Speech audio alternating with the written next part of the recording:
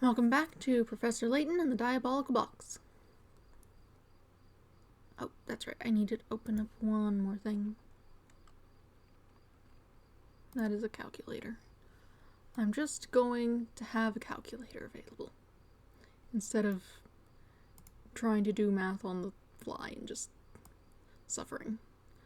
There will simply be a calculator. That should handle it just fine. Because the puzzle is not generally how do you do math in general. It is what math do you do and why. So it's fine.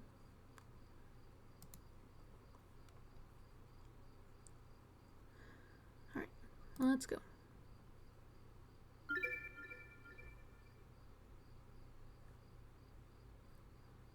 Looks like that's good.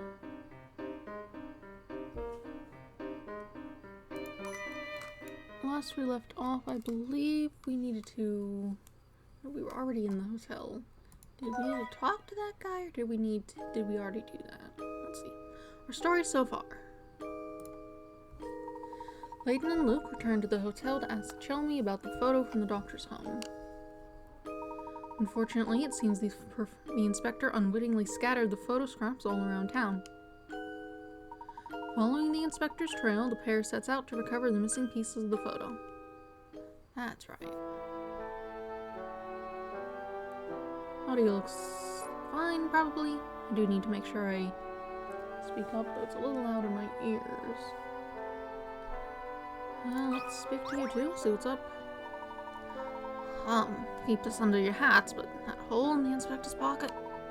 A dog did that. A dog, officer? What dog? Inspector Chelmy had, an altercation with Canine by a path to the northeastern corner of town.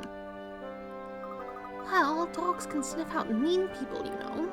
That's just more proof he needs to be nicer. Sir may seem a bit prickly at times, but he's actually quite kind. Would you care to hear a puzzle the inspector once told me? 111. How many turns? Chelmy sent his squad out to the... Oops. I've had it on the wrong thing. It's been small. There we go. Chelmy sent his squad out to investigate an incident. Before leaving, he said this: I want you to search the entire area shown on this map. Take any route you want, but report how many times you turned in the process. You're free to turn left or right, but U-turns are strictly forbidden. The Bobbies completed their shift and returned to report their turns. Judging by their reports, though, it seems that at least one man wasn't telling the truth.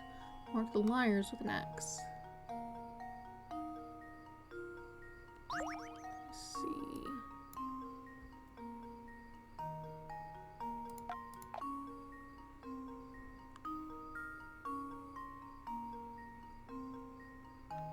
Suppose first we need to mark up what we've got. How many times you turn.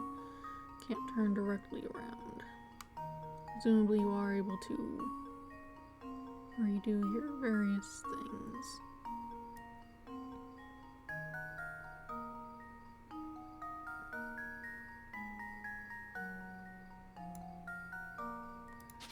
So if we were to do this, 1, 2,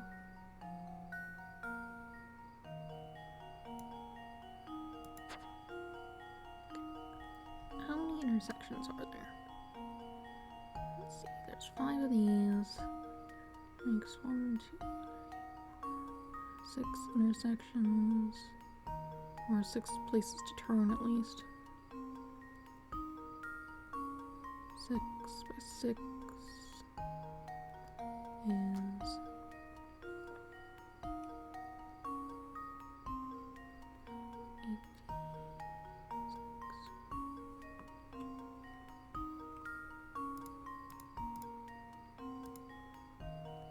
is 36.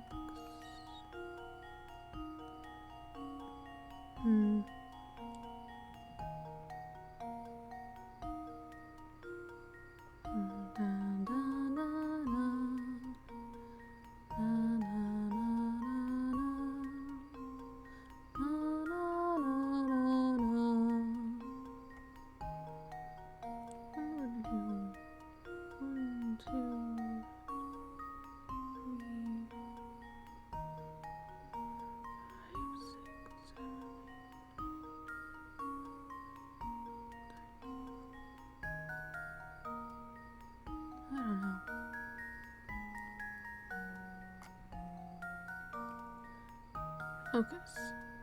At least one man wasn't telling the truth.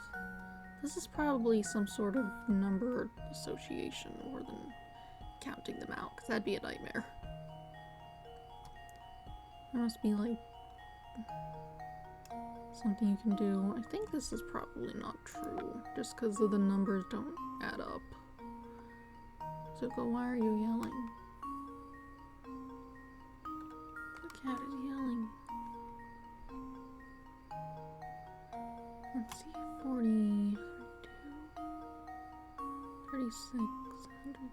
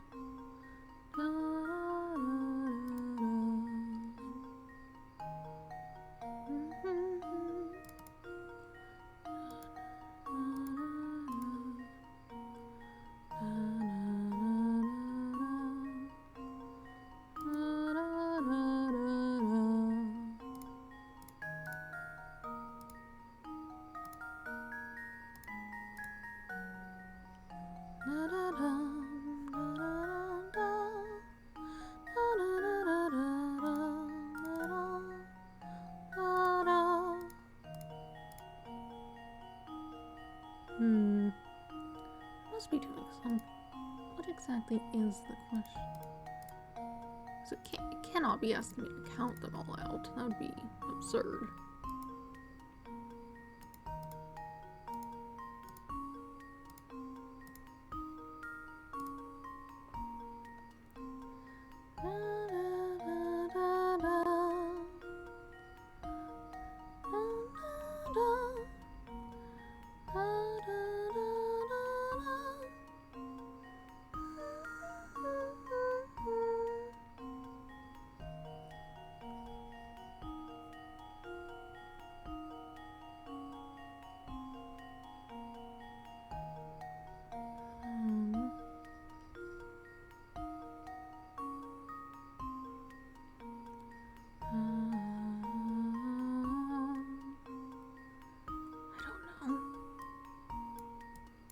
There must be a way you can determine that, but...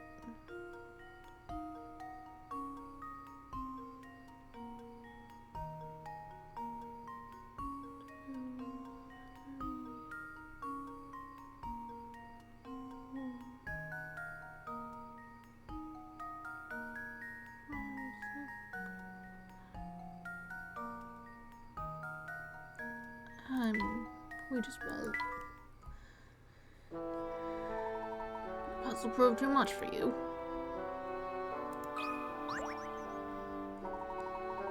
Welcome back, Sis. Still busy with your investigation, I see. Though lovely, our town is quite vast, so take care not to tire yourself out. Sure, your feet must be sore, so why not sit for a moment and enjoy this puzzle I prepared.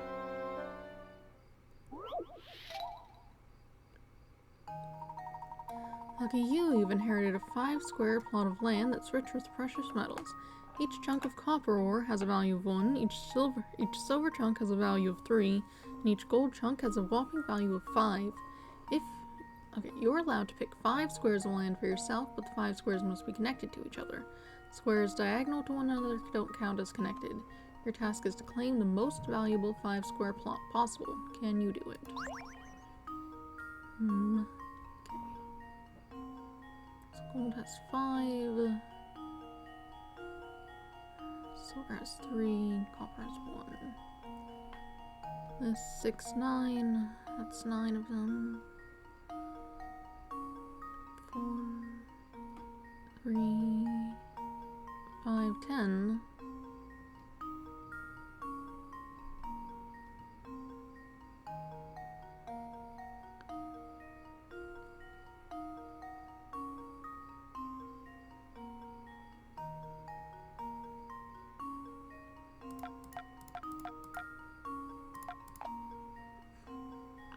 So that's 10. number on this? This is 9.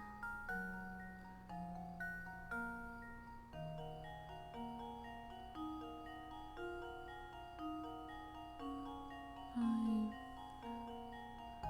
8.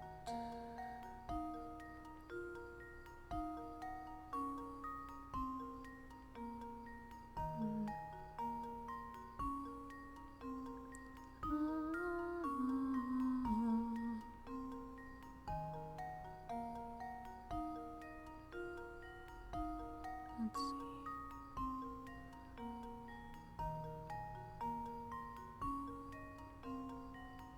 Dun, dun, dun, dun.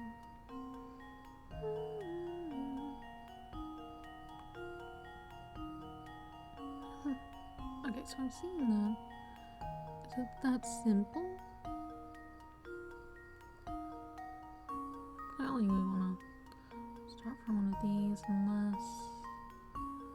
No, doesn't really work. 3, 4, 9. Also 9. Da, da,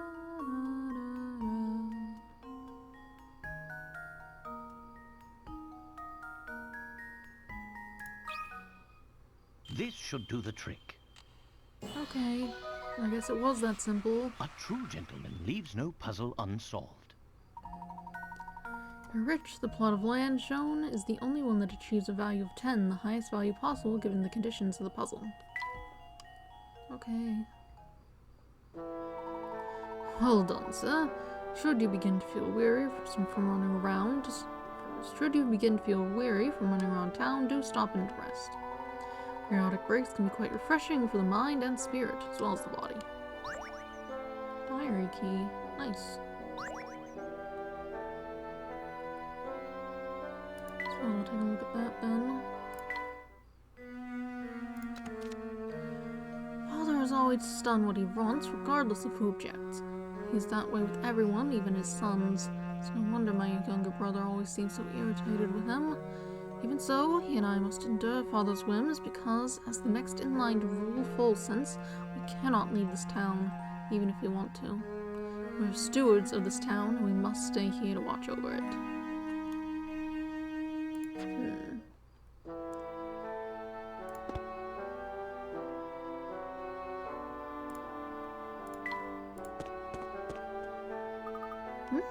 Oh, where's Flora? You startled me. Where did you get off to, Flora?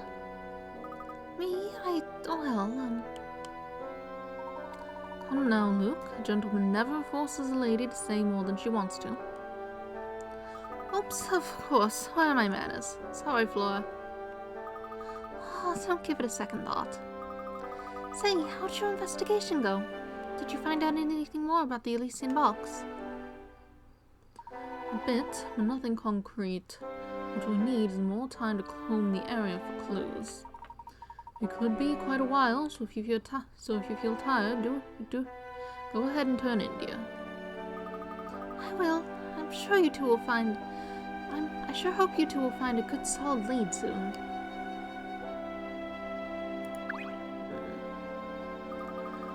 Right. There's something about flowers that's really relaxing.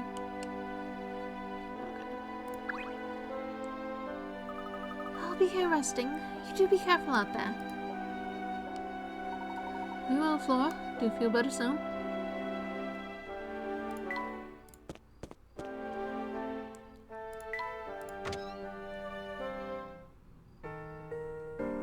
Hello, you seem distressed. What to do? You seem troubled, madam.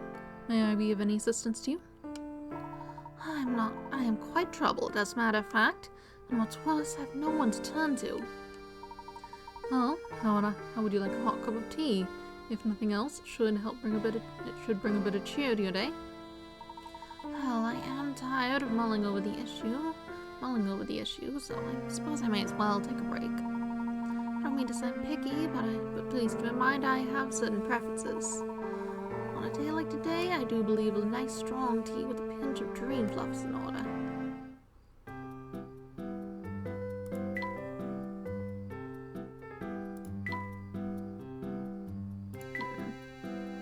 Something with dream fluff strong.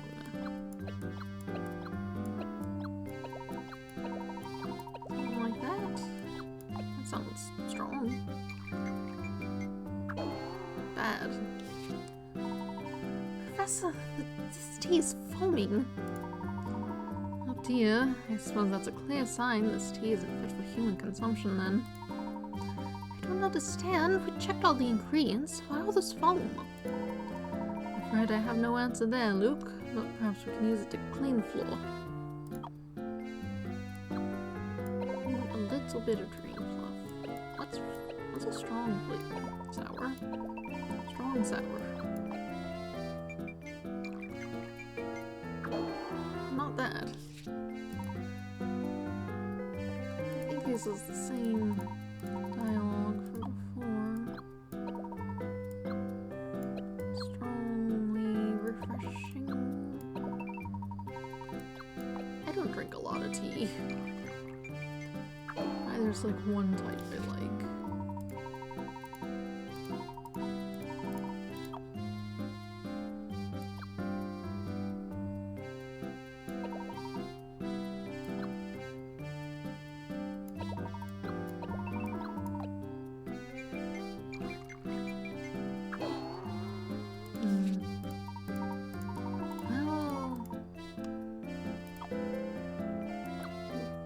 I don't have the ingredients for it. I could not figure out a combination with this fluff.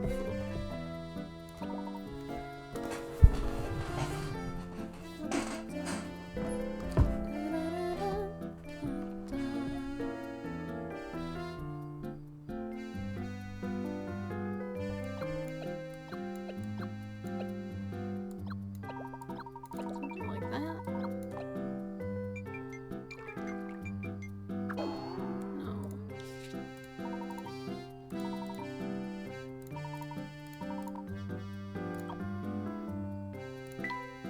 Maybe I cannot do this. Maybe I don't have the right things. Oh, please don't trouble yourself over my predicament. And I suppose this truly is an issue I need to sort out on my own.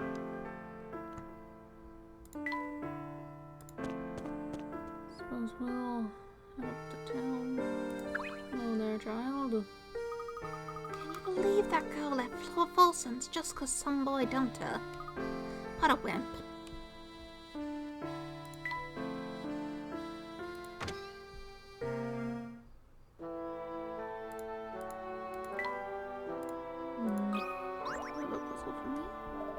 As much as I love antiques, I adore puzzles even more.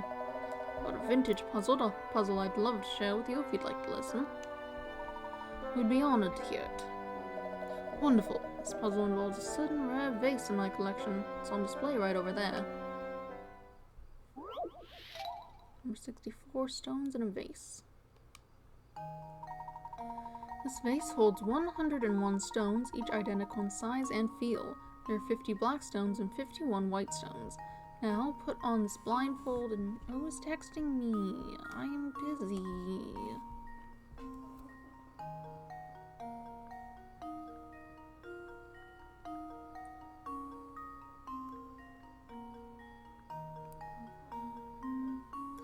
What does it say? Where was I? Now put on this blindfold and reach in and pull out as many stones as you like. When you're finished, if you've removed an equal number of black and white stones, you'll receive a number of gold pieces equal to the number of stones you pulled out. How many stones should you remove to give yourself the best chance while removing equal number of stones while getting the most money possible?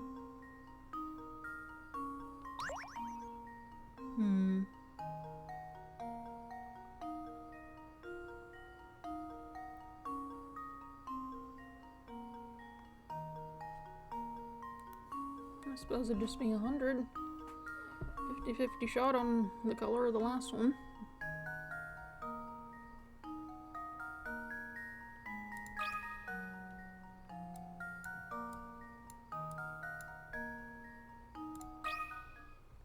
This should do the trick.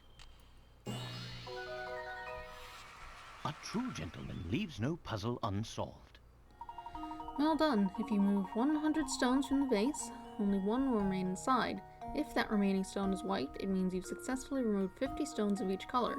Of course, removing just 2 stones will give you the same chance of winning the coins as removing 100 stones, but the amount of money you receive for successfully removing 100 stones dwarfs the reward you'd receive for 2 stones.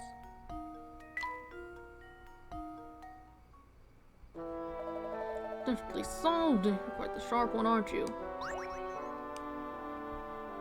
Okay. Anything else to say? There are too many people in this town who prize gold and silver above items of real worth. In my opinion, these real treasures of full sense are those items that have witnessed its long history. Out we go then.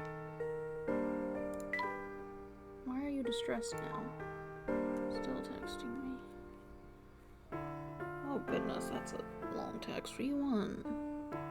Water, flowers. Maybe when you feed the dog.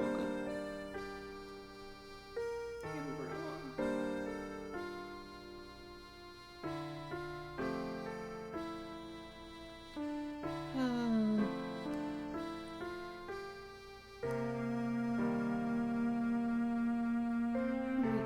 Water and flowers when I feed the dog. That may mean that pause will be longer than normal. What do you want? I love sweet stuff, but there's not much of it here in Full Sense. Do you think you could help me? How to satisfy a sweet tooth? I know. Why don't we make you a cup of tea? Capital idea, Luke. Tea? Gosh, I was hoping for sugar-coated chocolate cookie cupcakes, but I guess tea could be tasty. Just make sure it's extra sweet, okay? It's so sweet it makes my hair stand on end. What's in these? This one's sweet.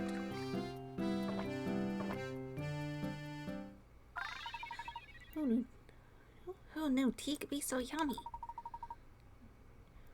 Joni grins wide. She seems restored and in high spirits. You know, that wasn't half bad at all. Actually, it was pretty tasty. Thanks a million. That's the first sweet thing I've had since Mom made me give up candy. She said straws are teeth.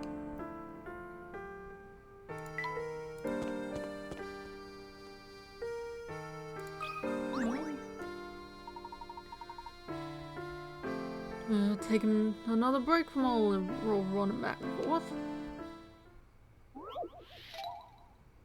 Okay. Flower bud fun. Oh, it's this again. That's right.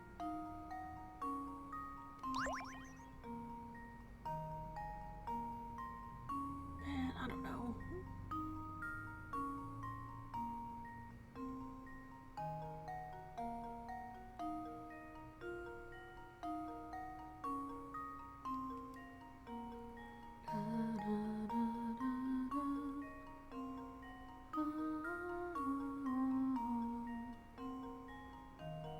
What? Okay. I'm not solving the area. I'm not doing that. Yeah, you should go somewhere else. I don't want to deal with you, actually. Here you are with your restaurant. Business has been slower than a one-legged turtle. No customers, I don't really have much to do, you know. Do you have any other duties here besides watching the door? Yeah, little things. Just the other day, the boss tells me I can make copies of the menu. He shoved it off on me because it's a pain to do. What do you say to helping me fold these bad boys? The menu you see here has been folded into thirds with print on both sides, meaning in total there are 6 pages to it. The boss needs a lot of copies, but your copy machine can copy a maximum of 2 adjacent menu pages at once. To save time, you want to complete a copy of the menu in as few passes through the machine as possible. What is the fewest number of passes through the machine that you need to make a full duplicate of the menu?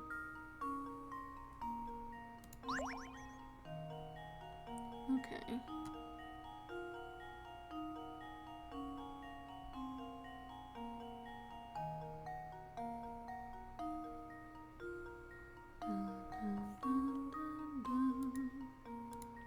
Let's see. So 2 at a time. They can be adjacent.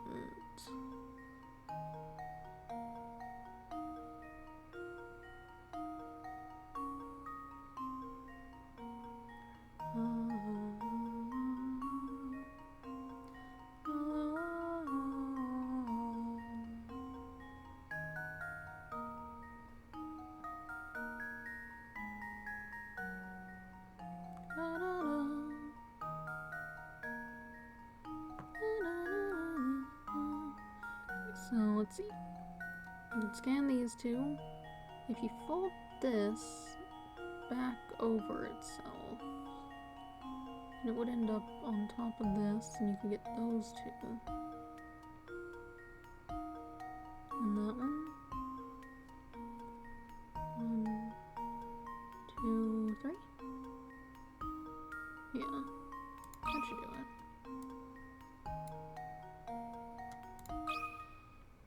Just leave it to me. Layton's apprentice strikes again. Good job. If you fold and copy the menu as shown above, you can make a complete duplicate of the menu in just 3 passes through the machine.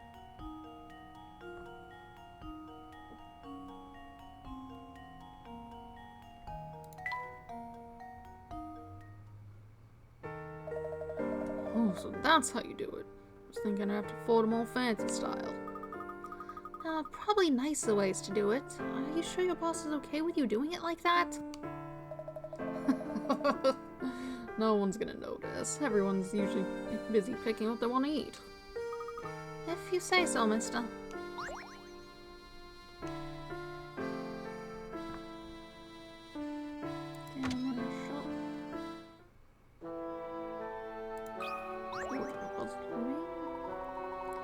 Tell me, have you ever worked up the nerve to wander out past the edge of town?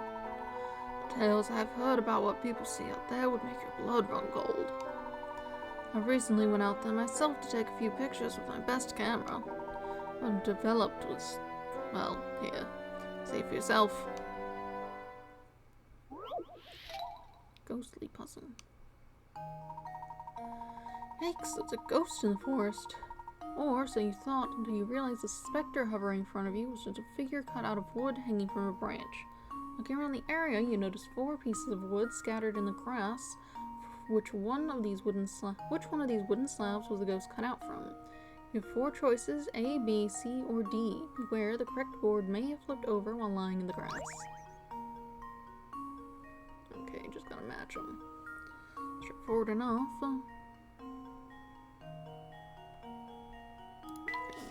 Obviously not that. The tail's just wrong. Dun, dun, dun, dun.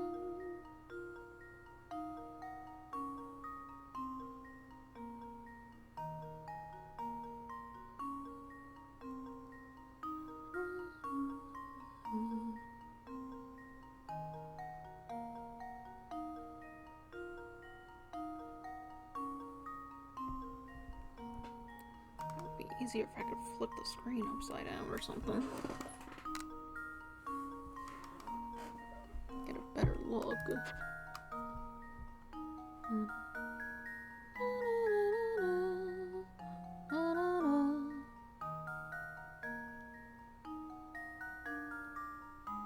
That one's not it. It's missing thumbs or something. Missing some sort of fingers. So the only ones left are those 2.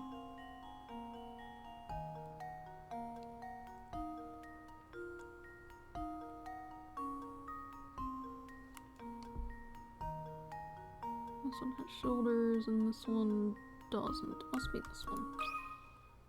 And now to test my theory. A true gentleman leaves no puzzle unsolved. Good eye. The ghost was cut from board B. The board must have flipped over as it fell to the ground. All the other boards have slight differences that set them apart from the correct one.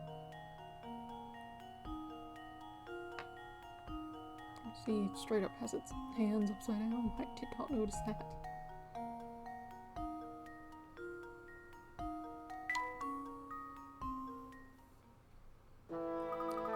Hey, I thought you were going to show us a real ghost. Sorry to get your hopes up, friend. I do so love pulling that one on customers. All joking aside, no one dares enter the forest lately. The whole place is overgrown and perilous. A hamster boy. Some sort of egg. Ghosts are puzzling rednecks. Oops, that's what I needed.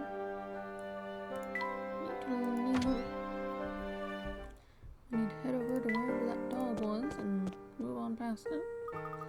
That bulldog is blocking our path to the northeast corner. How to get through? Dog. My friend the bulldog seemed to have changed his temperament since we last met.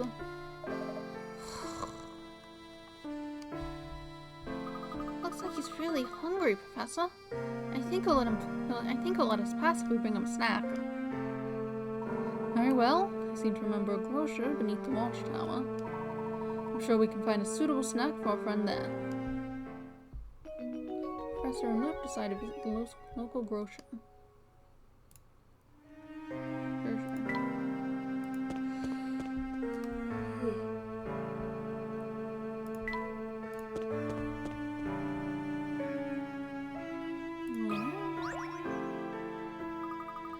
Why is everyone so quick to warn people away from the castle? I mean, what does it matter?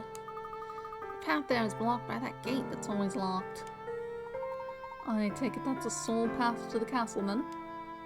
Oh, so you actually want to go there, huh? It's a weird and scary place, but I understand the feeling. The gate does open once a day to let the old carriage through. If you're hidden in the bushes, you might be able to sneak in with the thing. So the gate does open. Do you know anything about this carriage? You got me there, but it heads up to the castle every day at about the same time. But hey, now that you reminded me, would you mind helping a girl with a puzzle? Tug of war. Teams of horses are participating in tug of war matches. All teams are drawn from an 8-horse stable. The first 3 matches end in a draw. If you want the 4th match to result in a draw as well, which horses should be on the team playing against E and F? Tap your picks. Here are the previous matches that ended in draws. Match 1, A, B, C, D versus E, F, G, H. Match 2, H, C, B versus G, A. Match 3, D, A versus F, H, E. Okay.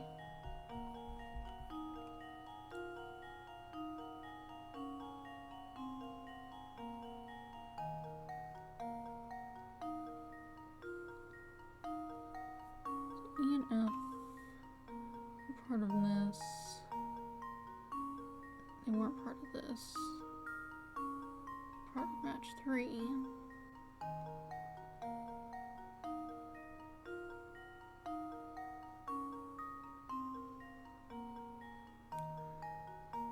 and F, along with H. H was involved in the other ones.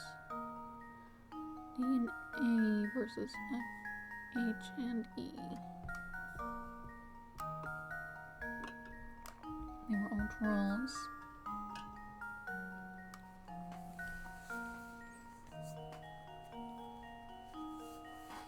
Okay.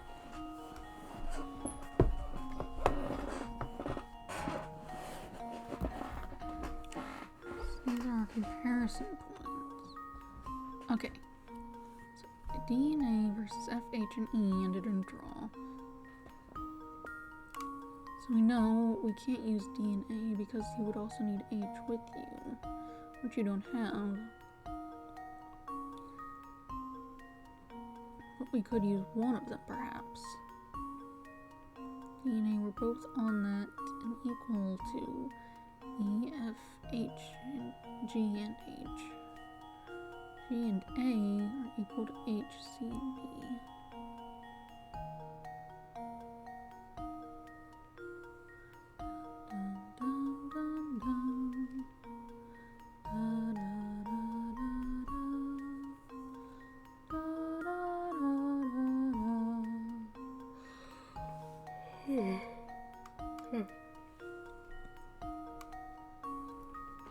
Okay. A.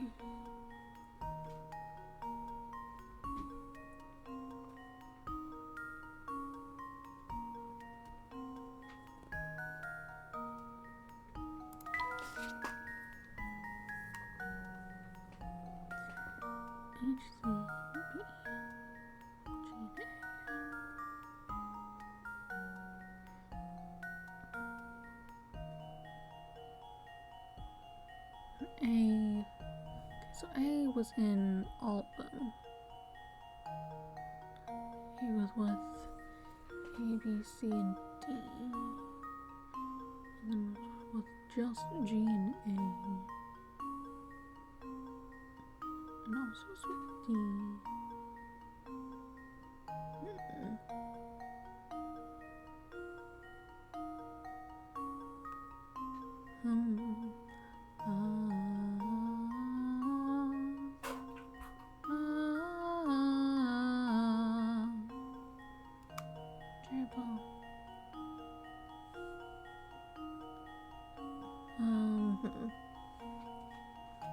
Let's see.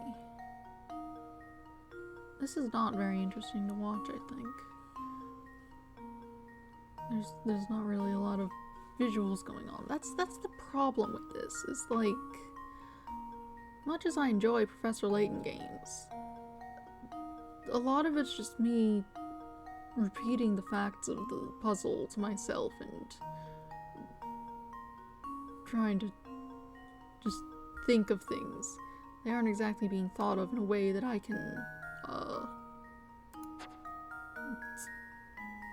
speak aloud. It's just like, horses, letters.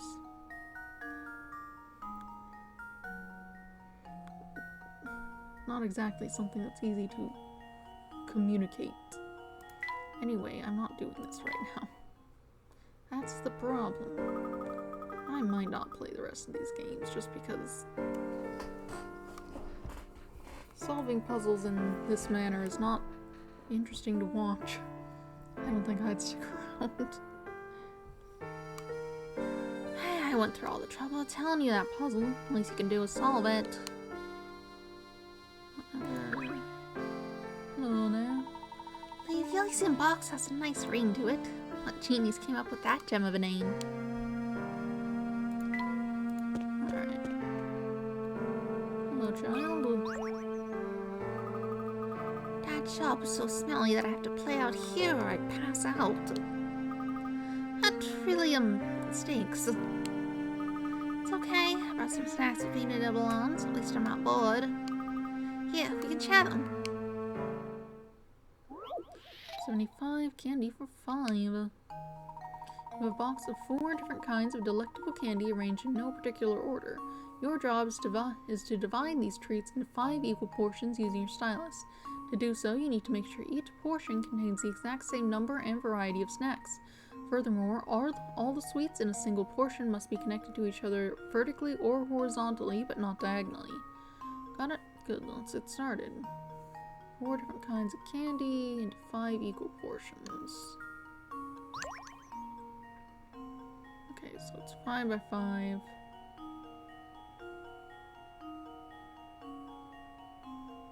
So they must not be arranged equally. How many of each thing are there? There's 5 of these green ones, 5 of these swirled ones, 5 of these ones. So everyone gets 2 of these, multicolored ones. Something like this.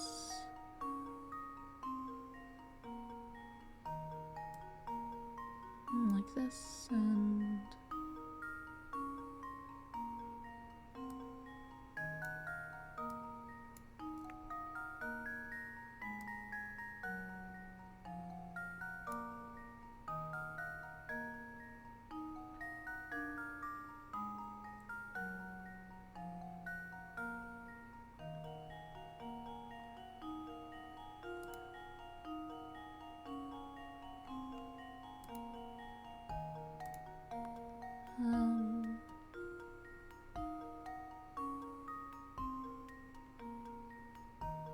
Yeah, that should be good.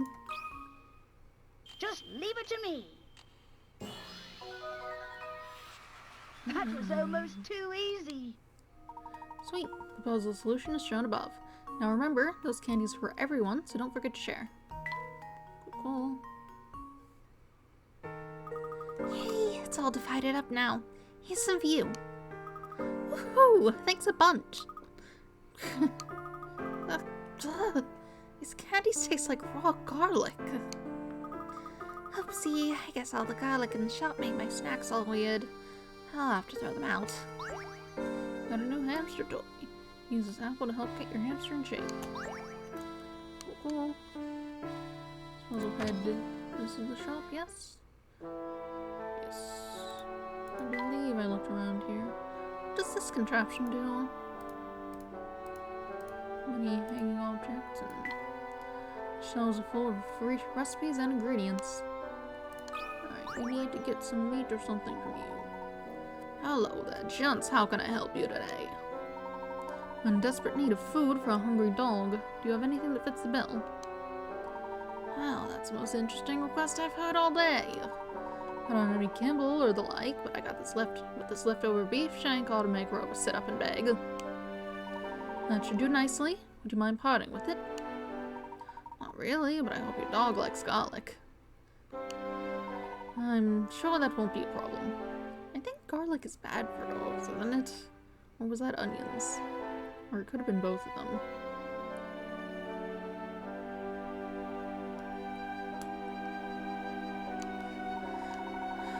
Good. Now, I won't charge you for it, but would you mind solving this puzzle I've got here? I've been chewing on it for days, and I'm starting to lose sleep. Pew. Garlic is a wonderful seasoning when used in moderation, but the smell can be pretty potent. Someone put garlic cloves in this intricate container, and they're really stinking up the room. Use the 2 corks below to help our friend deal with the smell. Touch an opening to put a cork in it. You can use no more than 2 corks. This is just a maze.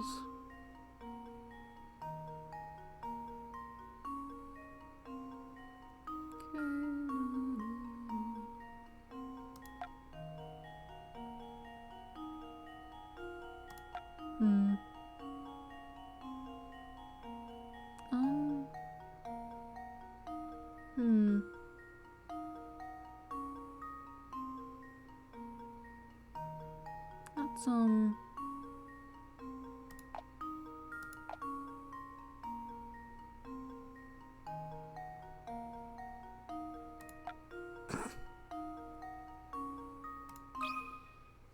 Here goes. That was almost too easy. Ah, sweet relief. Each of these 3 holes in the container is connected to the garlic, so there's no real way to seal off the container's smell using 2 corks. With no way to contain the smell, our friend has no choice but to plug up his nostrils. Hopefully he had the good sense to stay inside where no one could see him like that.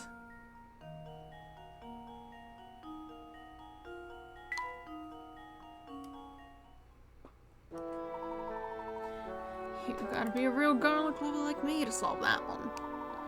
Yeah, you worked so hard for this beef shank, so it's all yours. You got a bone-in roast. You can find items you pick up in the professor's trunk.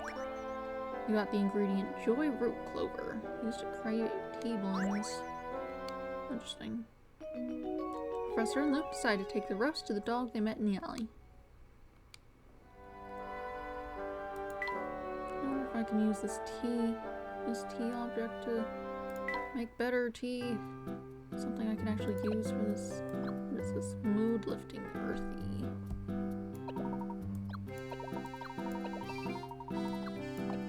Let's try it with the new ones we have then. I'm bad at tea. This is just terrible. Sorry, Professor. I don't think I can choke down another sip. That's quite alright, Luke. No one should ever feel obliged to drink something so rank as this tea. Everything looked good going in. I wonder where you went wrong.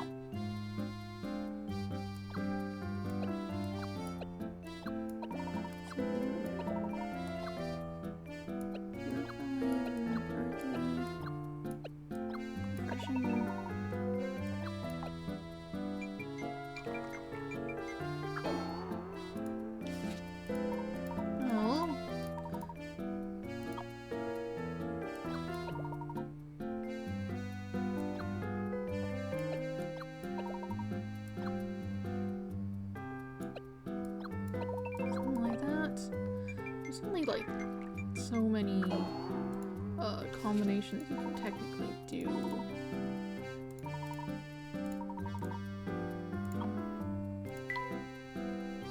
Yeah, there's only like this many that actually work. What's that, 12? Oh, that seems to say 26. Or is that how many people I've given tea to? That might be it.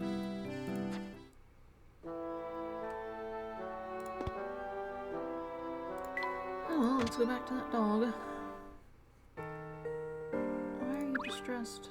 You want tea, I suppose. How did that recipe go again? Having trouble, do ya? Kinda. I'm trying to remember all the things Mom said would help a cold, but I forgot them. I don't see any clover and some kind of leaf.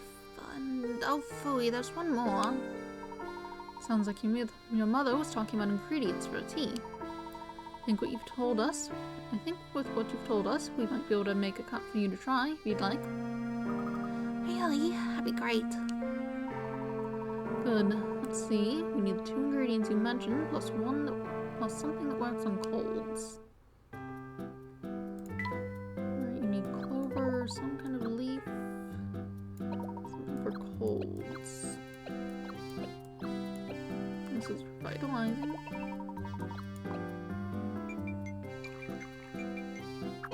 Not that. There's smoke coming off of this tea. You may have unwittingly invented a drink that never should have been. I'm no coward, but I'm not brave enough to drink any of that stuff. Well then, our course of action is clear. Let's seal this recipe away and never make it again. Okay, not that. Good for your skin. Relaxing. You want to relax with your tea? You want your cold to be relaxed? I don't know. No, I guess not. Oh dear. Professor, this tea is supposed to look so brown and murky. I hate to say it, but I think I might have missed the mark with this. I might have missed the mark with this blend. It's completely unpalatable. Let's write this one down so we don't ever try to make it again.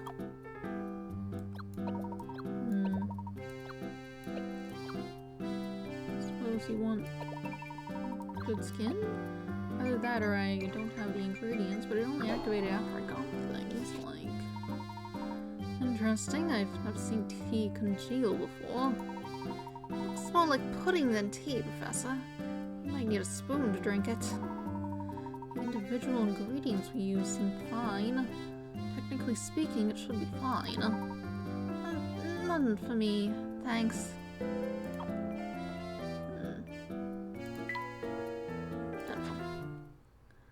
I'll just sort that out later. Oh, and I was all excited for that tea. Apologies, child. I'm so bad at tea. Oh. Hello again, fellows. Your friendly neighborhood policeman, Parcel, is at your service. Hi, Mr. Parcel. I've been wondering, why do you come all the way out here? I think that said postman. Now that I'm thinking about it. That would make more sense. Believe me, kid, I'd love to tell you, but that's a secret between the folks of Folsons and Dropstone. It's not really my place to gossip about their affairs.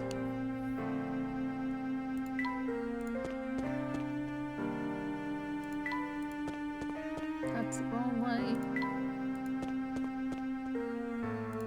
I need to go back this way. And then...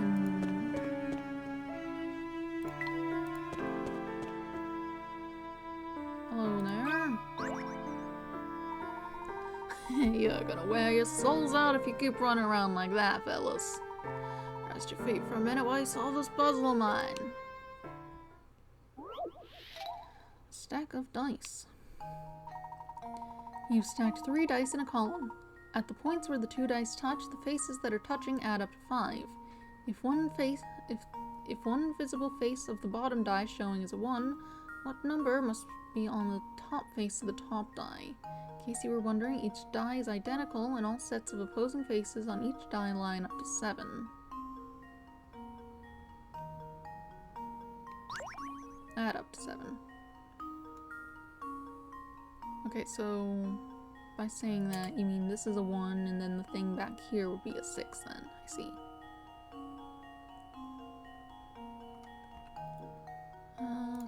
So this... Let's just write that down.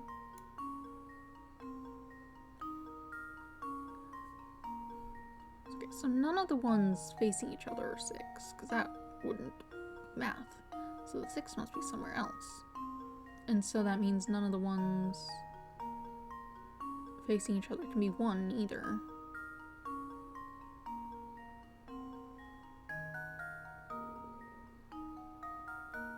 So this cannot be 6 or 1.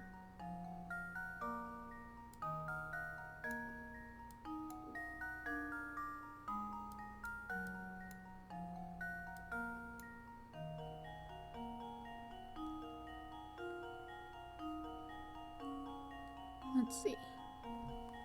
So what could they be?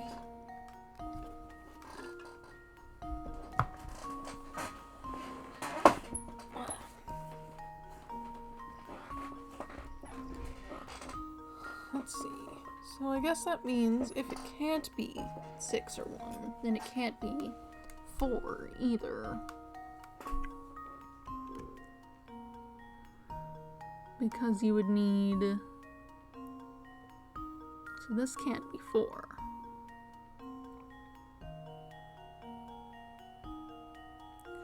Because I would need a 1. So none of them can be 4. Well, at least these two. None of the ones here. This could be... Add up to 7 would be 3.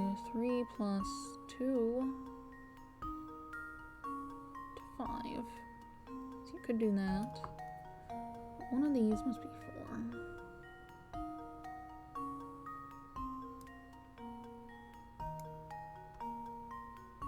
And one of these must be 4. Which means one of them must be 3.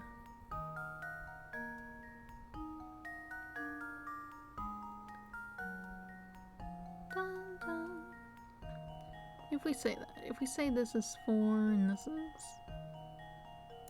3, that leaves with, what, 5? 2?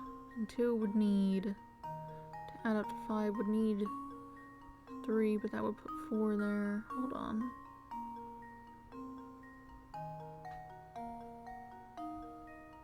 You could be on the bottom 3, this one could be 3. This one was 3, and that one was 4. 3, 2, and then 2, 7, 5, 1, 6.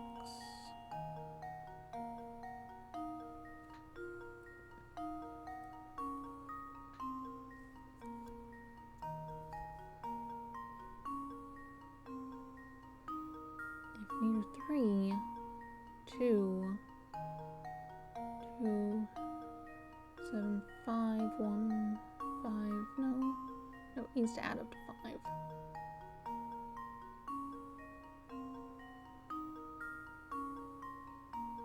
So that can't, so this can't be 3.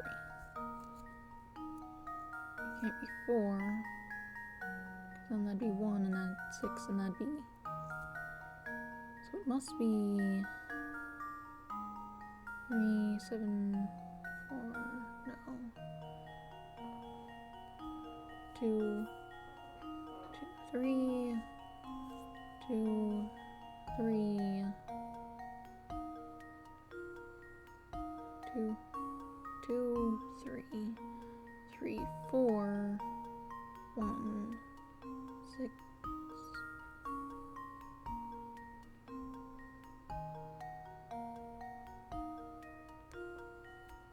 Right?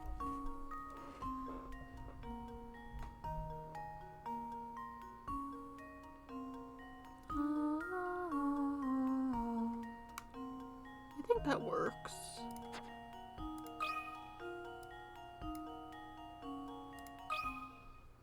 And now to test my theory.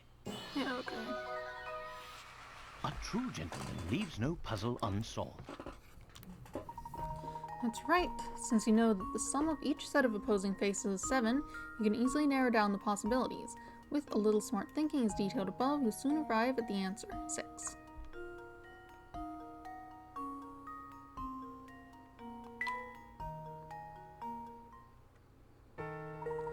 Yeah, no slouch at this.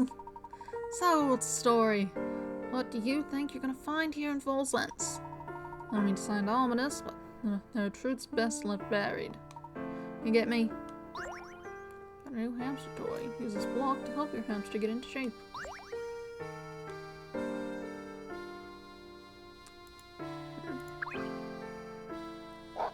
Hello, dog. I brought you food.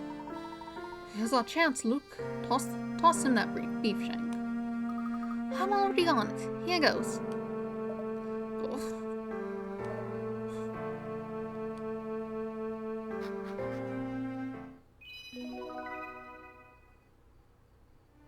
What part of a cow looks like that? I think our little offering did the trick. I don't think this puppy's going to be doing any snarling anytime soon. We can finally explore the rest of the town now. Professor and Luke decide to gather photo scraps in the northeast alley. Cool. Off we go then. Let's see what's over here. There's a person. Oh, you're hard to miss. Say, Professor, could that be a piece of the photograph? I'd say so. Sharp eyes, Luke. I'll place it in my trunk for safekeeping. Only 14 to go.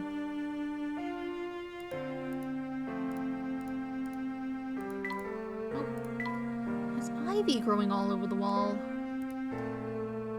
I suppose the part I clicked on looked more like moss, but whatever.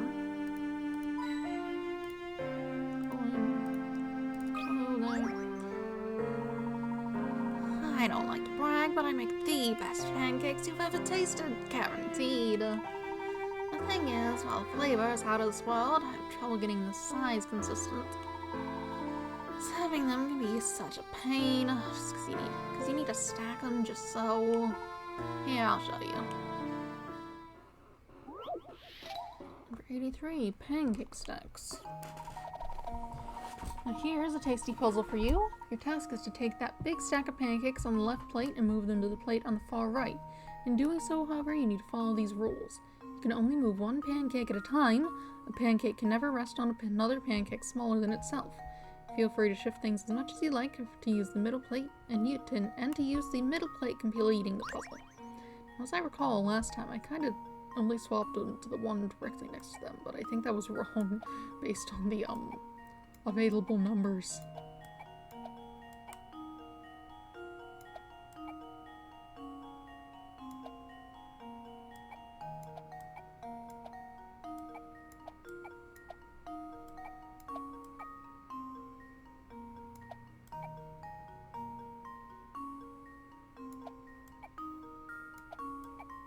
I did that wrong.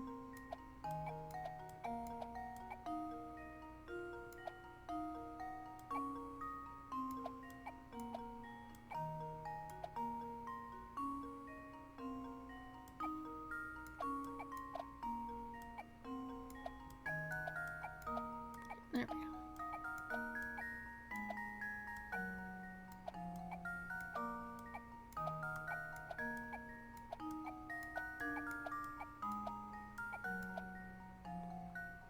There we go. And now to test Triple my rock. theory.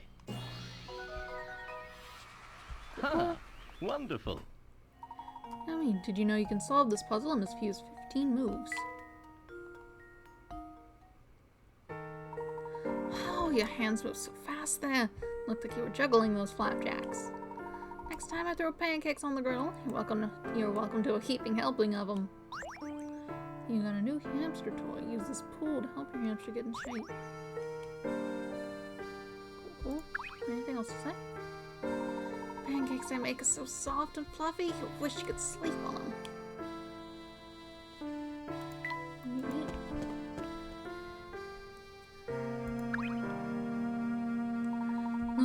that piece of photograph over there? Oh, I sure do. I hope it hasn't gotten all soggy from being out here. Don't worry, look. It looks more or less intact. What happened here? Oh, this alley's flooded.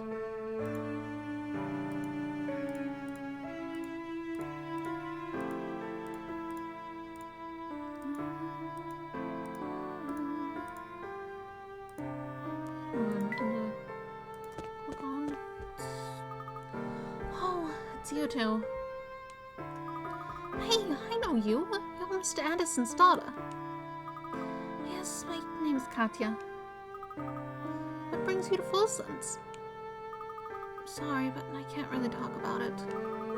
Excuse me, I have to get back to my search. Goodbye. Katya, wait a moment. What are you looking for? Oh, she moves fast. I think Katya was heading to Folsom's all along, just as we were. I believe we've uncovered the identity of a third party asking around about the Elysium box. So Katya's looking for the Elysium box as well. The possibility is hard to ignore, yes.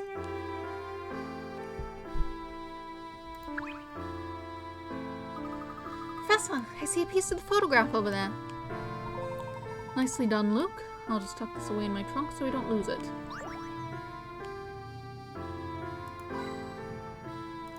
Go in. It's awfully gloomy around here.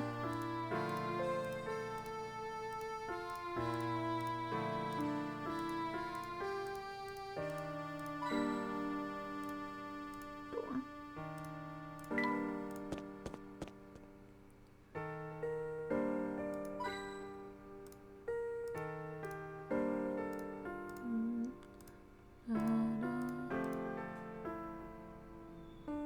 Oh, those are someone's brakes. They sound awful. I'm just like squealing. Oh, okay, well. Okay. Hey, there's another scrap from that photo. Boy, Inspector Chelmy sure gets around.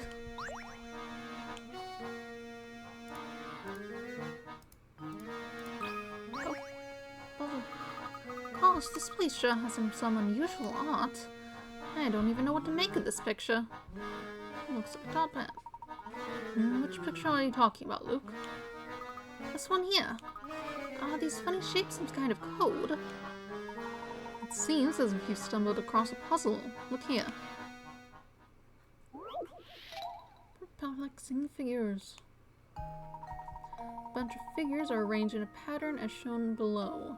As you can see, as shown below. As you can see, the figure that should go in space 1 is missing. Can you draw the figure that belongs in this space? Draw your stylus through the divots in the board to create the figure. To draw the figure, rather.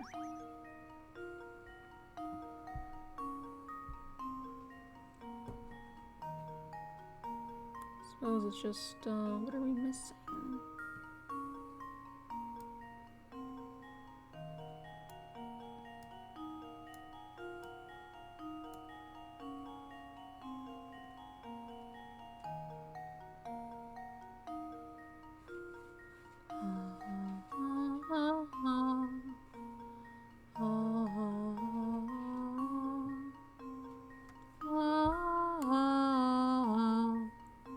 What's the pattern here?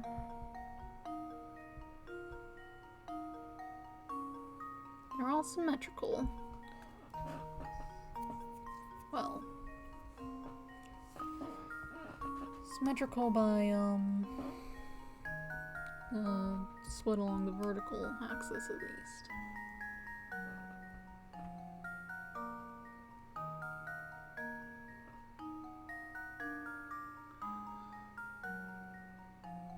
So 2, and it's got 4 segments. It's using all of the space.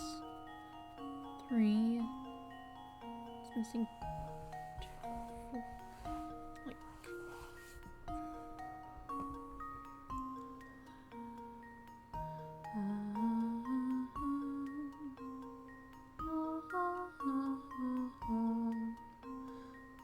are the same on their side or anything, so it's probably not like this. Perhaps just a box.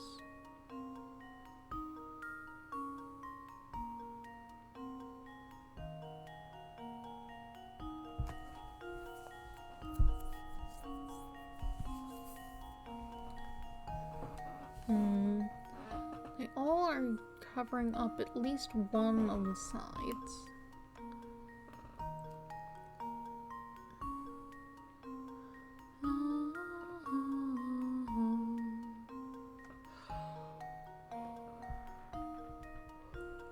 What is the pattern here?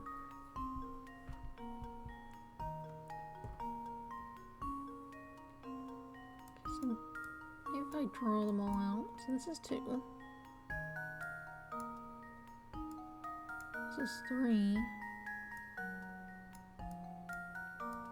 This is 4. 5. 6.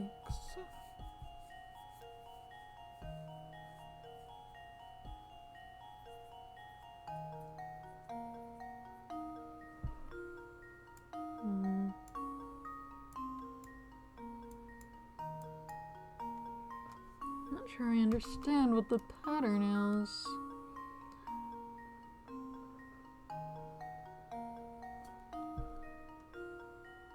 They're all going through the middle. All of them.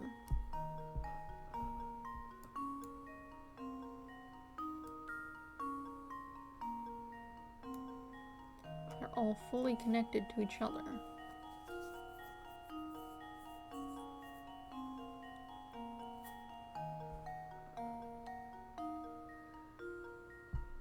They're all full straight lines. They're not doing partial.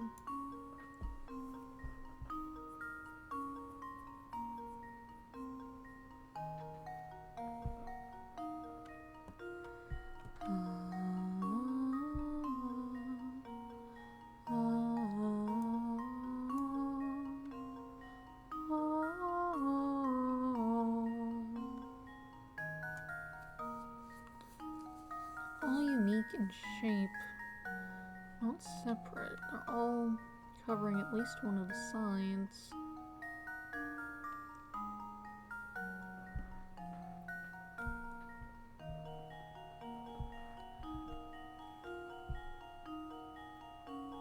And I suppose at the same time, the only way to not cover one of the sides is this one that isn't accounted for in the ones available.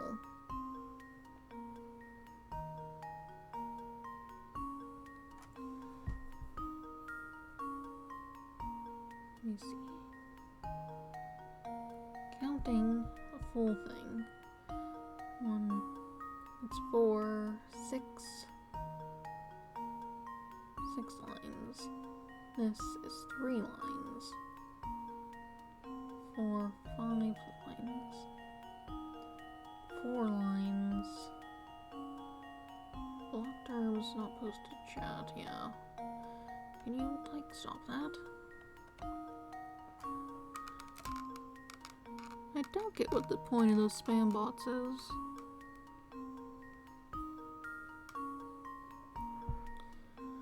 And this has 3 lines. 4, 2, 5, 3, 6.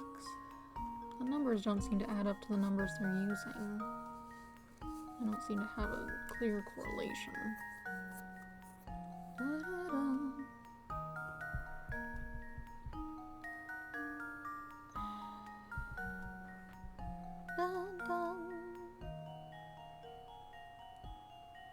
All going through the middle like that. So maybe just this plus? Here goes. No. Well, I'm stumped. Study the details of each figure one more time. Suppose. Why does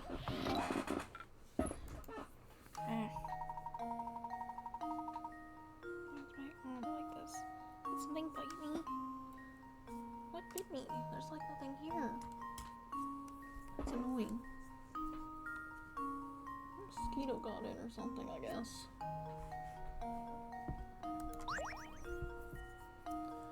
Da da da. Da da da da da. Da da da da da. Okay. Is there a different correlation between these?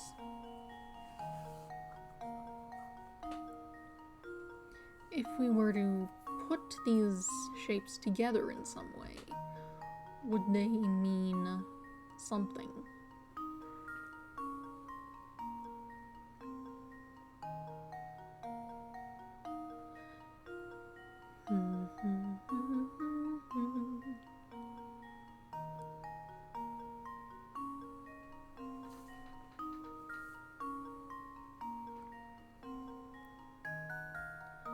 If one were to say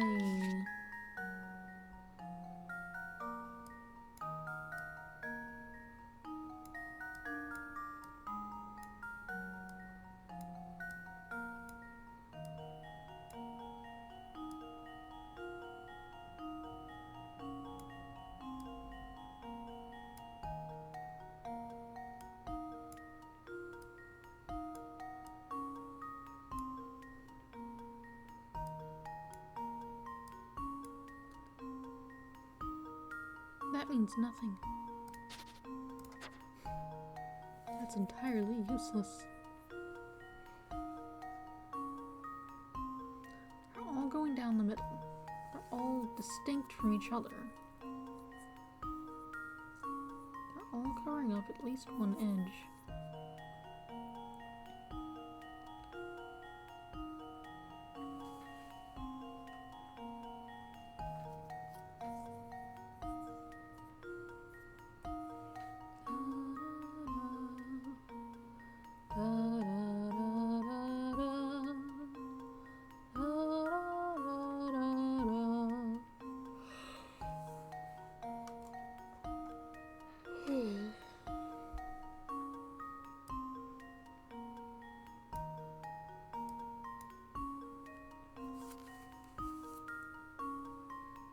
This already exists.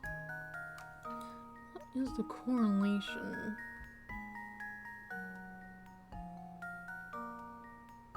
Four, 5, 4, 3, 6, 8 segments. They must be segmented for a reason. Nothing's utilizing the segments, though. Not like that.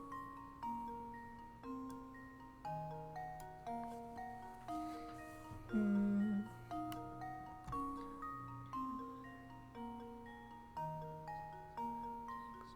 1, 2, 3, 4, 5, 6, 7, 8.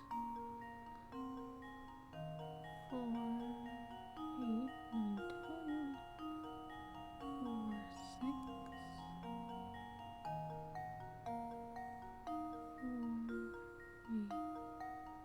12. That doesn't really... Those don't match up to anything either. Do you want a box? I have a box. Something unique. None of them are even just turning around their sides or something. 3.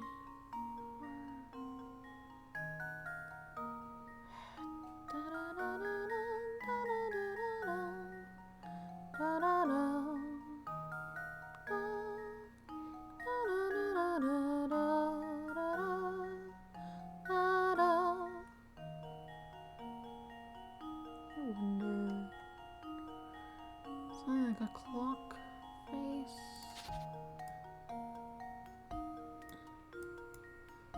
If it were like that and you flipped it in some way.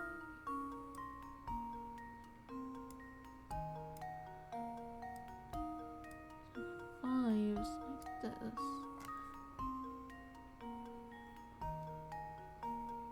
It's not really. That doesn't match up to anything.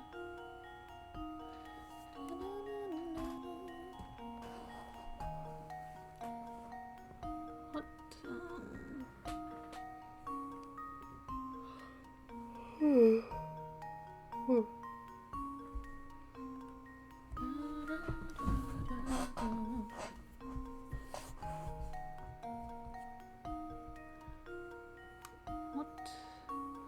What is the connection here? Could it just be a square? What? Just leave it to me. Looks like I botched that one. Not sure I understand the connection here. I don't get it. What's the puzzle here?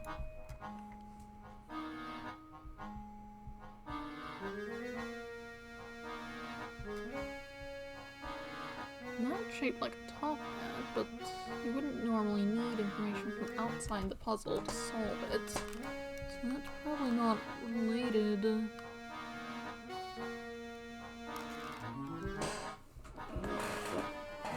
Could it have been some sort of exterior?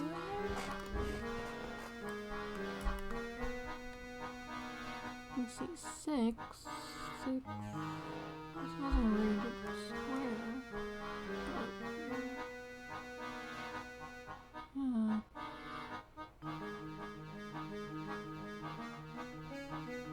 I don't know.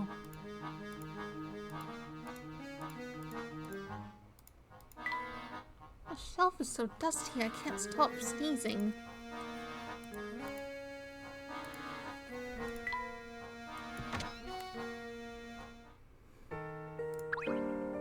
You don't even have a puzzle for me. Full sense. The Gilded Town. That's what they used to call this place way back when. I used to work down in the mines. Down in the mines that gave this town its nickname. Well, I did until they closed them a few years ago. Even now, sometimes I catch punks sneaking down into the mines to see if there's anything down there. I always come back empty-handed, though. You bet your hat on that. You certainly heard rumors of the great fortune Dukas in left behind. So you're another one of them treasure hunters, huh?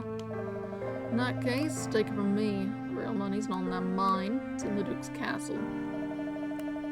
Of course, you may have trouble getting in, considering there's a vampire living up there.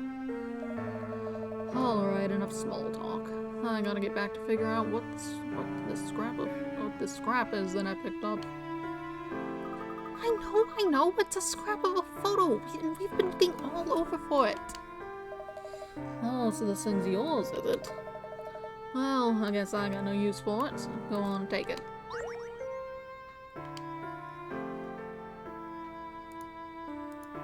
Alright. It was in there. There was that puzzle, but I did not see the connection between the pieces. Let's head over this way. What a mess. Look at that. There's another shred of the photograph sitting in that pile of rubbish. You stay here, Professor. I'll go get it. Watch your footing, Luke. That pile of rubbish looks quite precarious. Here it is. What I can't figure out is why the inspector was rooting around in the trash in the first place. Do you really think the criminal would be hiding out here? Hard to say. He could have just been pawing through it for clues and the like. 9 to go. As if we stumbled upon a dump right in the middle of town.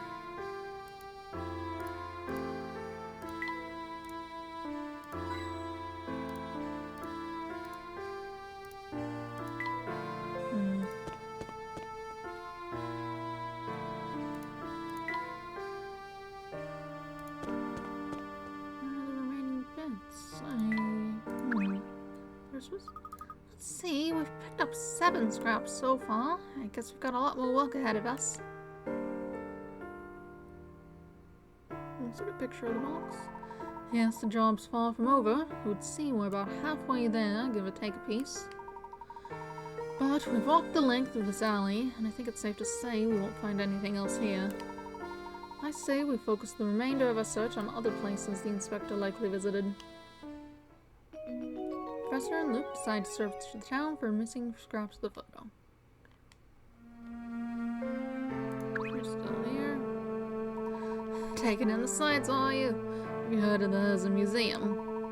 It's got all sorts of antiques from Full Sense's most important family.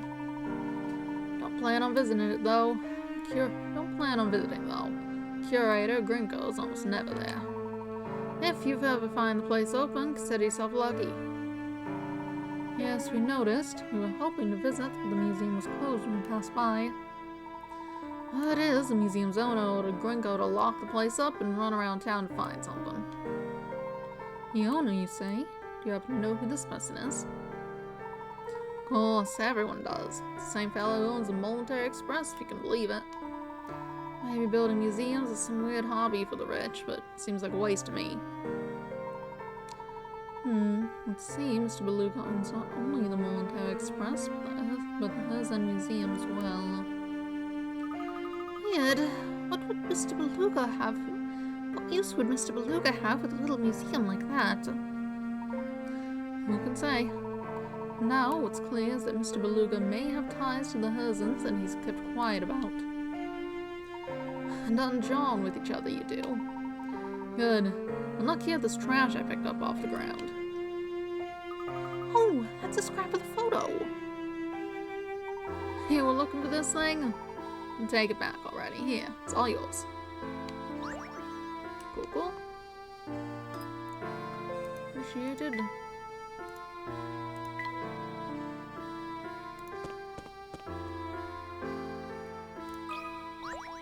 You got anything? I just found this piece of trash on the ground. Ugh, littering is the most bored habit one can have. Oh, look, Professor, it's part of the photo. Yes, that appears to be the case. I guess the pieces really are scattered all over town. What a huge pain. It may take some legwork, but each piece brings us closer to the answer. We must retrieve them all. Sorry to break up the tea party, but I'm the one who picked that up, you know. If you want it so badly, you'll have to solve this puzzle for me first, okay? 112. Turn on the light. The board shown on the left is wired on the underside so that holding the contact points A and B together turns the light on. Now look at the picture on the right. This light has 3 contact points, A, B, and C.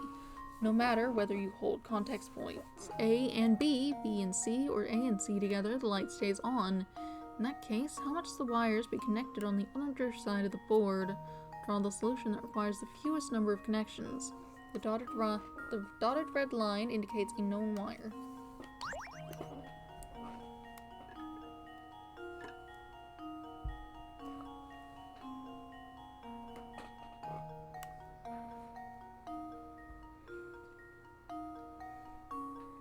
Let's see, A and B, B and C, or C and A.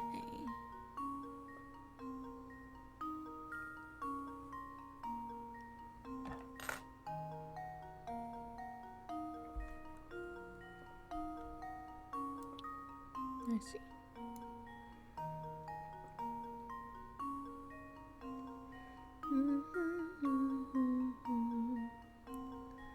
So you need something with connection.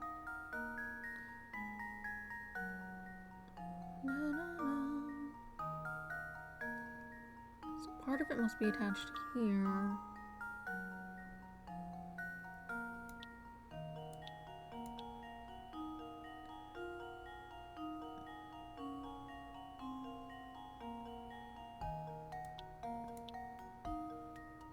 But B and C would work, and that doesn't.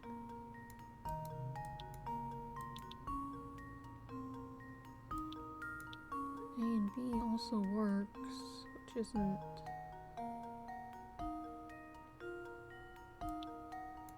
if you were just like that, you'd work anyway.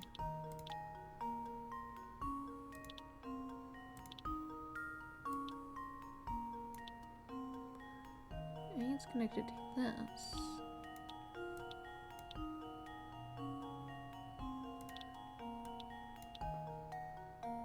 Something...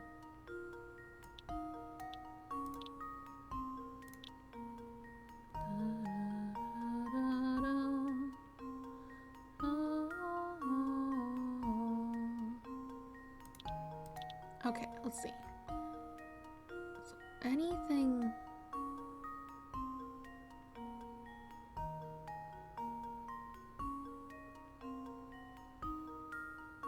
The light stays on.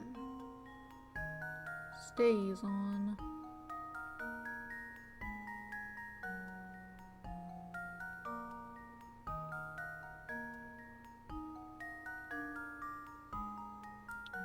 Stays on. Consider this puzzle solved. And there we have it. Right idea. All you really have to do is connect the light bulb to the battery. The puzzle though tells you the light stays lit even when contact points A and B, A and C, or B and C touch. Naturally, the light will also stay lit even when none of those points touch.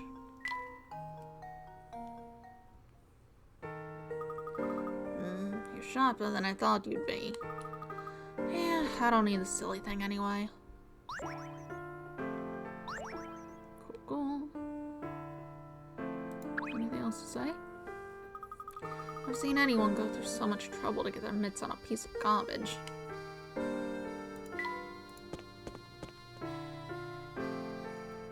The statue's eyes seem to be glowing.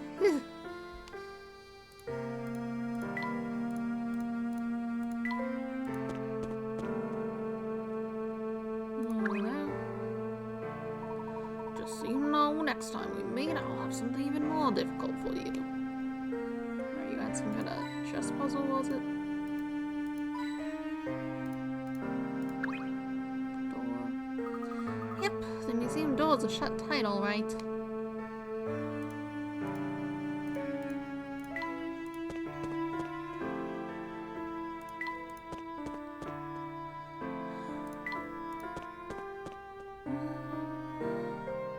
Alright, stuff on the floor.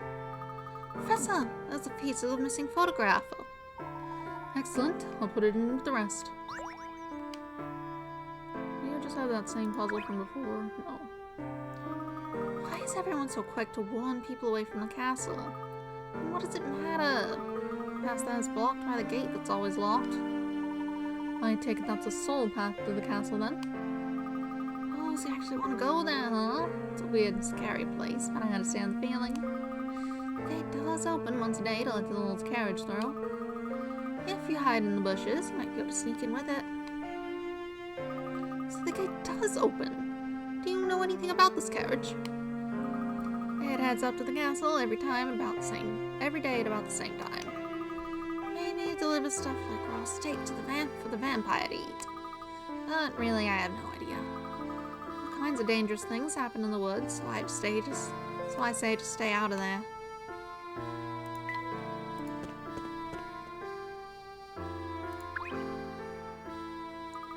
Oh, I think this is part of our torn photograph. Well done, Luke. I'll hold on to it.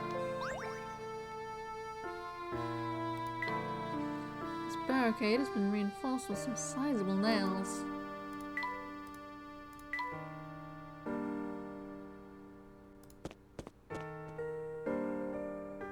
It's just you.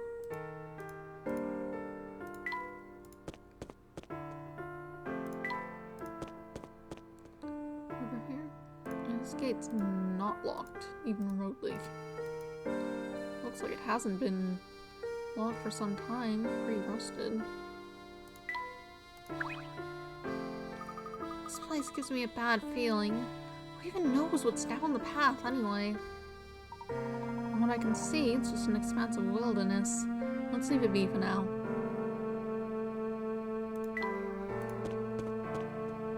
I suppose you probably wouldn't have gone over here.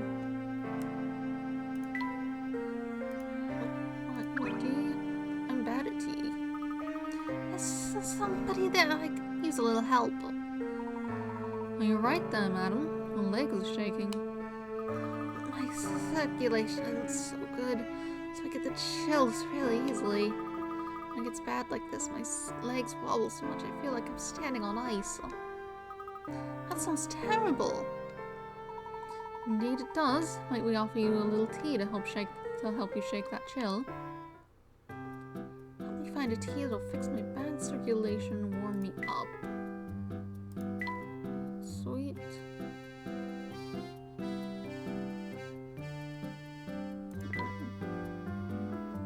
Fix your circulation. You want something like this?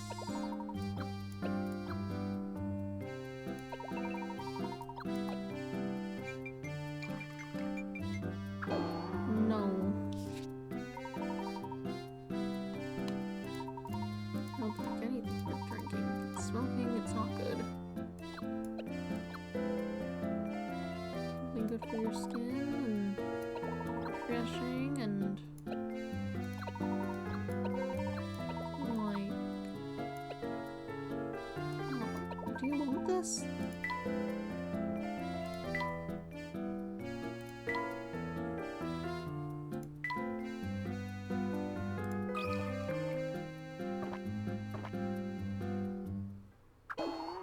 Unfortunately, the tea you brewed for Lilia doesn't fit the bill. Leela.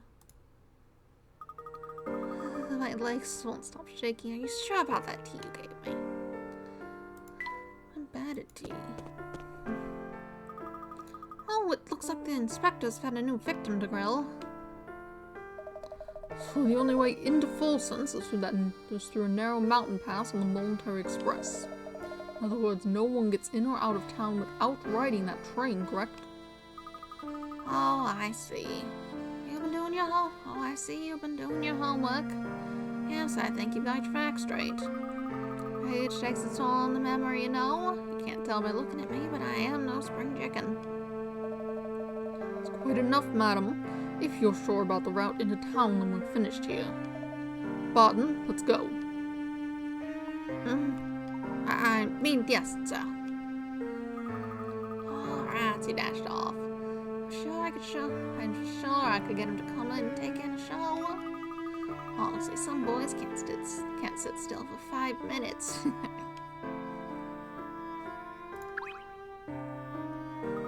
Say, I think we've stumbled upon a piece of our missing photograph. Indeed. Indeed we have. I'll hold on to that for now. Only 4 to go. Cool. Can we go in there? No. Okay, this is just puzzles you left behind. That's fine. Not a helpful place to be right now.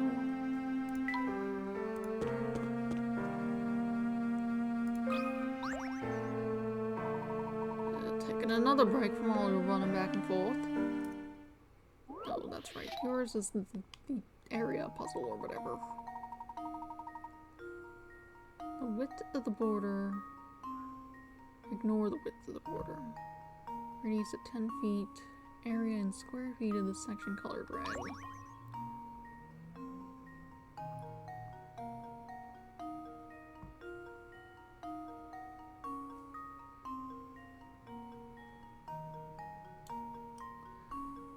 I don't know, like 30 maybe?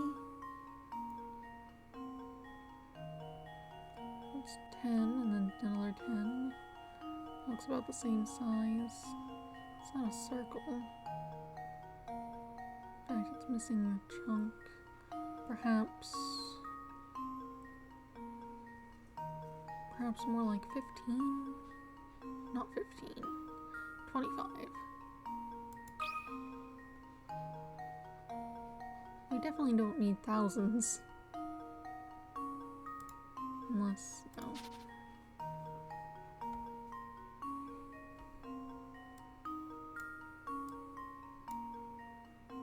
Let's give that a shot. This should do the trick. No. Whatever. I don't Well, shouldn't I need to suppose do any you can't fancy win math them to all. solve this one.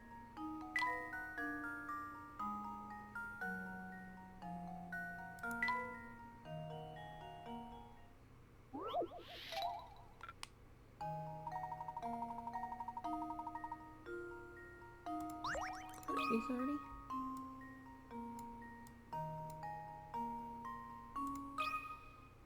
Consider this puzzle solved. No. Oh, my. This one is quite formidable. That's nice. I'm not doing that. Oh, child. Hey guys, what you doing there? Hello, little boy. Looking for bits of a torn photo. Have you seen any pieces around? Yeah, the wind blew this thing by me. Is this what you guys are looking for? I normally find us keepers, but I'll give this to you if you solve this puzzle. Why are your eyes all pink? Well, yelling kitty. I didn't even read the name of that. Here's a classic puzzle. The rules are simple. You can move any ball on the board as long as it satisfies the following conditions. To move, jump your selected ball over an adjacent space occupied by another ball and into an empty space on the other side. You can't jump diagonally. Once you've made the jump, the ball you've jumped over disappears from the board. To complete this puzzle, you must remove all the balls from the board except one. Enough rules, try for yourself. Oh, I've seen these. No diagonals, so...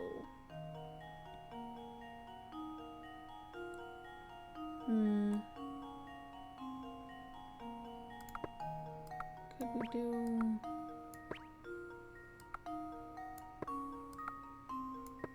I messed it up so bad instantly.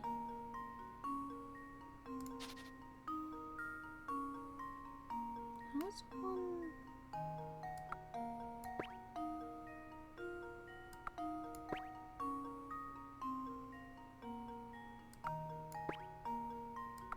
I see. This should do the trick. A true gentleman leaves no puzzle unsolved. Well done. This is one configuration of a puzzle known as Peg Solitaire. As the name suggests, the traditional version of this game is played with pegs that you insert into holes on in the game board. Oh, I get it now. Thanks for your help, guys. Here's everything you wanted. You know, there used to be lots more people in Folsom's back in the day. But then everyone left. Cool. Anything else to say? No one in town ever wants to play with me. It's really boring. Sure.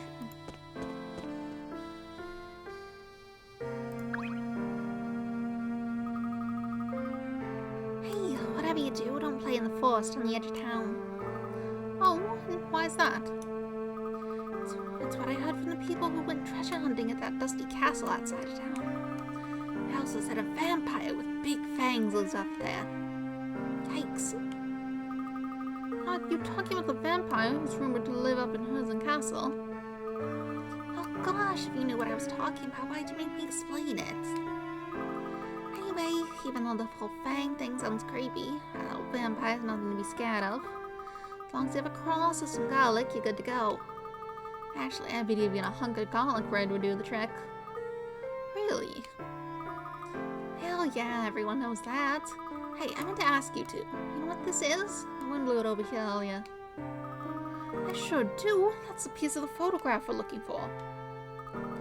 Well then, you should have it. I was just gonna throw it away. Cool. It didn't end up inside a building, does it? You don't have a piece of photograph, do you? Nope. It's the same stuff you said earlier. Suppose you wouldn't.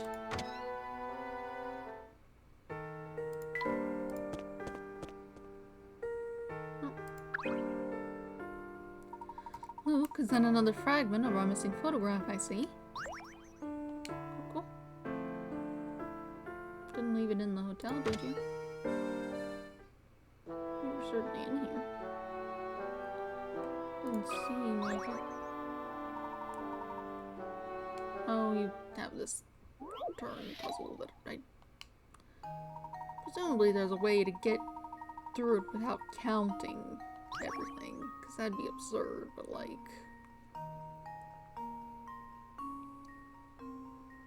I do not know quite what it wants me to do to get there.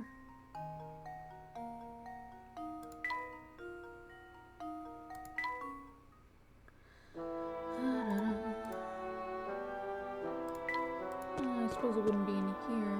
No reason for it.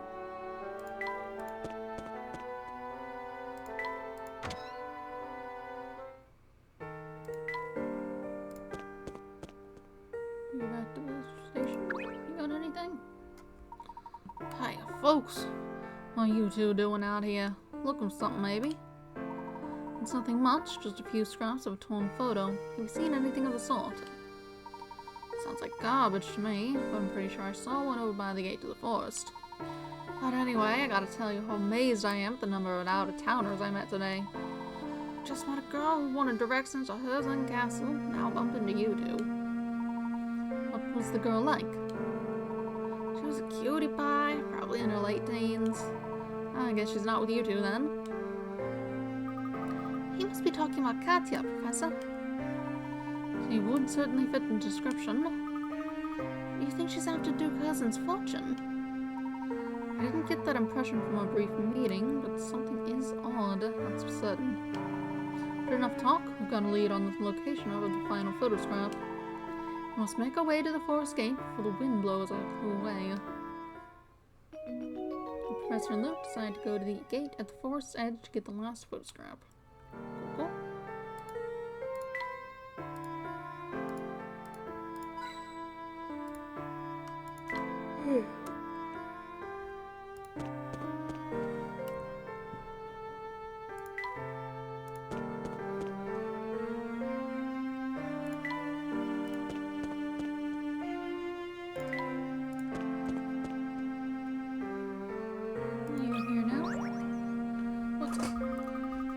So I take it you do want to come inside and look around? Not really. This kid's like 12 or something, probably. I don't know. Oh, no, Oh, look at those little red cheeks. But my, but you're shy. Yeah, try this puzzle. It'll relax you. How old is she? A boy and a girl are chatting in a local cafe. Looking up for his coffee, the boy says, "You know, I'm 20 now, but back when I was as old as you are now, you were half my current age." Neat, huh?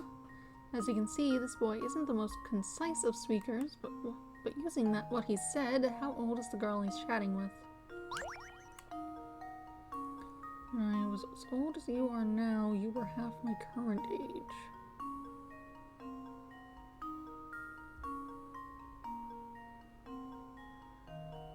So, as old as she is now, when you were that, she would have been 10.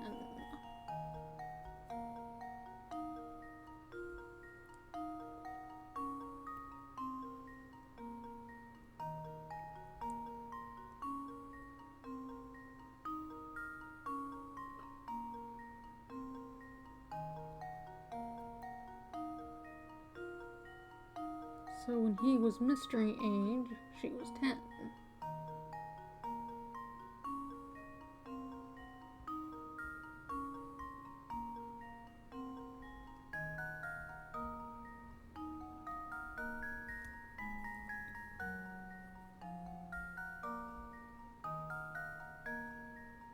And she was...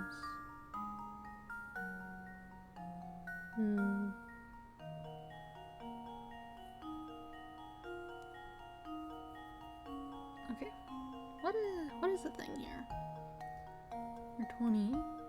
When I was as old as you are now, you were half my current age.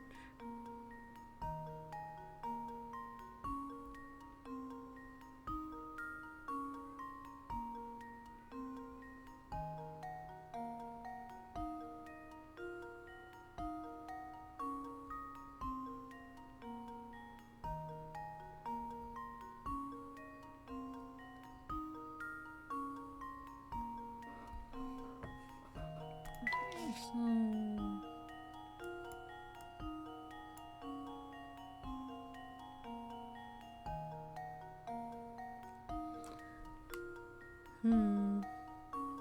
When I was as old as you are now, you were half my current age. Which means...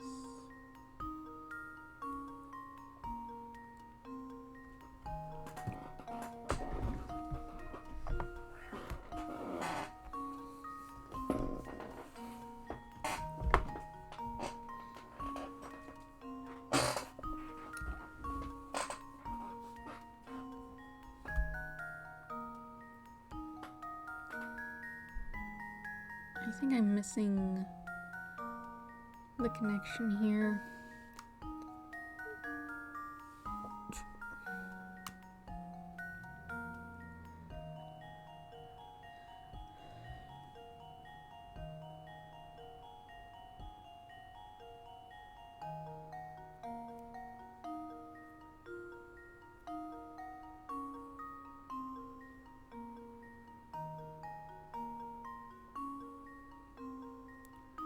So she's...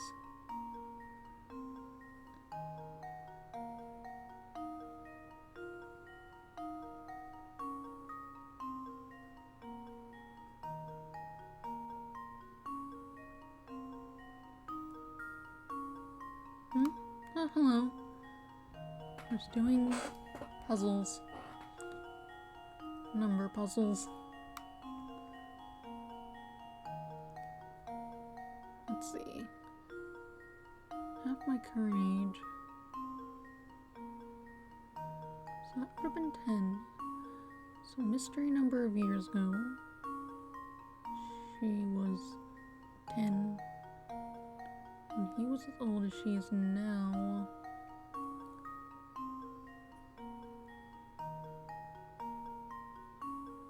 That's an interesting continuation response to what I said. I did not ask about how you were doing.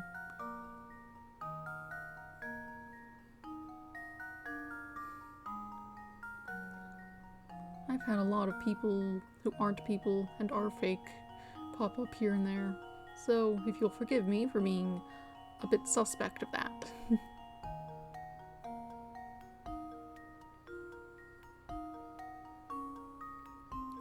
Let's see.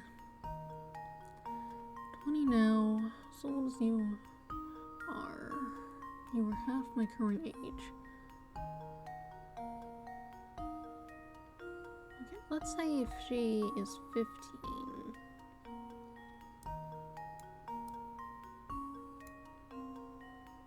Oh, I see. Okay. Okay, sorry. I have had bots show up that have theoretically attempted to scam me and proceed to not actually respond to things I was saying, so I was concerned you may be one of them. If you are not, that is fine.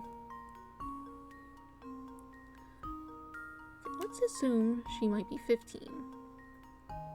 If when he was 15, she was 10,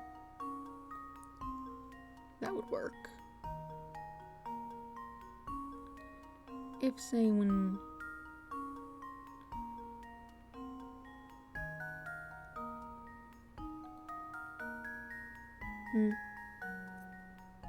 Yes, I mean, I was working on that. This is a puzzle game. I don't really need assistance on it.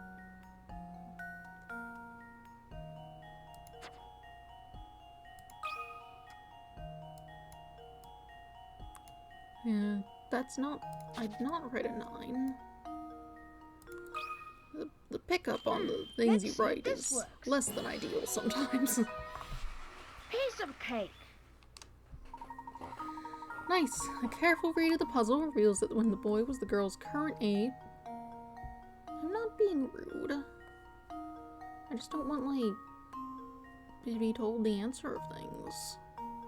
Like, whatever. A careful read of the puzzle reveals that when the boy was the girl's current age, her age was half the boy's current age. The boy's current age is 20 and half of that is 10, so the girl must have been 10 back then. Once you know this and factor in the other hints, it's obvious the girl must be 15 now. Right. Oh, you're a clever one. I love clever boys. They make me swoon. I honestly do. Clever? Me? Oh, you're getting all red again. That's just adorable. Come back anytime. Oh, a diary key. Cool.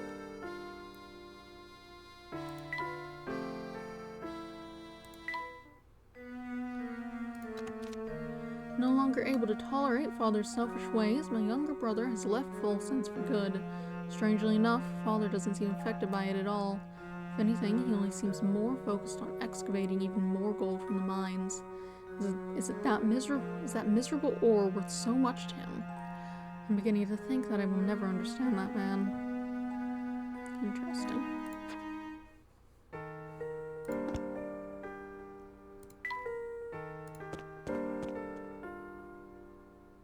I believe I've spoken both of... Actually, were you there before? Whoops. Oh well. Meanwhile, elsewhere. So, would you say he comes into town pretty often? Oh, yeah. I mean, think about it. He rides the Military Express for free whenever he wants. I guess that's one of the perks of owning your own railway. Oh, whenever I see him around, he's always with that shabby-looking guy in a conductor's outfit. 9 times out of 10, he's chewing out the conductor guy for something or another. Seems to be searching for something. Who knows what, really. Whatever it is, it must be pretty special if a rich guy like him can't buy it. Still don't see the fuss over this Elysian box. As far as I'm concerned, it's just a box. Inspector, pardon me, sir, but I've just received word from the headquarters. His alibi checks out. That's so. And that's that, isn't it? Huh. But we've got our man. Gather all the suspects at the hotel and we'll put this case to bed. But, sir, if we know who the murderer is, shouldn't we go make an arrest and be done with it? Huh. Pardon, sometimes I think you might be the thickest Bobby I've ever met. There's no greater thrill in the life of a law officer than calling out a guilty party in front of a crowd. This is the moment the whole case has been building toward. Now gather everyone up on the double. Yes, sir. You probably still want tea. And I'm really bad at tea, apparently. That's all the way up there. Look, what a spooky place. Do you think the path beyond that gate leads to the castle, Professor? From what I can tell, yes. Gosh, anyone who would live out in the middle of a spooky forest like that must be a little batty. No wonder people think whoever's out there is a vampire. Show a little courage, my boy. Oh, what's this here? Something stuck on this fence. It sure is. It's the last missing piece of the photograph. Now you have all of them. Now we have the lot of them. Let's see if we can't piece the photograph back together. Cool. Professor Layton and Luke have finally hunted down all 16 pieces in that peculiar photo. Reassemble the pieces to reveal the contents of the image. Rotate a piece by touching the side and spinning it around. Be careful not to reassemble the picture upside down. Sure. We got a quarter here, looks like, something like this. Chew.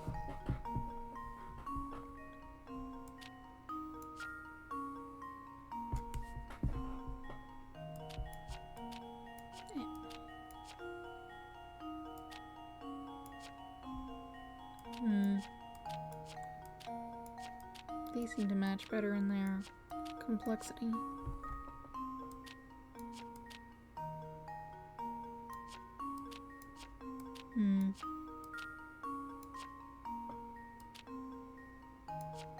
Must be on the top. Right. Let's see.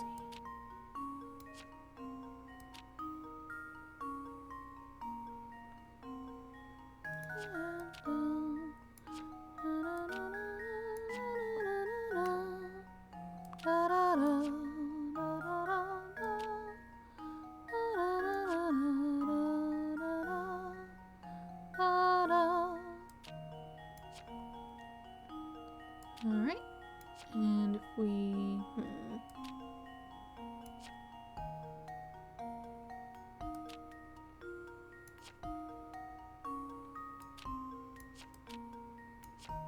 That's not it.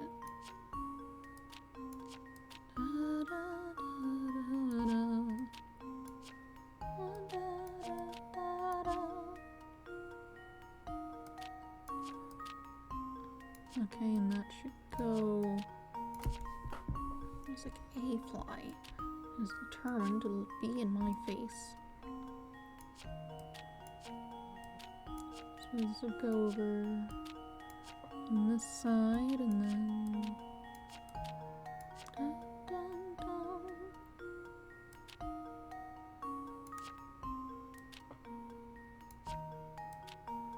It does fit. Some sort of... frog?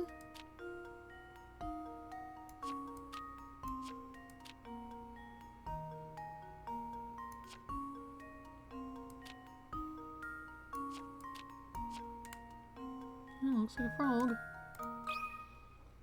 Just leave it to me. That was almost too easy.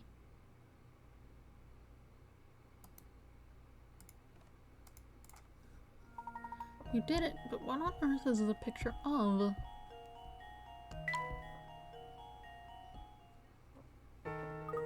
There, that's all of it. Cool. Gosh, Professor. Luke, were I to venture a guess, I'd say what we see before us is the Elysian box. Oh, look, the design on the top of the box is the same as the one on the fountain in full sense. Oh, it's a ram. Yes, I noticed the resemblance myself. What an unusual emblem. The imagery seems to suggest some sort of demon, doesn't it? Well, that seems appropriate, doesn't it? I mean, the box did kill poor Professor Schrader, after all. Well, perhaps it did, and perhaps it didn't. We won't know until we have the actual item in our hands. Now, our best course of action might be to show this photo to the townsfolk and see what they say. Sounds good to me. Who knows, maybe the photo will help jog someone's memory, or... Ah! What are we going to do now? The wind blew away one of the photo pieces. This is quite an unfortunate turn of events. With that piece missing, the emblem looks completely different. Less evil and more like a, frog. Well, if we lose any more pieces, it won't look like much of anything. Let's paste the remaining pieces down so we don't lose any more to the wind.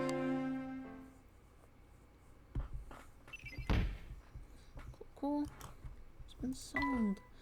When reconstructed, the photograph depicted the Elysian box. On the lid of the box is an ominous-looking goat, which seems appropriate given the box's sinister reputation. Oh, goat emblem. A large, ominous symbol in the shape of a goat's head decorates the top of the Elysian box. The same symbol can be spotted in some parts of Full Sense. What connection exists between the box and the town? Professor and Luke decide to continue with their investigation in town.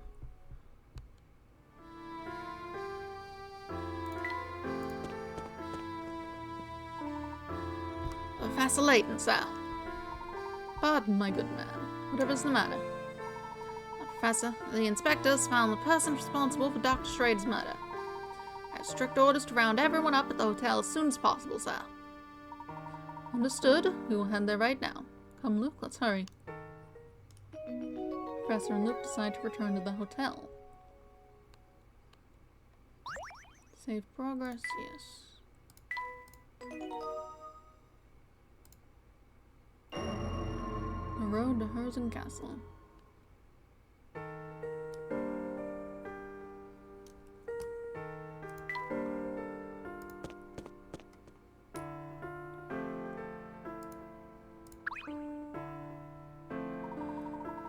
Okay, now you're just saying the same thing. That's fine.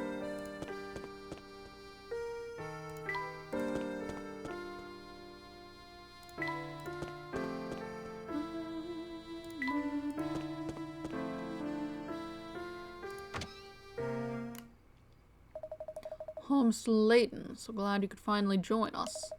With you here, we now have every suspect in the murder of Dr. Schrader gathered in this room.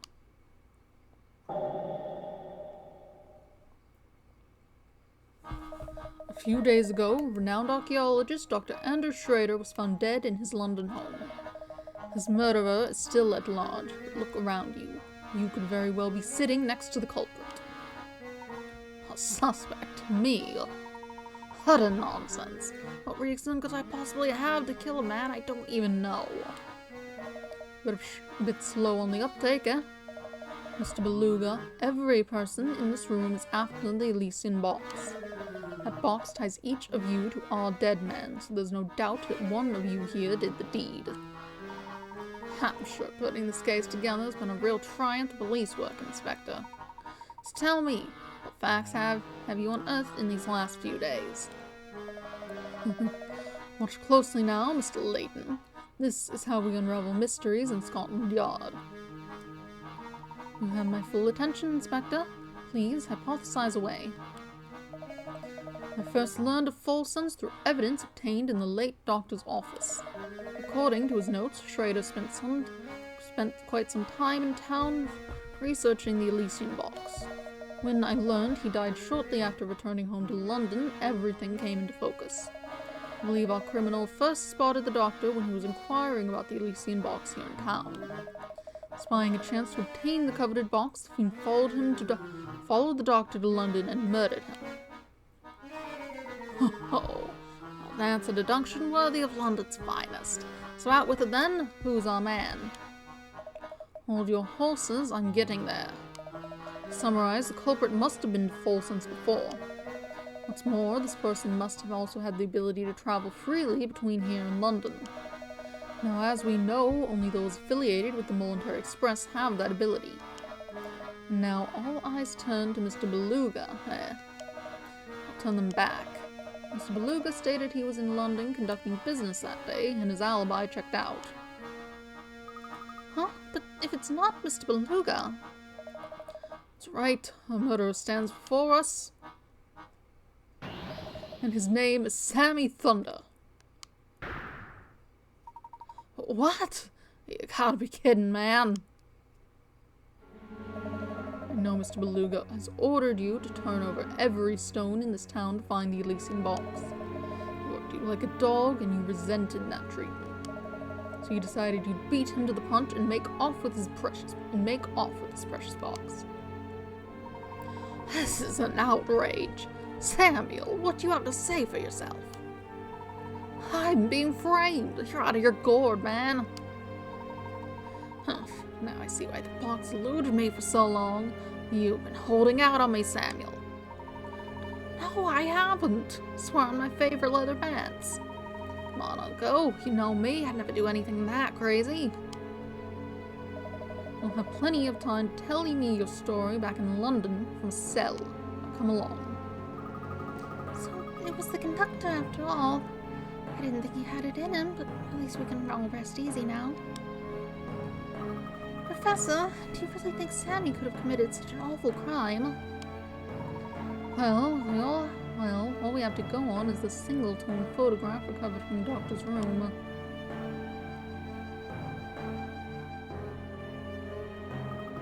Oh, so that's the Elysian box.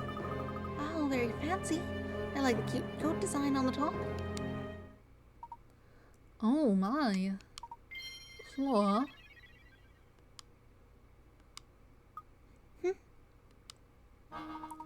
Thank you, Flora. I knew something didn't feel quite right, but thanks to you, it's all come into focus. Really? Do tell, Professor. Oh, come on, officer, man. My only crime is rocking, and rocking ain't a crime. Yow! Let me go. You come along quietly if you know what's good for you. Just a moment, Inspector Shelby. I believe we've all committed a large and rather unfortunate oversight. Can't you see I'm in the middle of something right now, Layton? Where are you going with this, Professor? no one here has ever seen the Elysian box that we've been looking for. The one and only piece of visual evidence we possess is this torn photograph. And get to the point. The point is this, Inspector. The only person who could know what the Elysian box looks like is the suspect you're after. And it is this person who must have stolen the box in the first place. Yes, and I've got the slippery fellow right here. Ow! Take it easy, officer! Pipe down, you hooligan. And watch the hair, will ya? Wow! Sorry to disappoint, but he's not the culprit. Score. What? Stop talking in circles and get to the point, Layton. Who should be wearing the handcuffs? Isn't it obvious? If the criminal does indeed reside in our midst, he or she would be the only one of us to see the Elysian box in person, which means the culprit.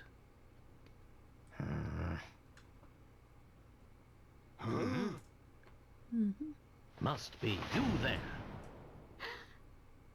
What? Flora!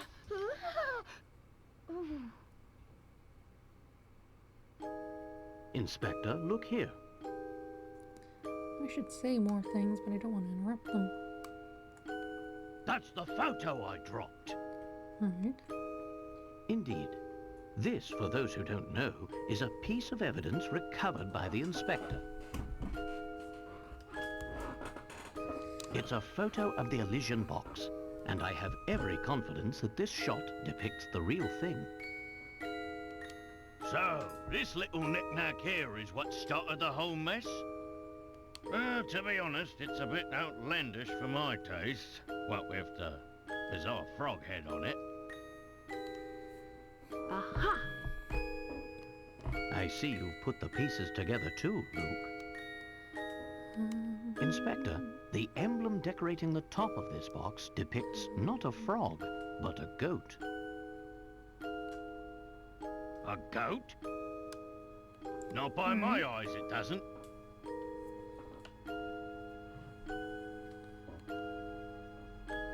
That's just it.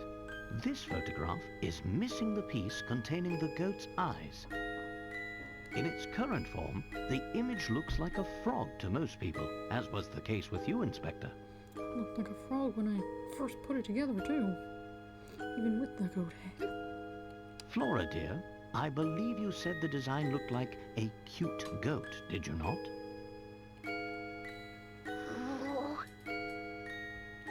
Well, that clears things up nicely.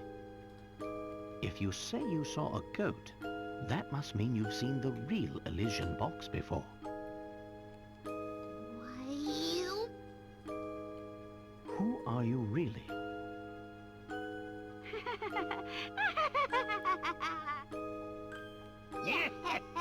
Well played, Layton. Your voice and I'm sure you're very proud of yourself for seeing through my disguise again.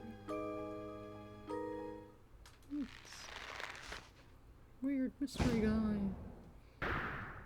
Now, what'd you do with Flora? Oops. curse you, Layton. Curse you and that foppish hat of yours. Don Paulo. I beat you to the box. In a little more time, I would have beaten you to cracking its secret. And of course, the hers and fortune would have been mine. But that ship has sailed now. So you're the one who had the Elysian box all along.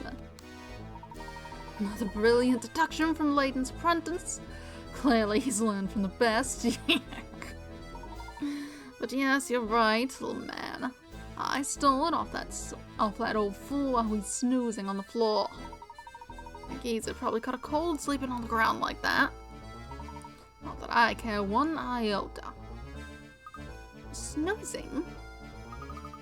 But Dr. Schrader wouldn't sleep on the floor. Hey, wait a second. If you've been posing as Flora, then where's the real Flora? Oh, she's probably making hay angels with the cows in that old dropstone barn I left her in. Maybe she's just sitting there fuming because you bumblers didn't even notice we switched places. But I must thank you two dolts for your help. You've given me more than enough information. The jig may be up, but the dance is far from over. I'm so close to unlocking the secret of the Elysian box. Now I need merely to take this box to the... Hold it right there, you scoundrel! Gah! I've got a lot of questions, and you will answer them once I've escorted you back to London. Where do you think you're going? Got you, you slippery devil. Oh, you meddlesome oaf! No idea how slippery I can be. Ugh! Don't just stand there, the worm's getting away. Fool! Did you really think a soft-bodied flatfoot like yourself could catch me? So long, Layton.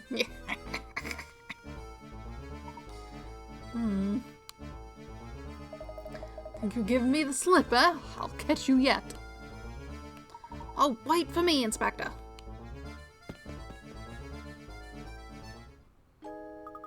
Oh, look at the three of them shake a leg. I didn't think they had it in them. I must say, I never once suspected Don Paulo had been posing as Flora, and for so long. I sure hope the real Flora's okay. We absolutely can't forget to pick her up on the way back to London. Of course we won't. But I'm sure Flora's having a grand old time playing with the cows. Another thing I can't get out of my head is what Don Paulo said about Dr. Schrader. The way he was talking, it didn't sound like he killed Dr. Schrader. But if he didn't, who did? I think you're spot on there, Luke. Something else is responsible for the doctor's death. Right now, I'd say the Elysian box is the key to learning what that something was. And I guess we've reached a dead end. If only Don Paulo hadn't run off with the... Professor, look! He just dropped it on the floor.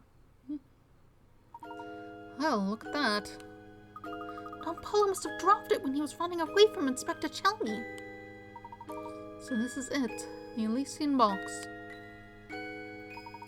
Alas, the box. Inside sleeps the key to uncovering a massive family fortune. I beg your pardon, sir? Mr. Layton, I'm going to ask you to hand over that box now. Son of the late Duke Herzen, I am the rightful owner of the box.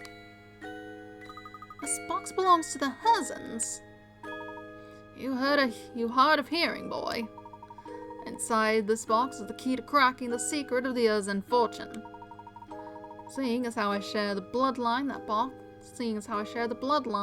that box should pass into my hands and no one else's. Oh my, that does change things. I suppose we'll have to... Mr. Beluga, listen to yourself. You're no more entitled to that box than I am, or any other person in that room for that matter. In this room for that matter. You, listen here, Porter. This is none of your business, so I suggest you keep your opinions to yourself. No, I'm sorry, but I won't stand by and watch you claim that box as your own. If anyone has a rightful claim to the box, it's the current Duke of Folsons himself. Besides, I've heard about you. You turned your back on this town and left of your own free will. In my book, your claim to the fortune was lost the day you walked out of Folsons. Oh, is that so? You got some nerve, buddy. If what Krant says is true, I'm afraid I can't hand over this box to you in good conscience, sir. Hey, Uncle. What do you say we give up on chasing this box? Keeping stuff on the DL is exhausting. Ugh. Don't you tell me how to run my affairs, Samuel. You've forgotten who signs your paychecks. And everyone wanted to be a conductor in the first place. Plus, playing errand boy's getting old, man. It's more than a guy like me can take. Sammy Thunder wasn't born to work a 9-to-5 gig. Sammy Thunder was born to rock. Hey world, climbing back on the rock train and riding it to the top. Yow! Samuel, what are you babbling about? Come back here at once. I'm sorry, Mr. Beluga, but I think I'll have to hold on to this box for the moment. Fine, do what you want. I hope that awful box curses all of you twice over. Box's location solved. The villain who made off with the Elysian box was none other than Don Paulo, brilliant scientist and self-proclaimed nemesis to Professor Layton. To find riches associated with the antique, he disguised himself as Flora and tailed Layton and Luke.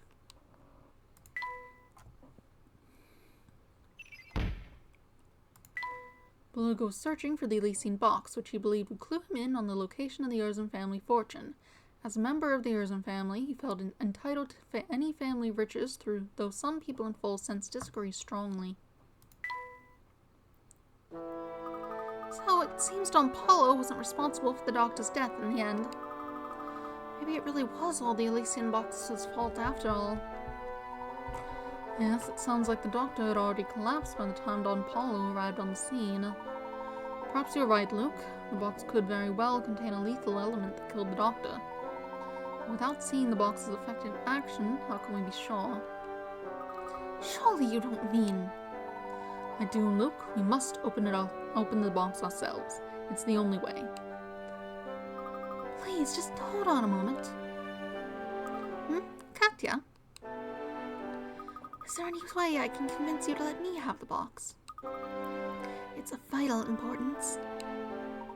Before I do that, I would need to know more. First. Why is this box so important to you? I'm sorry, it's not for me to say. But I must deliver that box to somebody important. I must. Who is this person?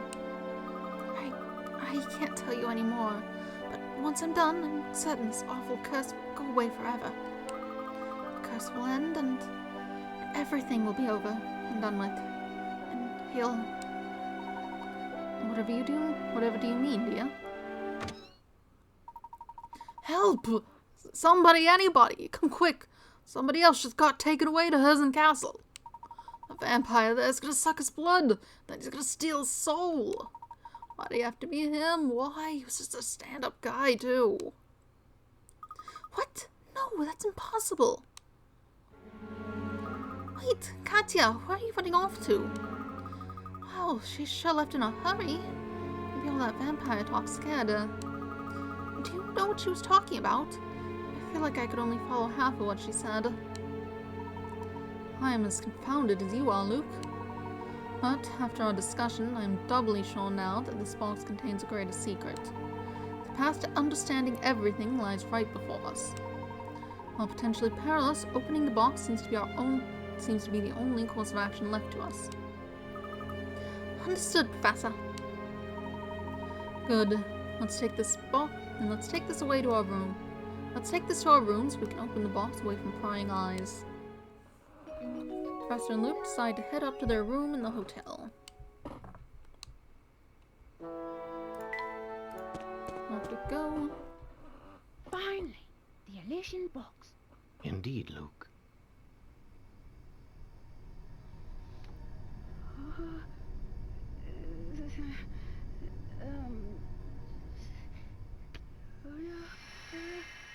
I can't look. Oh, no. Huh? Huh? Empty. The box is empty, and we're still alive. Then it would seem my theory was correct. What do you mean, Professor?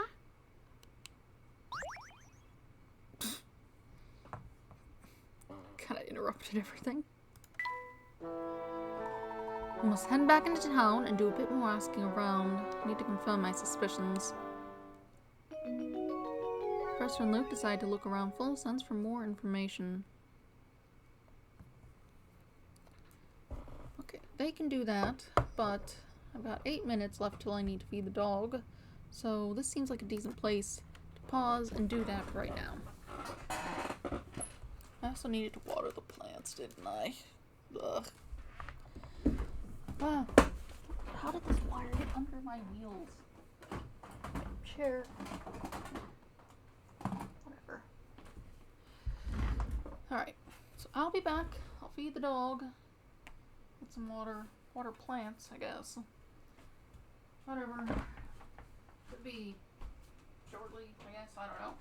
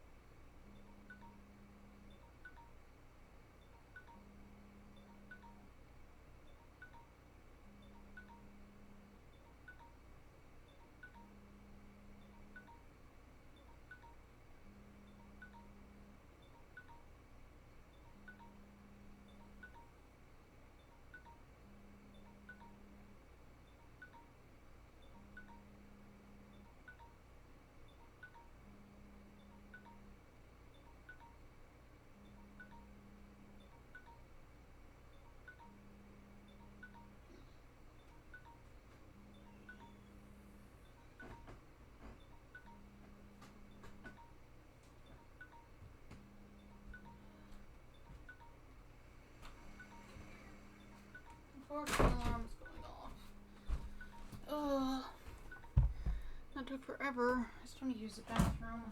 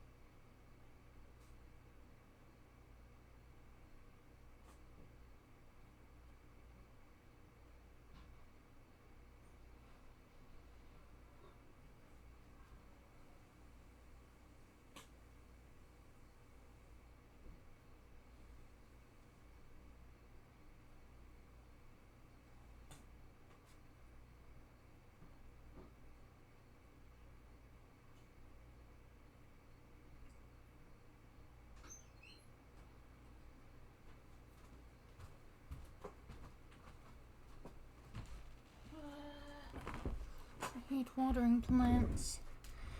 I go out there, I didn't have any shoes to wear. My boots are in there somewhere, but like, they're not watertight type of boots, and that wouldn't have helped anyway, and then they'd just be wet. So now my feet are wet.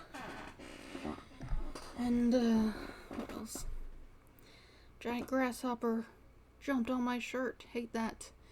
It wasn't that big, but it was probably at least 1.5 inches, which is too big. I don't like bugs.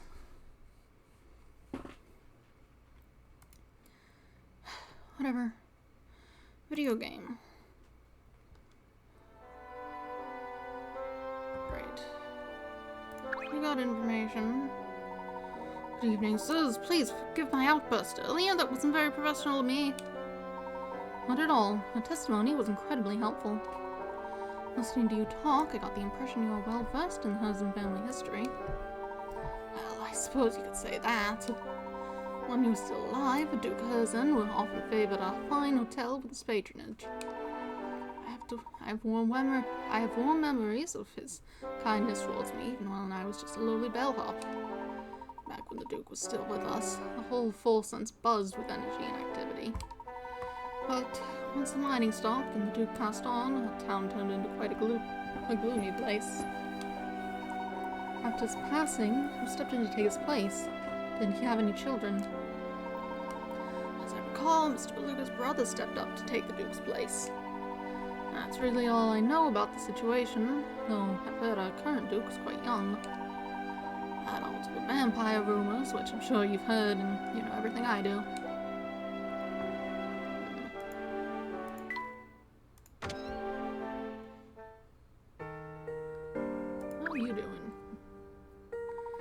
Yow! What's in my main dudes? You're the only reason I didn't catch that bogus charge. To say thanks, I pulled some strings with the museum curator and got him to open the place up for you. It's not much, but maybe you'll find some righteous info there to help your case. Make sure you check it out. Oh, thanks, Sammy. It got pretty hairy back there for a little bit, didn't it? I still haven't gotten over discovering that Mr. Beluga is actually part of the Herzen family. Yeah, my uncle never really told me much about it at all. I just know he had some kind of blowout with his dad, the Duke, and decided to leave for good. Did talk a lot about the brother he left behind, though. He has a real soft spot for the guy. Now it looks like a gnarly vampire's running around the castle. I hate to say it, I doubt anyone survived that wicked, scary monster moving in. Got a diary key.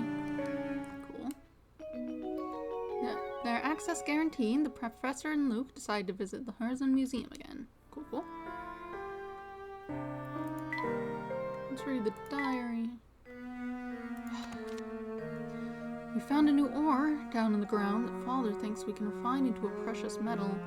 Personally, I doubt we'll be able to turn something as dull and dead as that rock into something of worth. Not that it stopped Father. Digging has advanced to the point where it's formed a massive crater under the castle. He envisions the whole castle tumbling down into that abyss.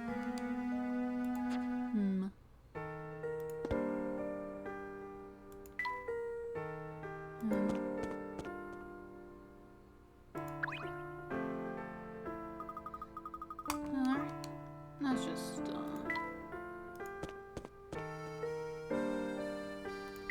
yeah, looks like everyone else is, like, the same. So we'll just head in there.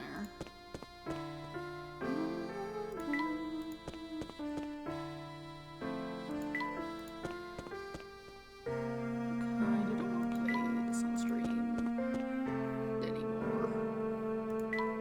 So I don't wish to do this. I'd like to play it in my own time, but... Welcome, friends. I'm Gringo, and I'm the curator of the Hosen Museum. An extensive collection of artifacts pertaining to the history of this town and the Hosen family. Sammy told me all about you two. Hope you find our resources helpful to your search. Please feel free to peruse the collection to your heart's content. Professor and Luke decide to explore the Hosen Museum. Is that all you have to say? Feel free to look around the museum if you think anything here might help you in your search. Sure. Only the most valuable items are displayed in here. Professor, take a look at this case of knickknacks. These appear to be common household items owned by the Hosen family. Some of them look positively ancient. Quite, the Hosen family clearly has a long and rich history. These artifacts reveal the family's long history. Statue.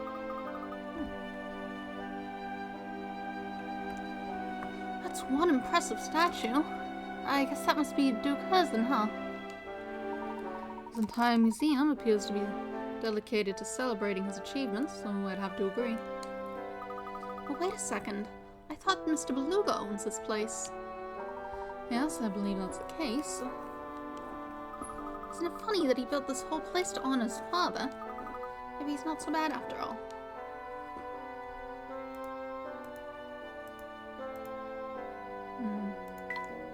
Here we go.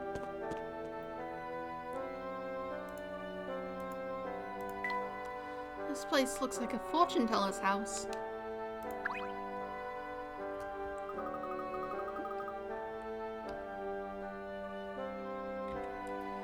This place sure has a lot of stuff.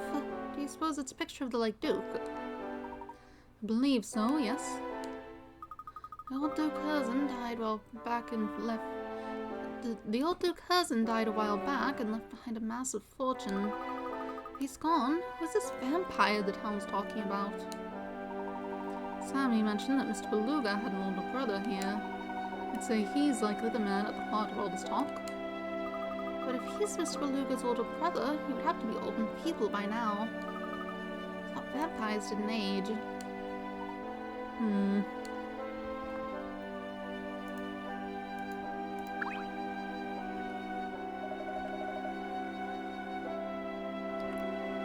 I see you've taken quite an interest in that picture. Is this what I think it is? It's a photograph of the entire Hosen family, who were responsible for Folsen's legendary wealth. The distinguished older gentleman on the left is Duke Hosen. His youngest son, Frederick, is in the middle, and his eldest son, Anton, is on the right. At Frederick, that's Mr. Beluga, the founder and owner of the Military Express, is it not? Did not get taller. Oh, you know him. Well, in addition to owning a railway, Frederick is a friend of mine and the owner of this museum.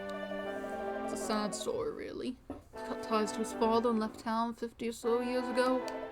When he left, he took a small portion of the Hosen wealth and used it to start his railway. Yes, Frederick is quite a study in contradictions. He disliked his father enough to change his name, but he returned to Folsen's to found this museum. The feud extend to all the members of the family.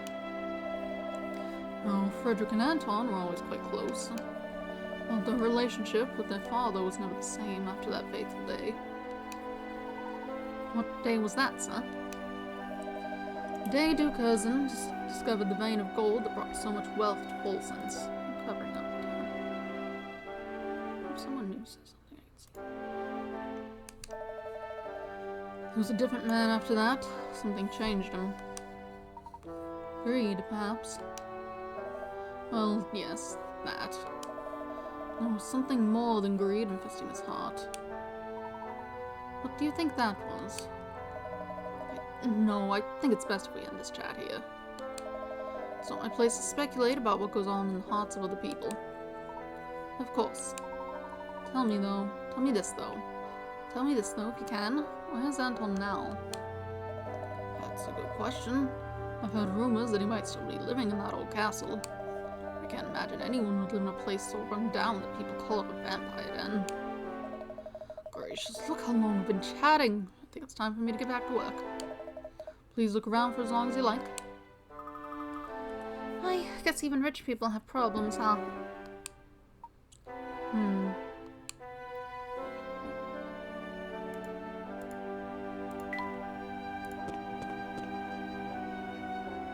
Is that really all there is to see? Can't be right.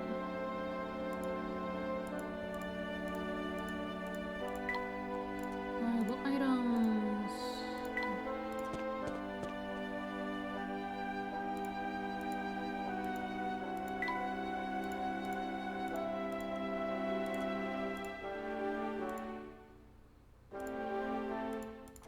Can't even click on that. So this is like Duke Cousin. Okay.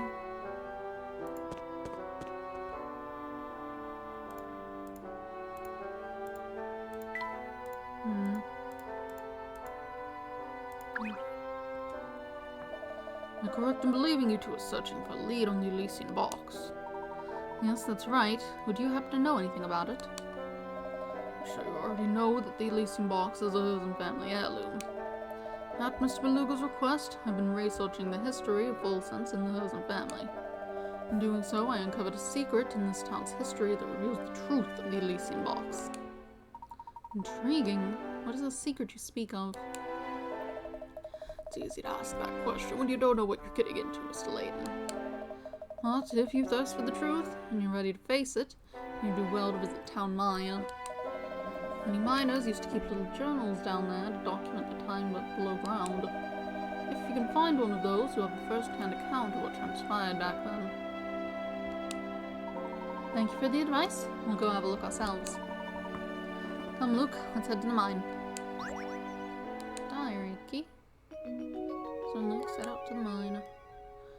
Professor and Luke decide to set out to the mine on the edge of town.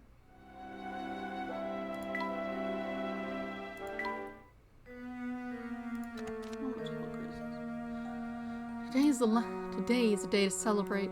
At long last, the girl I love has agreed to give me her hand in marriage. I must begin preparing for her arrival at once. I'll gladly change out the castle's decor if it will make her feel more at ease here. I'm also commissioning a special dress to be made for her. She's going to look stunning in it. I just know it.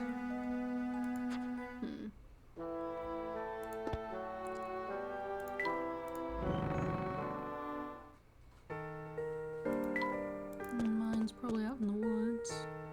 Can't look at that again.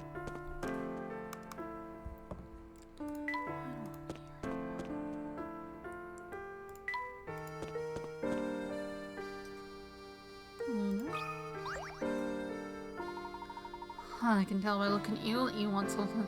You want to chat with me about something. But before we do that, let's take care of a little business first.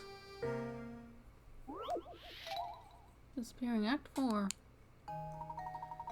You know the drill by now? There must have been more of these around that I didn't get. You can move any ball on the board as long as it satisfies the following conditions.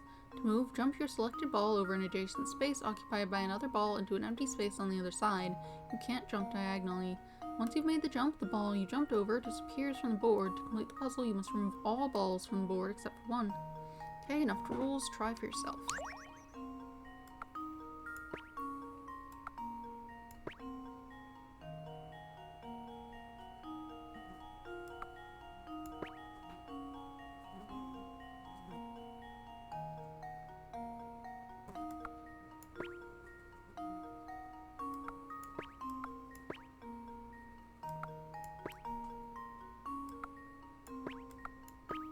I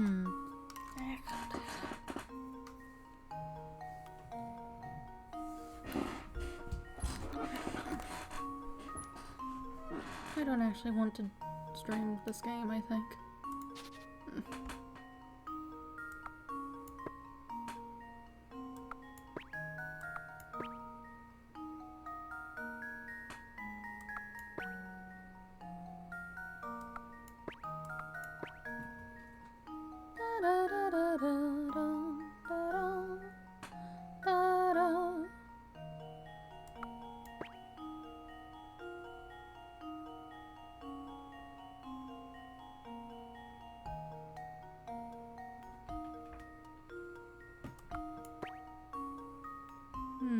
That's not good for anything.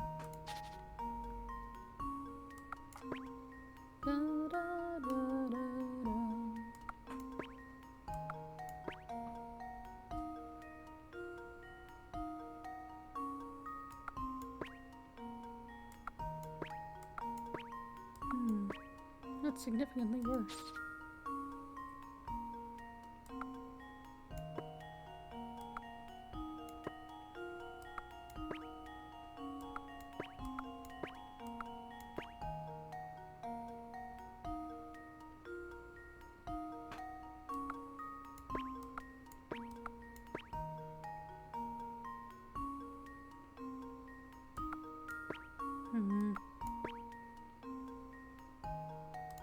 I don't want to do this. I do not like my puzzle. I just don't want to play the game. Actually. I don't like playing this on stream. I feel like I need to do things in a timely manner. I don't know.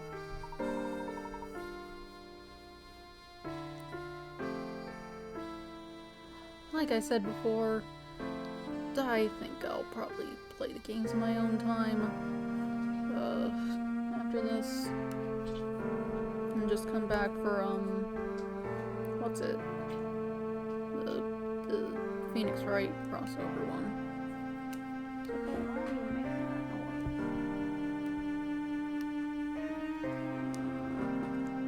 You two must have nerves of steel to come all the way out here. That doesn't mean I won't test you on what you're made of. Try this puzzle on for size. Different suits. Below are 16 cards. There are 4 cards from each suit.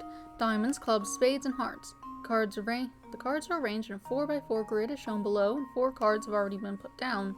Arrange the remaining cards so that each vertical column, horizontal row, and diagonal line of 4 cards contains 1 card from each suit.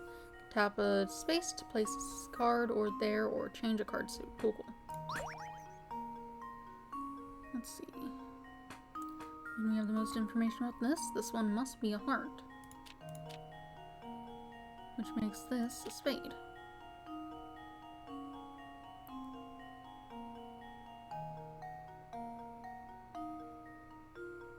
Diagonal line needs it as well.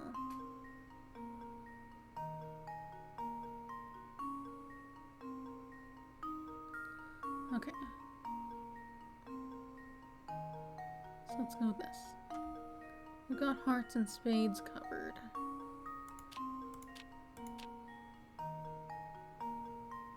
Perhaps if this were a club, yes, because that one can't be a club.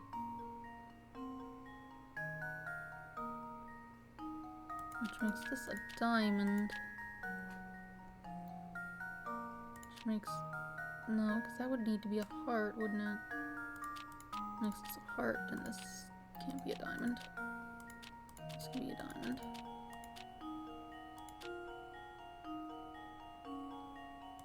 This to be a club. Yes, that covers everything.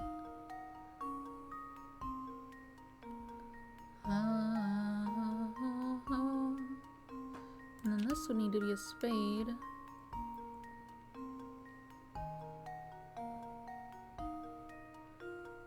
Club, heart, spade, heart, diamond, clubs, spade, diamond. This would be another club. And then this Needs to be diamond. Right. This one would be a spade, and then this one would be a heart, which makes this a club. Makes this diamond.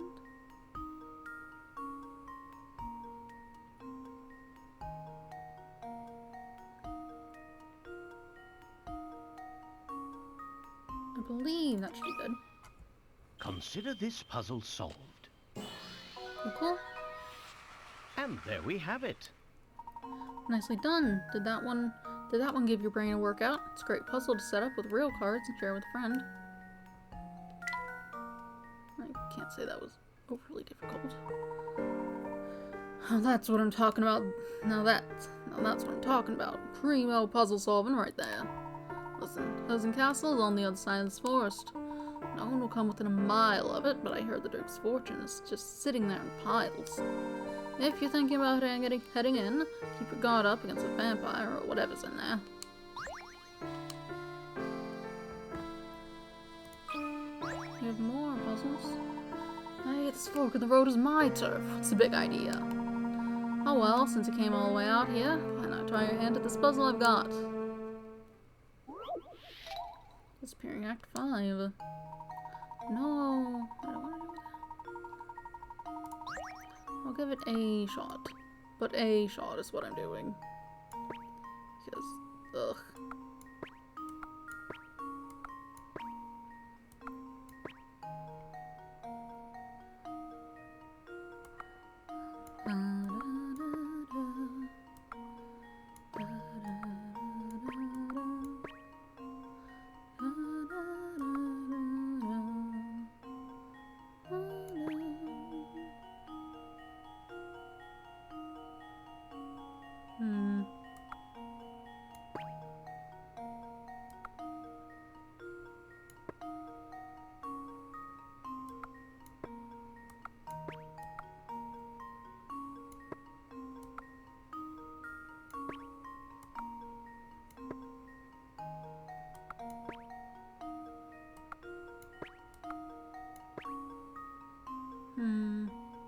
We're not doing this. Pudding, figures. Coin. I feel like something could jump out at any minute.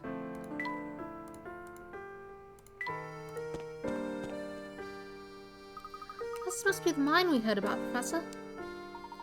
Yes, and it appears to be sealed off. Just imagine it, Luke. We used to dig for gold here. When we've heard about the gold changing the town, there must have been a ton of it down there. But if it did so much for the town's development, why would they seal off the place? That's a question we might be able to answer if we can find some account of what transpired here. No sense in any more speculation. Let's venture in. Don't do that. Mines are, like, dangerous. They might collapse, or they've got, like, stagnant poisonous air in there. You don't want to be in there. It's clear that this cot has been sitting out here for a while.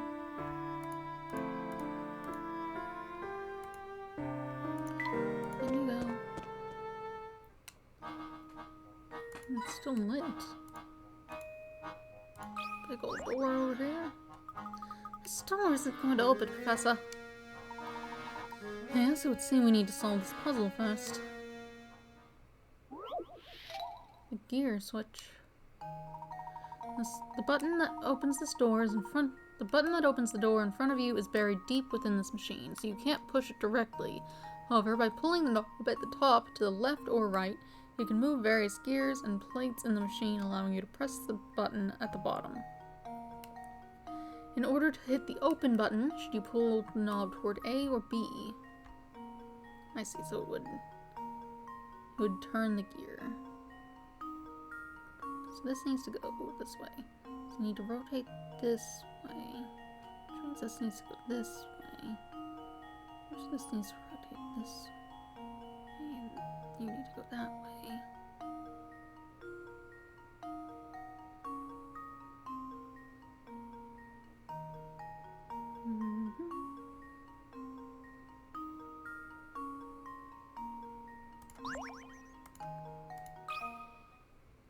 Now, to test my theory.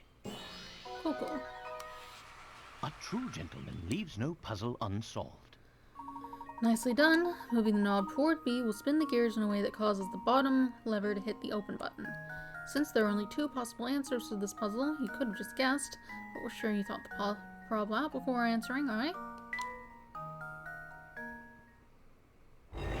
Nope.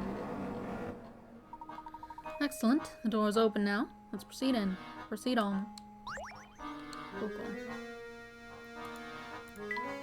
What does this speed measure?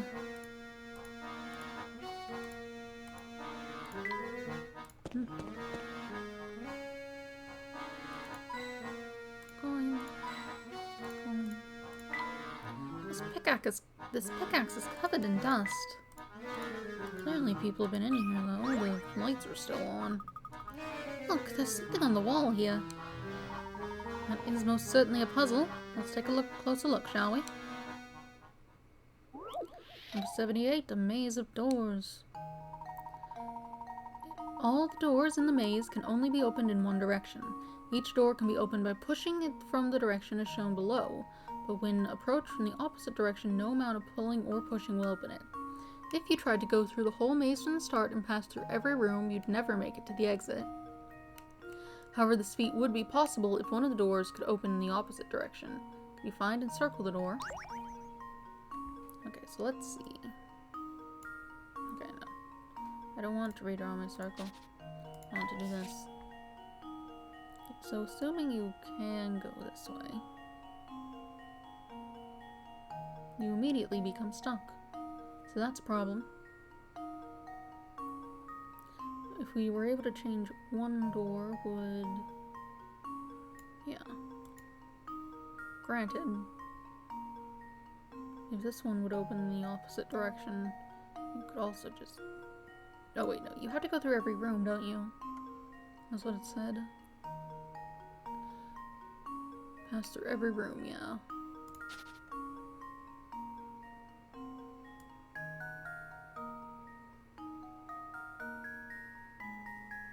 We're able to pass through this room, in here, back through here, into here, and then I guess make a loop of it.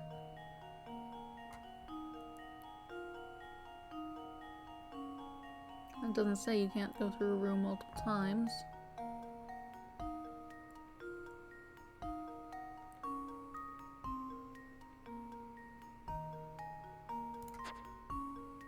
This one, I suppose. Just leave it to me. That was almost too easy. You did it! You have to pass through every room on the way to the exit to solve the puzzle, but no one ever said you can't pass through the same room twice. Of course there's more spam bots. Why else would anyone be here? I finally solved it! Still, it's hard, Professor. Why would someone go through the trouble of placing a puzzle down here? Perhaps the miners made puzzles to pass the time between shifts as they worked in the mine. Got a diary key.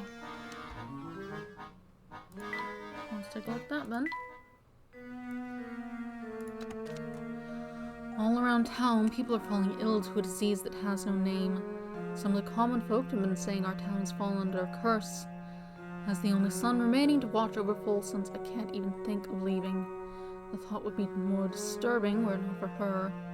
As long as she's by my side, I have the strength to stay and protect this town.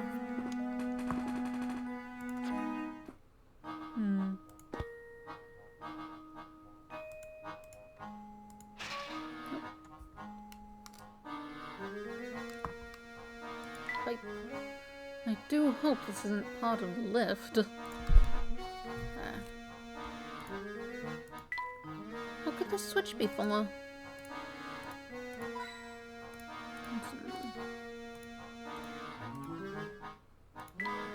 Suppose we'll just go down.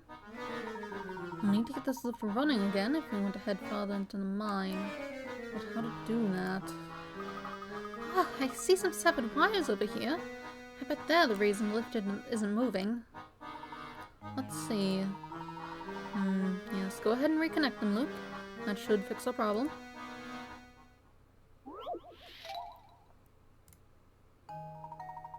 The circuit board for the elevator contains a puzzle. According to the instructions, you need to make the blue and red balls switch places in order to restore power to the elevator. You're up to the task. Cool. Fair enough. And then those sliding... Oh, those are fixed elements, I see.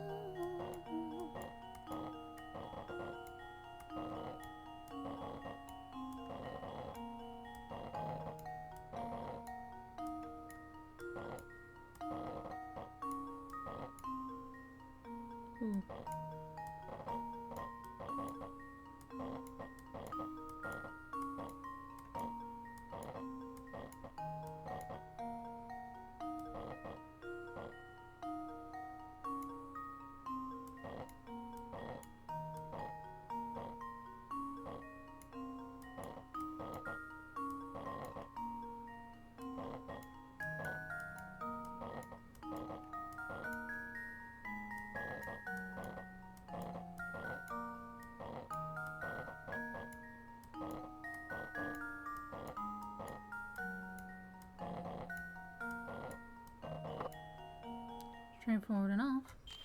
Let's see if this works. Piece of cake. Good job. How many moves did it take you to complete the task? If you're really good, you should be able to solve it in as few as 12 moves. Oh, listen, do you hear that? Sounds like the elevator's up and running again.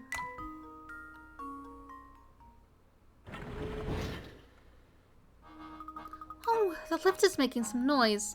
I think it's fixed. Excellent. I suppose the next move should be to head down then. Cool.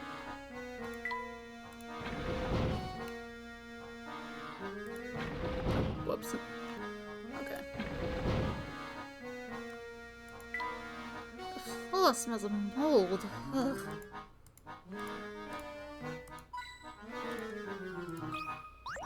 Big old door. What do you think, Luke?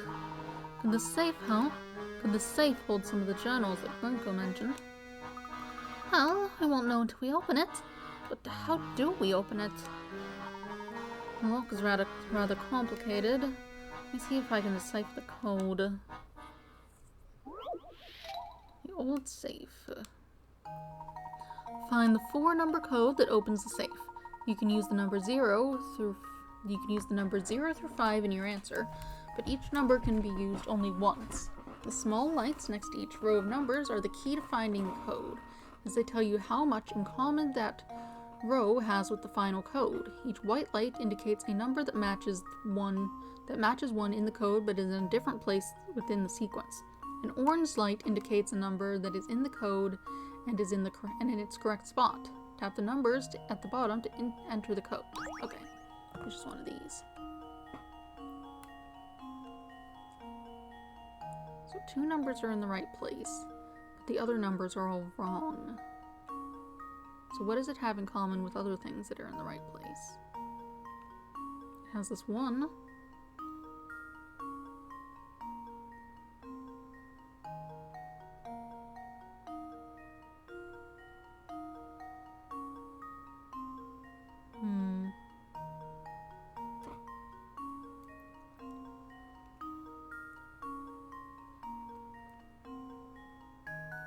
So let's say that might be 1.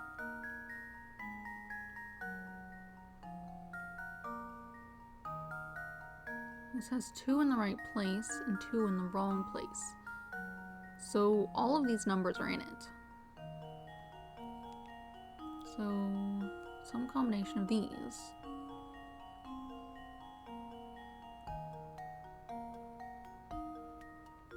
So it must be a 1. Unless it says... In which case...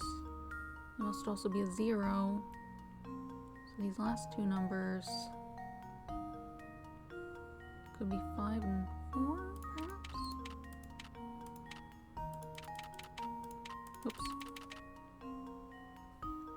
Yeah, 'cause this has the right one and 2 of the right ones. So we know that's not in it. It's not in this one. We have 2 in the right place, which would be 5 and 4. And 1 that could be used but isn't in the wrong place, which is this one.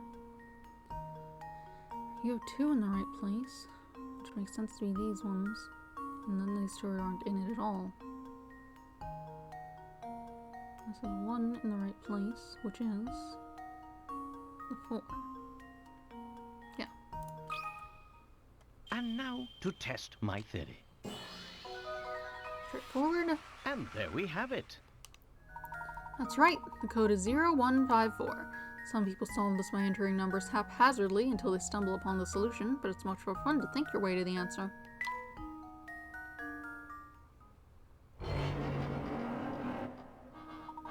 That did the trick. Have a look at this, Professor. This looks like a worker's journal. This is just the thing we've been looking for, Luke. Perhaps it can shed some light on what transpired here. Let's see what it says. We dug up some funny mineral that I've never seen before here in the Duke's gold deposit.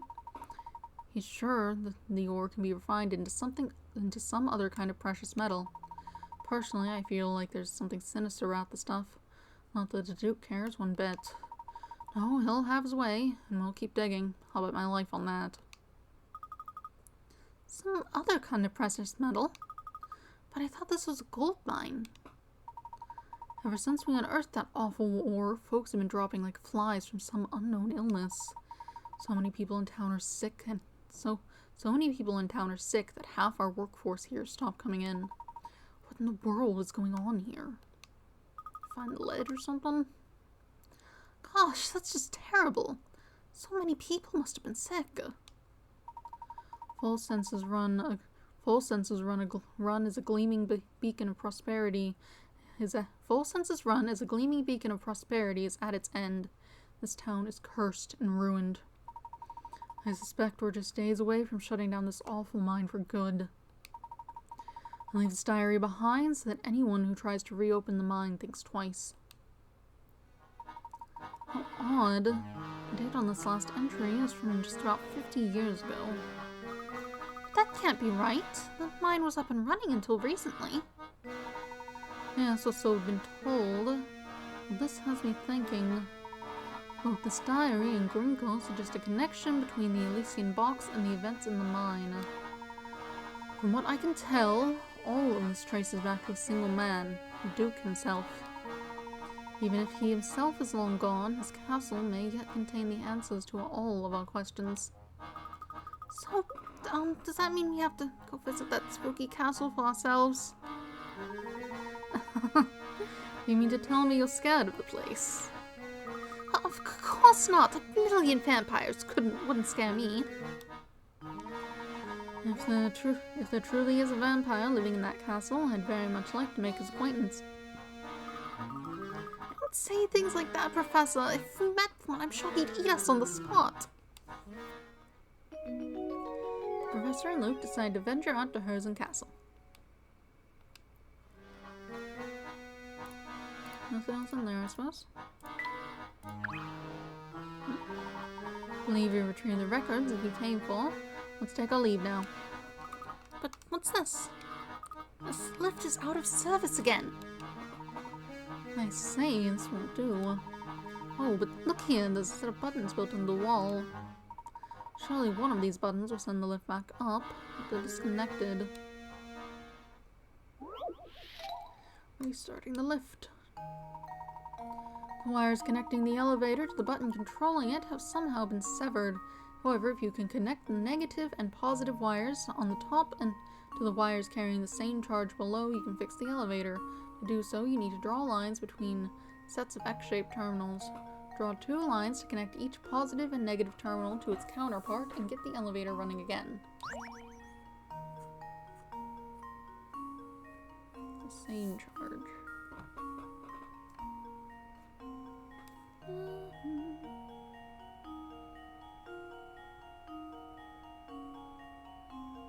Okay.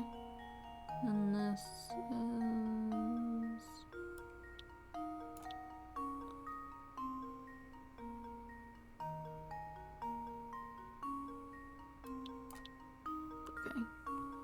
These other ones just run off into the wall, I guess. Somewhere else. Not my problem. Consider this puzzle solved. A true gentleman leaves no puzzle unsolved.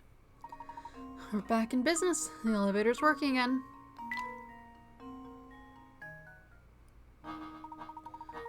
The buttons appear to be working. We should be able to leave the mine now. Off we go. Let's get out of here, Professor. Yes, that's what I was attempting to do.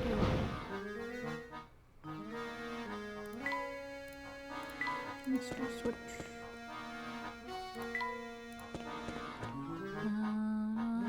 Hello there. Oh, our friend Sam. Why, glad to see you. I'm sure I'd never see another soul ever again. Hey, I know you. I was traveling El Mundo, and last thing I remember, I was El Transito to Egypt. Tell me, Bite, how long ago were these fine pyramids built? Sorry, sir, you're not in Egypt. Do you remember how you got here? Haven't the foggiest, senor. Un minuto, I was heading for Africa. The next minuto, I'm down here. No one around, I started poking at this thing to pass the time, and I think I broke it. Help me fix it, s'il vous plaît. I think that's French. Balancing ornaments. Small ornaments dangle from a metal bar, and they've thrown the bar off balance. The 5 ornament strings are spaced equally apart, and with each of the 3 types of ornaments weighs a different amount. The heaviest ornament weighs the same as 3 of the lightest ones, while medium ornament weighs the same as 2 of the lightest ornaments. Place 1 of the 3 ornaments in the rectangle on the space marked with a question mark to restore the bar's balance. Okay, so these ignore. They're in the middle. They don't matter. So we have many moons around. If we were to take, say, the moons as 1. How would that be? 1, 2. And then 1, 2. Okay, if we were to number them like this. Worst 3 in the world, whatever. You get 5, 7, 9, 11. Okay, so 11 on this side, and then 2,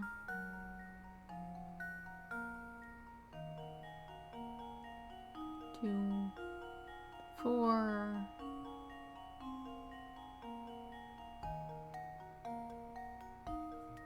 7, 10. So if we put another moon on there, those numbers work.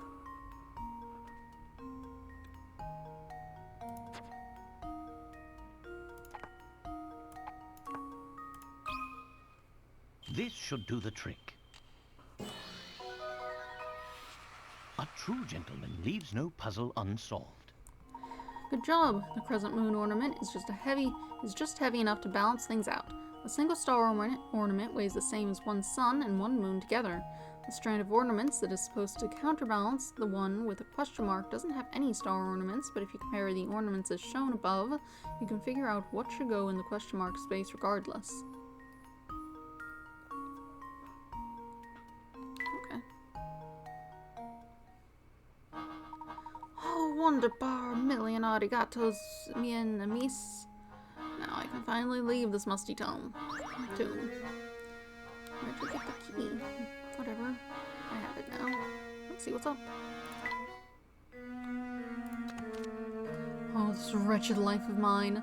The girl I loved and to whom I was betrothed has abandoned me and fled Folsen's. Did all that awful talk of curses scare her off? Or did she truly leave me to be with someone else she loves? Either way, her betrayal cuts me to the core. I trusted her, and now I'm lost. Where do I go from here? What's left for me? I suppose this girl would have been the grandmother.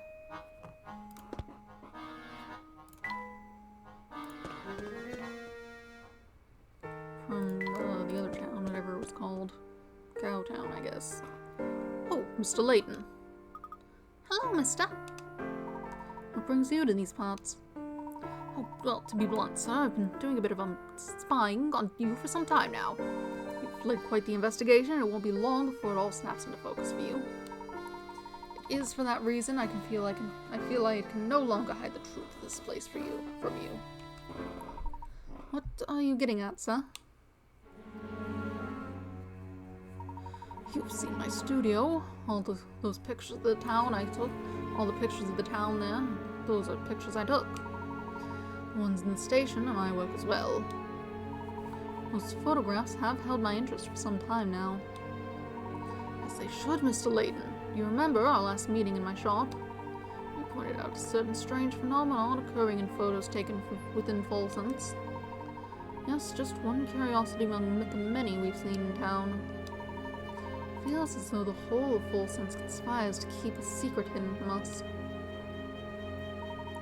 Your feeling's right, sir. You see, Folsom's is a cursed town. Cursed? To call it such may seem base, but I assure you this town's past is the very definition of the word. Perhaps the curse is a punishment we are meant to endure for the great mistakes of our past. But all nightmares eventually end. I feel it won't be long now before we awaken. Uh-huh. I encourage you to head to that castle in the distance and meet with Duke Anton. Is this Anton the eldest son of the previous Duke? He is. Duke Anton has presided over Herzen Castle since his father's passing some time ago. That served the Herzen family. I served the Herzen family until that day 50 years ago when I left it all behind and fled. Don't think Anton will ever forgive me. See, he's a man who abhors betrayal above all else. What transpired 50 years ago? The answer to all your questions can be found at the castle. I urge you to head there. Perhaps a voice of reason like yours might persuade Duke Anton to listen. If you believe it will settle the matter, we'll visit the castle. Yes, see it with your own eyes what's become of this town. Perhaps then we'll finally reach the end of this dark tunnel we've been traveling through. I believe our destination has chosen us this time. You know where we must go next, don't you? The people we've talked to are scared to death of the vampire they say is living up in that castle. And that chat with the photographer only raises more questions. What happened 50 years ago? And what the heck is going on in that castle? Almost overnight, the Herzen family became incredibly wealthy when they discovered that gold claim.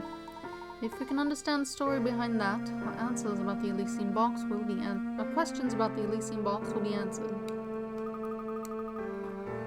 But how are we going to get into the castle, Professor? I don't think it's the kind of place we can just waltz into.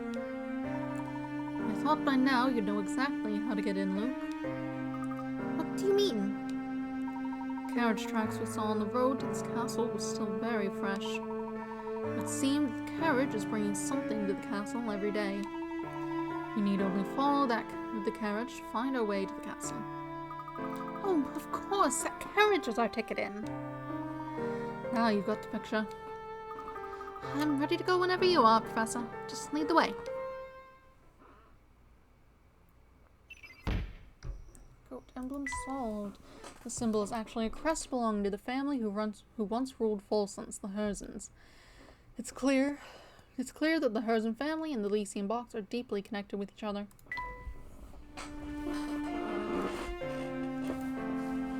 Well, let's set off then. The gate is still shut tight. This is the one people were talking about being locked. In order to get in, we'll simply have to wait for the carriage to arrive. Say, there's the carriage now. Quick, hide!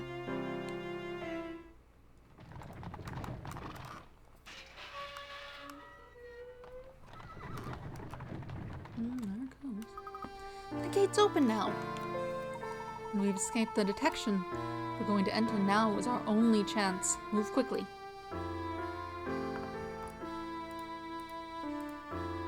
Here we go. You're sure that this forest is the only way to the castle, right? I'm not going to lie. This place is beyond spooky. Hey! Luke, what's the matter? A ghost appeared just a second ago over there. Oh, Luke, you know there are no such things as ghosts. Your eyes must be playing tricks on you. But I'm positive I saw it, Professor. Deep breaths, Luke. When on edge, even something as harmless as a gnarled tree can look like a ghost. I suppose so. Feeling better? Good. Come along. We mustn't let the carriage get too far ahead. This place is spooky enough without that creepy statue. Lantern on the ground? It's pitch black out here, Professor. Yes, without some sort of light, I don't believe we'll be able to advance. What do we have here?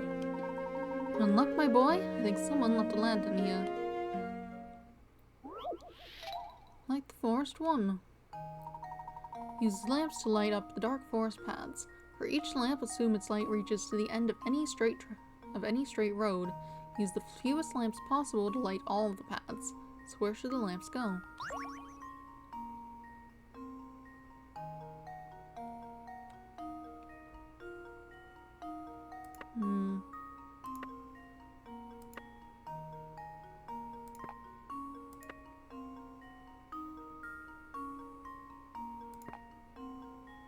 They both lead up to...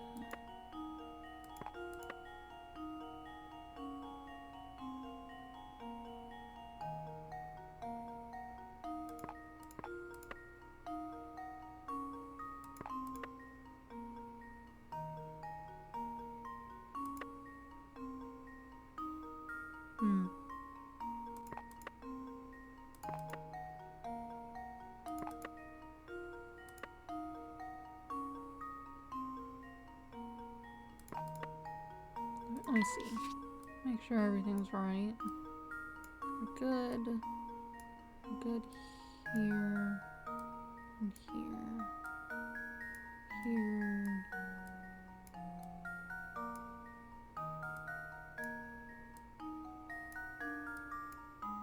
Yeah.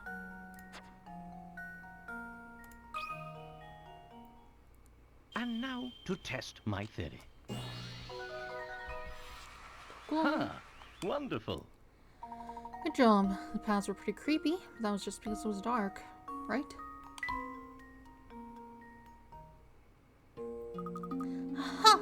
Now we've got a light. Curious though, isn't it? It would leave a perfectly good lantern out here. I can't imagine someone simply forgot it here. It's almost like someone's leaving a trail for us.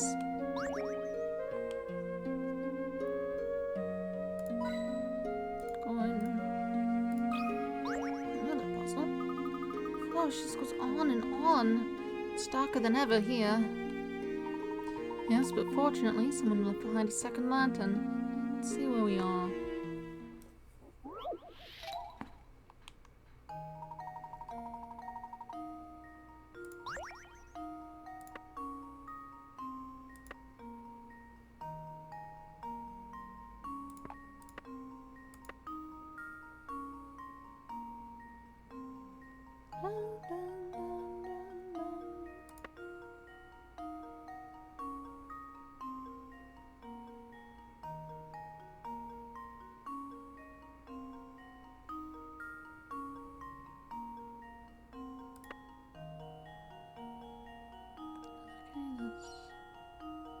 This is covered.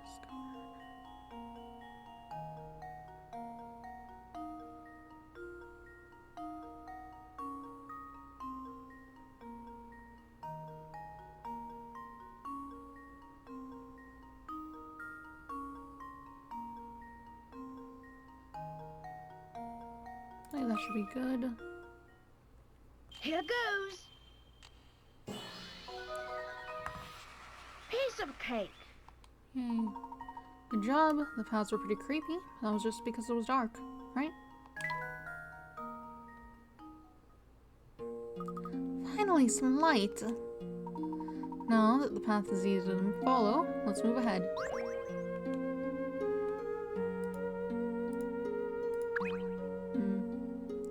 Even with the light, this forest is still creepy.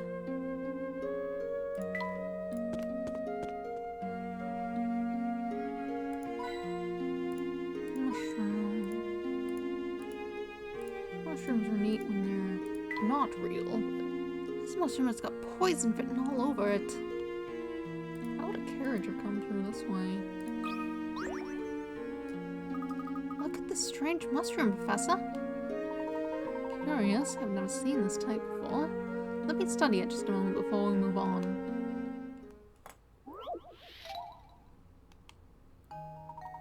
Collect all the mushrooms in the forest as you pass through. Each circular clearing on the map contains mushrooms. You don't want to spend too long in this creepy forest, though, so find the quickest route through that which visits each clearing only once. Stay on the roadways.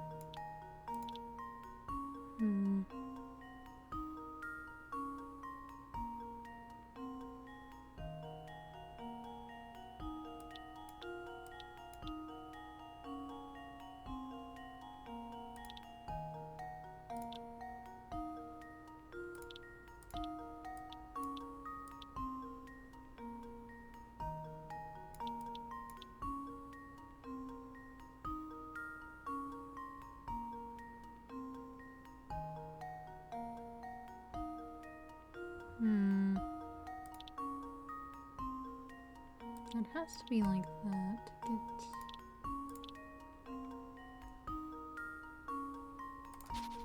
Okay. What are our points? This only has this connection. These only have these connections. These. So that makes that one like that.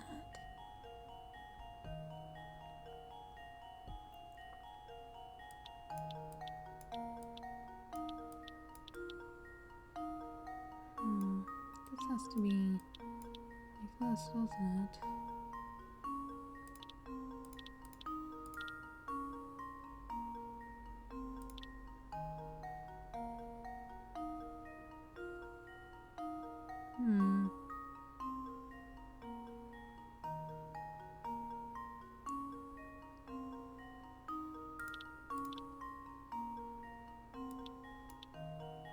Sounds like that could go another way. Although, if we went like this,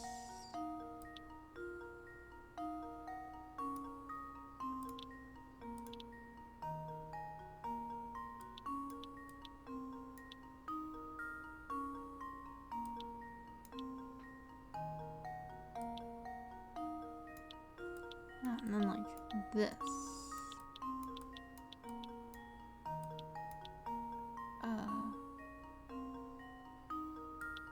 Wait.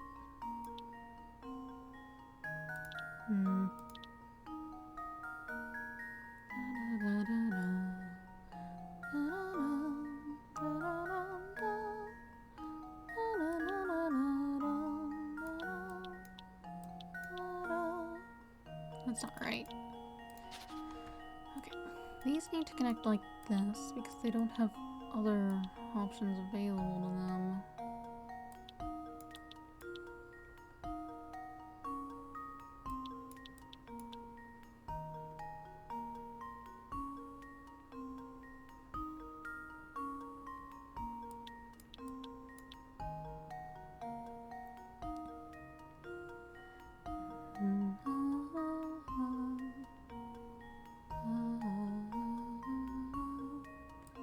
I were to do.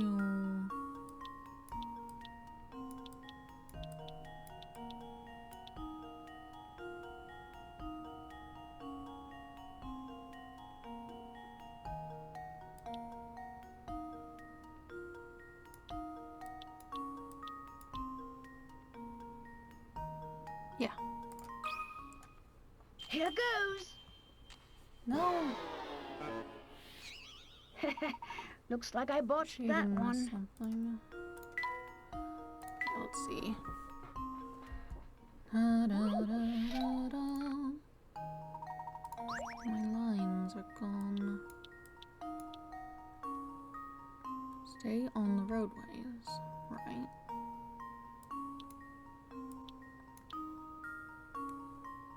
It's clearing only once.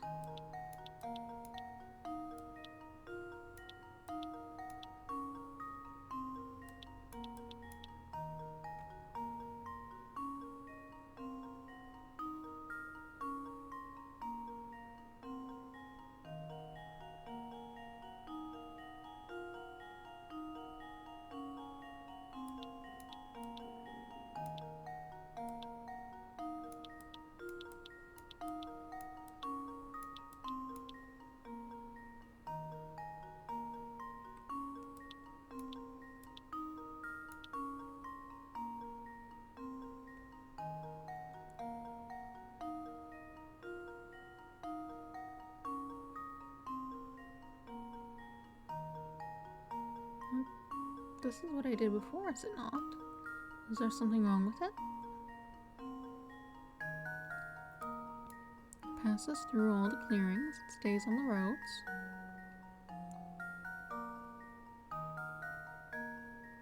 It goes through them all one time.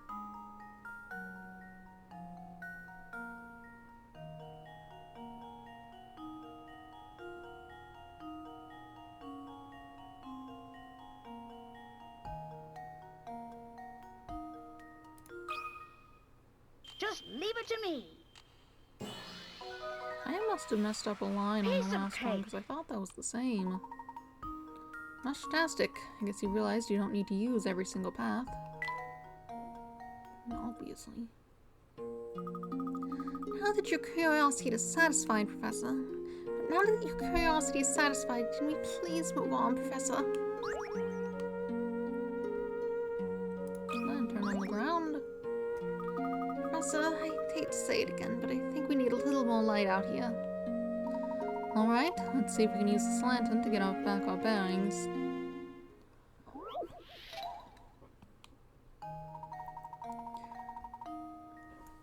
Use lamps to light up the dark forest paths. For each lamp, assume its light reaches the end of any straight road. Right. Same as before. This should be good if we...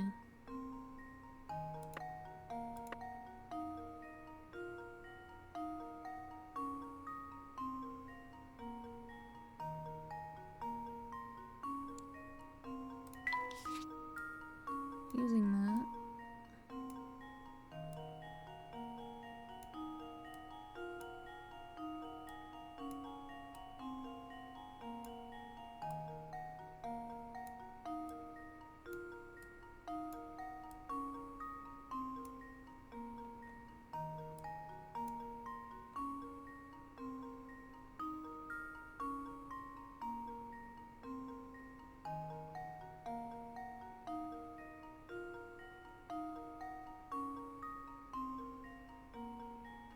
to light this area. And that area. I believe we can do like this.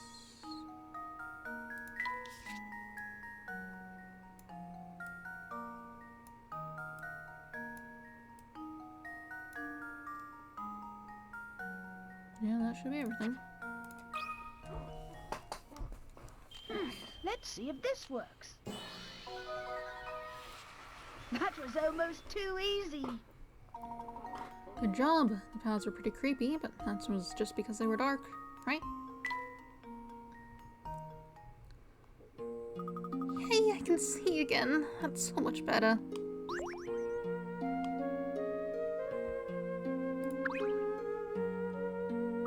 I don't care if we have extra light. This place is still creepy.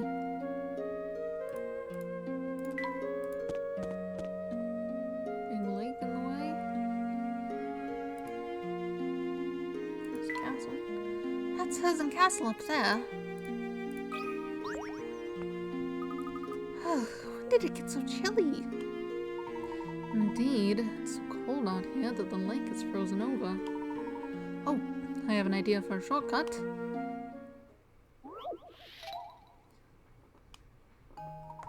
Ice puzzle. The lake in front of the professor is frozen solid. The ice is thick enough to stand on, but so slippery that any movement in any direction causes him to slide uncontrollably in that direction until he hits a wall. When stationary, you can change the professor's direction by tapping the arrows around him. Can you guide the professor through his slippery trip through this slippery lake to the goal?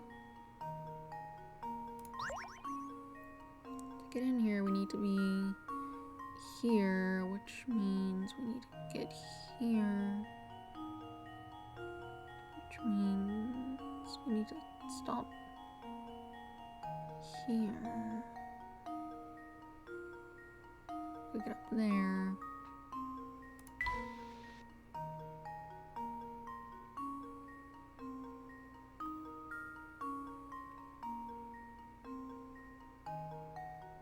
If you slide. Okay. Wait, no. I can do this in no time. There. This should do the trick. Ha! Wonderful. Phew, that was super slippery. You can't stop now. Oh, look at that cute little art.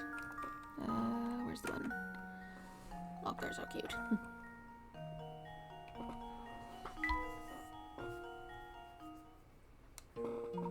Our crossing went as well as could be hoped for. We can't stop here. Off we go. Oh, there. Iceberg.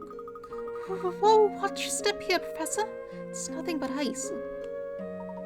There's no snow for us to walk on here, so we need to tread carefully. Here goes. Slippery crossings, too. The lake in front of the professor is frozen solid, thick enough to walk on. Same dialogue. Okay. So we need to be here. So we need to go to here. And the way to get here is from here. Way to get here. There. So we need to get up there.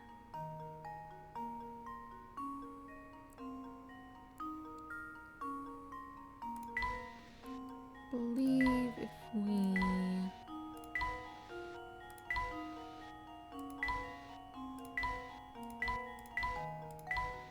cool. Let's see if this works. Layton's apprentice strikes again. You made it. Feels like you're getting the hang of these puzzles. Well, just the same, if you ever come across a frozen lake in real life, be sure to keep off of it. Those things are dangerous. Yeah, they don't tend to freeze through well enough. Well done. It's a miracle we both made it across without taking a tumble. I sense we're getting close, Luke. Let's keep moving.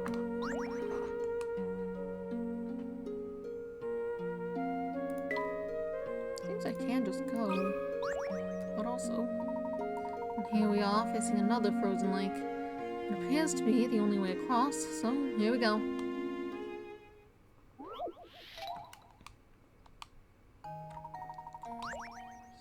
Same instructions. Gotta get here. Gotta get into this corner.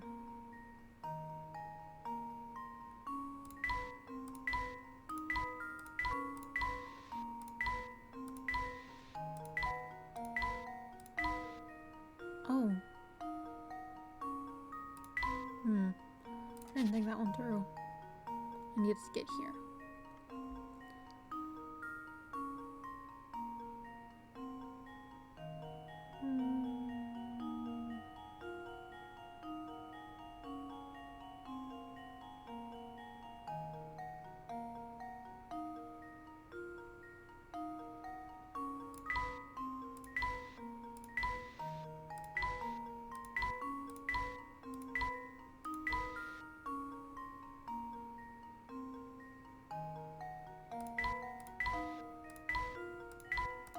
There we go. Consider this puzzle solved. And there we have it. Excellent.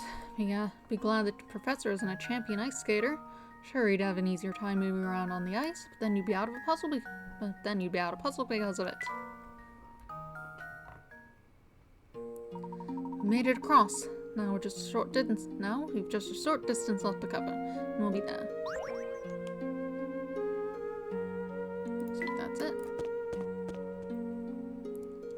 Spooky.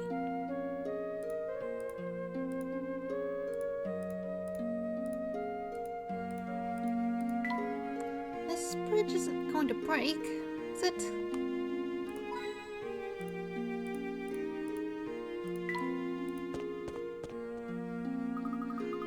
Professor, are you sure it's safe to cross this thing? Looks a bit rickety. Safe enough, I believe. Are you frightened, Luke? A little, yes.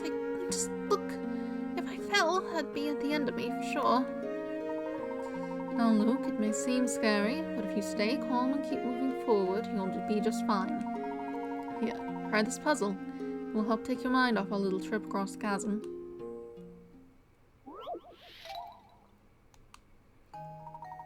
Where did Luke come from? Why is he just hanging out with a child? It's not his child.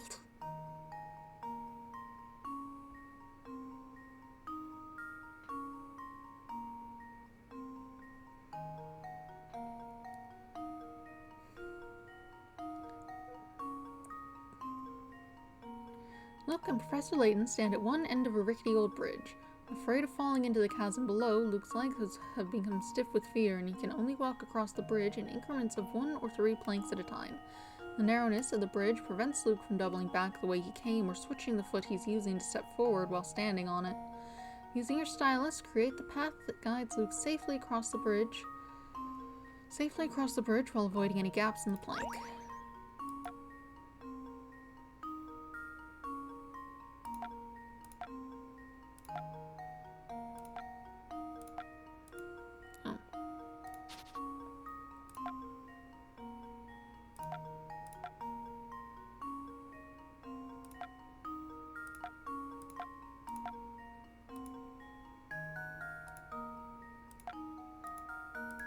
Is that...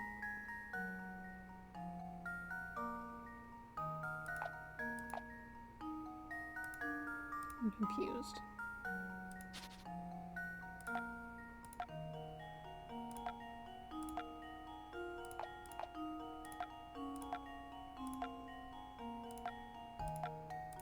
Like that. And now to test my theory. And there we have it. That was some fancy footwork.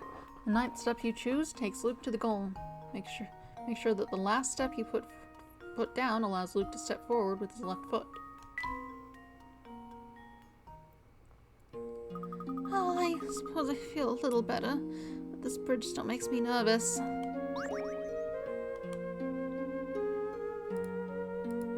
Buildings down there.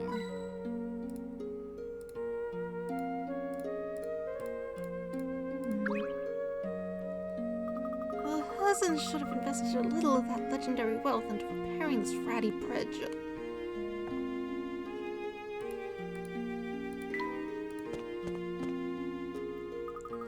Wow, this place is even creepier looking up close. Feeling nervous again, are you? Not in the slightest. Let's go, Professor. Oh, somebody help me! What seems to be the problem, sir? There's a vampire in that castle. I thought I was a goner, but I managed to give him the slip. A real vampire? I didn't stick around to check his fangs, sonny boy. I've got to get away from here. Ah! So, what do you think about all this vampire business now, Professor? The rumor does seem to have spread throughout the population of Folsons. Well, do you think it could be, more than a rumor? That's what we're here to find out. Just a few more steps and we'll find the answer ourselves. Save progress. Yes.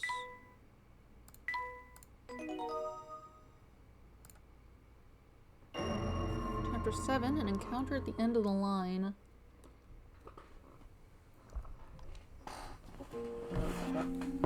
Probably getting up on the end of the game, if I had to guess. So we should probably keep going, and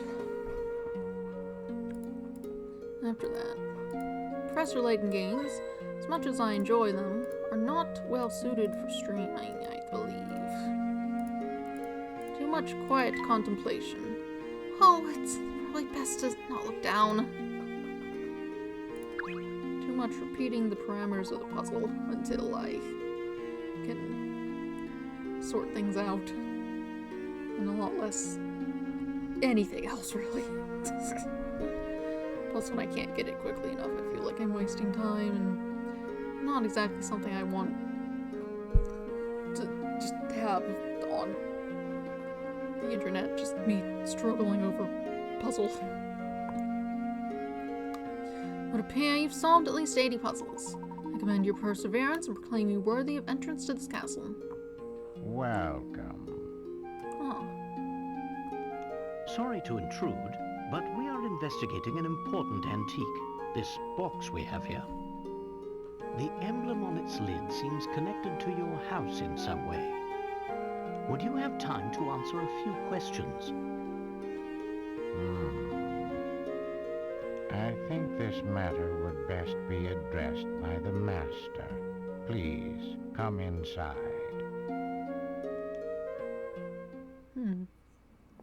Ooh. Wow, this place is really something else. Indeed, Luke. This castle is extremely impressive.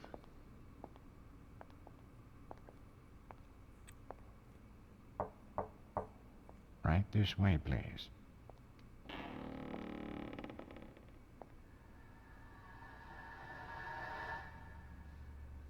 Good evening. Welcome to my house.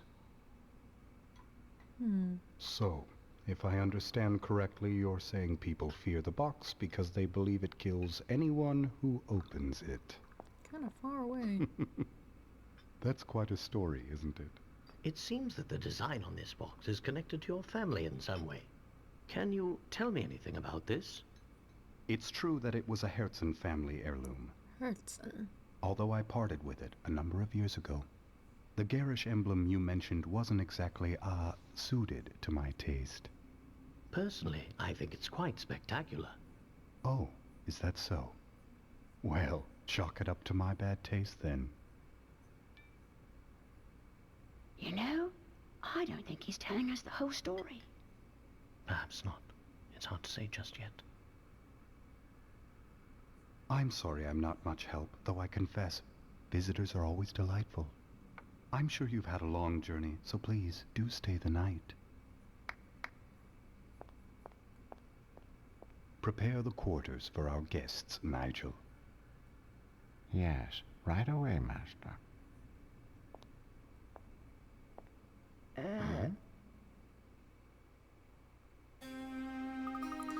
Oh, this is the poshest room I've ever seen.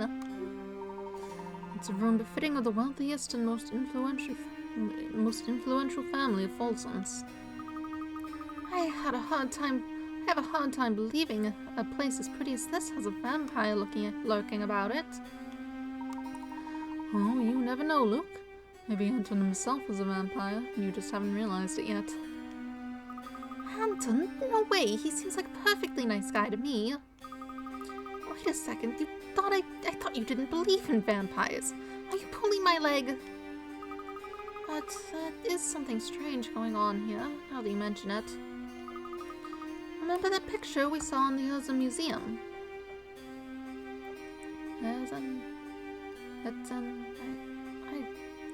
They said it once, and I repeated it and then immediately forgot. Anton was in it, wasn't he? The thing is, even though the photo was taken 50 years ago, Anton doesn't look a day older.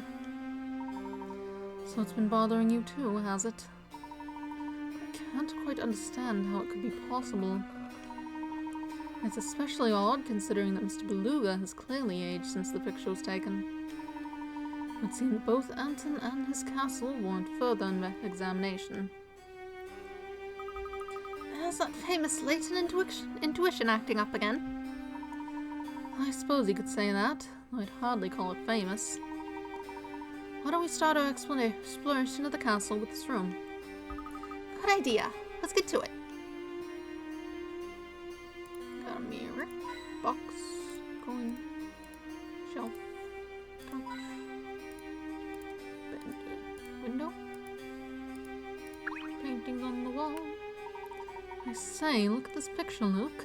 Is that Folsons there? Lovely little town.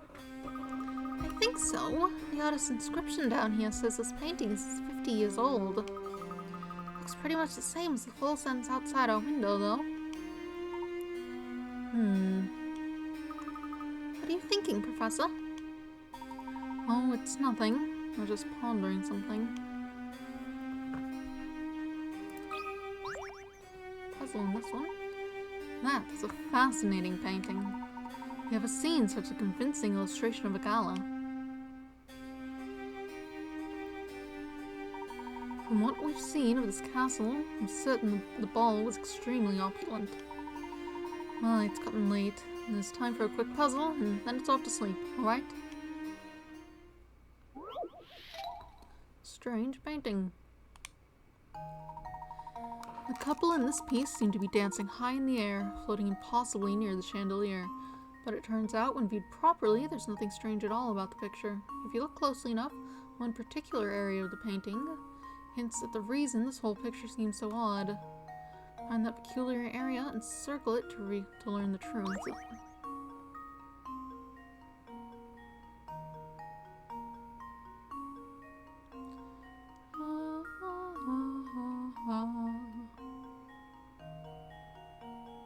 I mean, these upside down skirts over here, the reflection, I don't know, these skirts, why? Clearly not what it wants.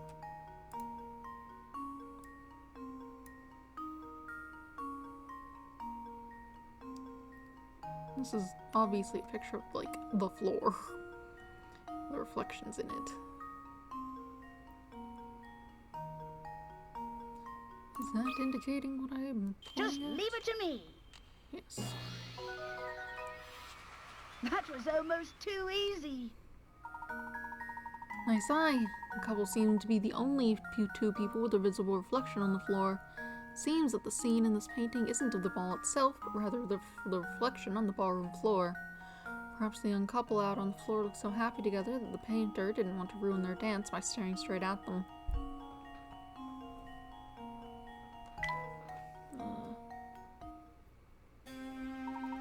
It really is a magnificent picture. Oh, what's this? Luke, tell me, did these two look familiar to you? It looks like Anton. And is that Katya? Alright, it's gotten late. It's been quite a day for us, so perhaps it's time to turn in. Yeah, I could use some sleep. Good night, Professor.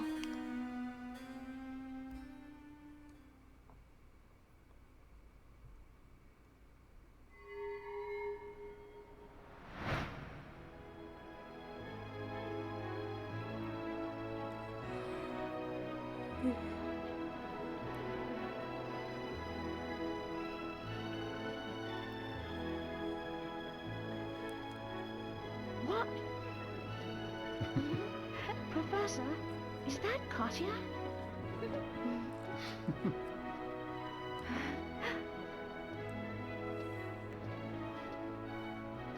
The resemblance is striking.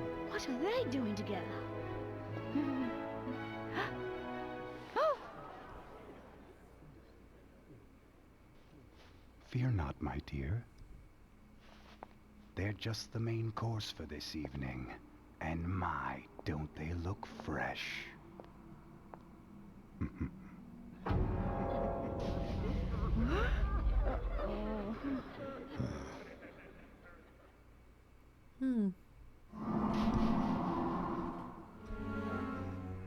Oh, lovely.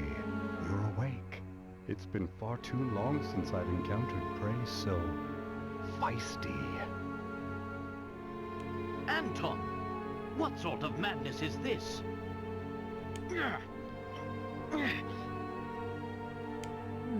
I knew it! You are a vampire!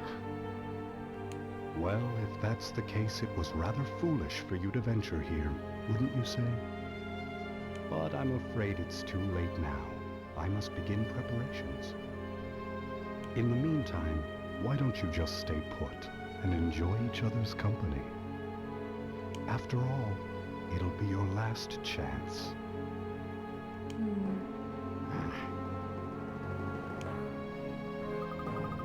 Did you hear that? Hanson's going to eat us for dinner. Look, listen to me. Take a deep breath and collect yourself. What? There's no cause for worry, my boy. Whoever tied these ropes did a poor job.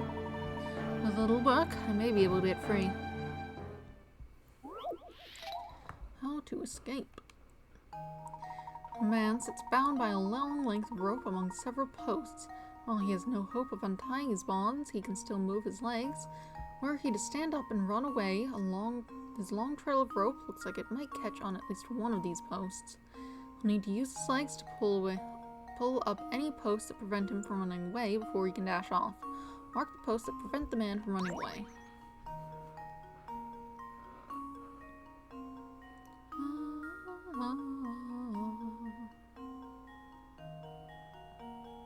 Okay.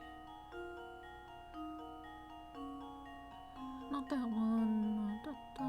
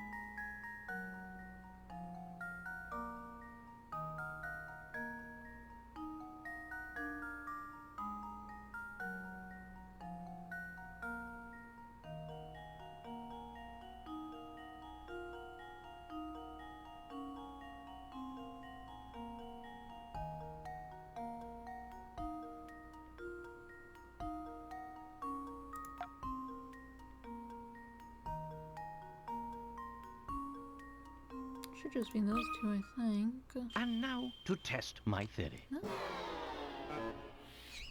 Well, I suppose Really that's study one how the rope is possibility looped around eliminated. stakes.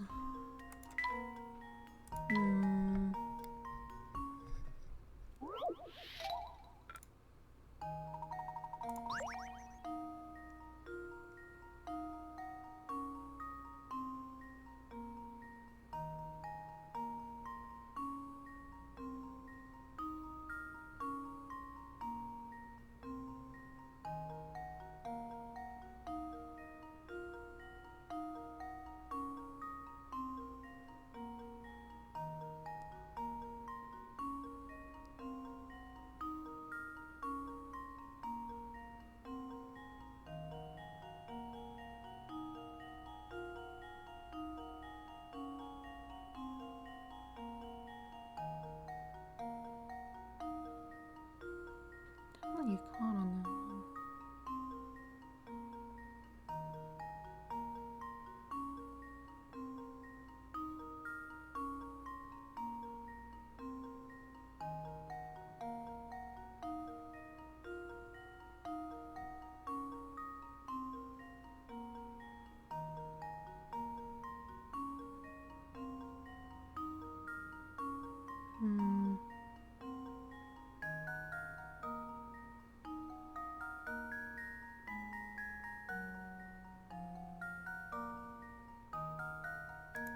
this one.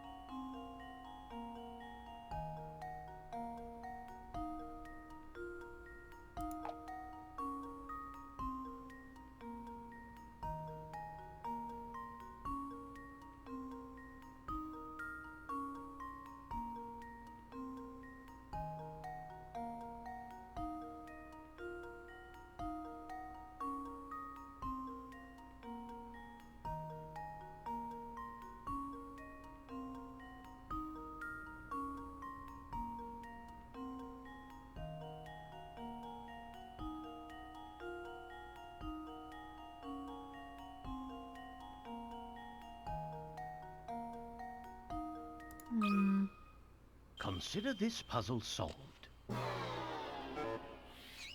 Well, I suppose that's one possibility eliminated.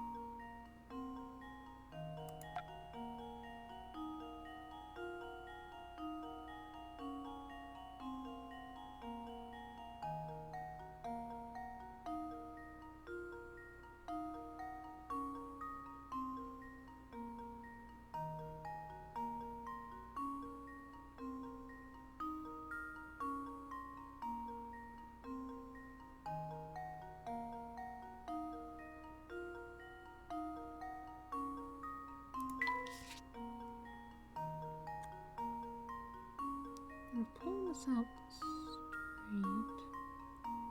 This is just like that, so it'd just be a loop there.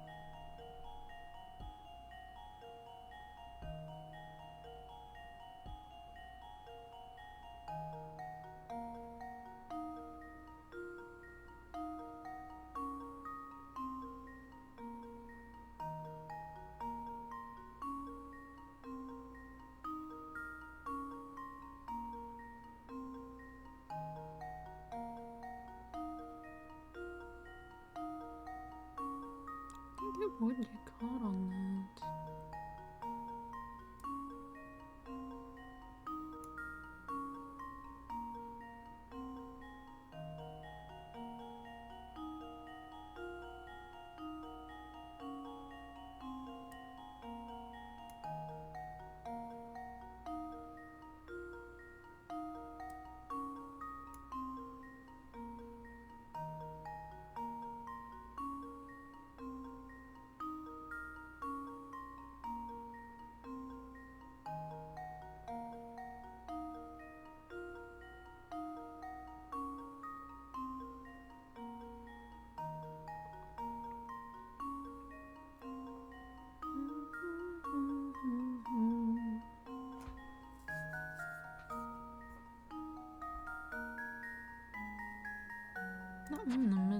getting caught.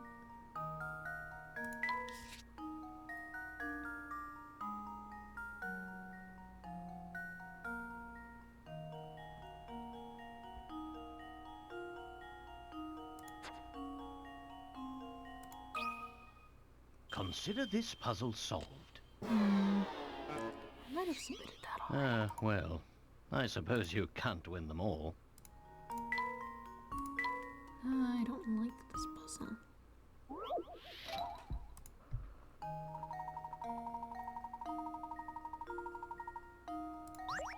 Could it be just that one? Consider this puzzle solved. Oh. Whatever. My, this one is quite formidable. Okay, I'd like to move on. Whatever, let's just use a hint thing because I'm so sick of this puzzle. I have so many.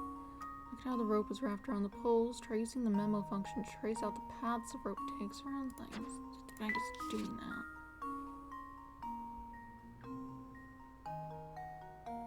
This part is meaningless. It doesn't do anything.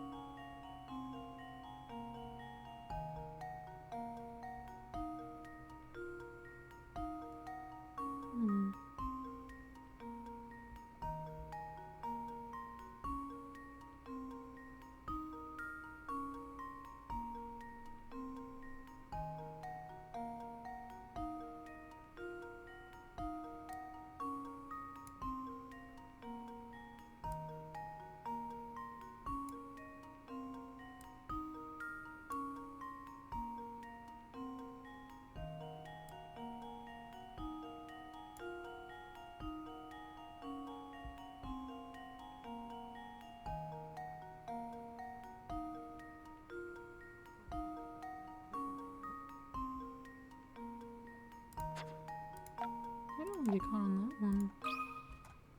This should do the trick. And there we have it. You did it. Mark the area encircled by rope, and all of a sudden this puzzle gets a lot easier.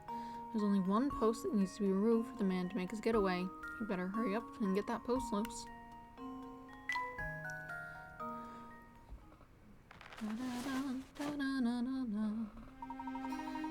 Finally free. There's no time to stand around. We must find a way out, and quickly.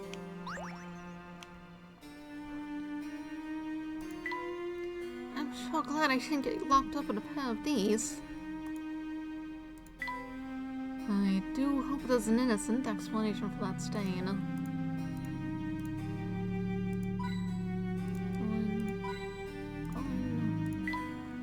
There are some rather dangerous items around here.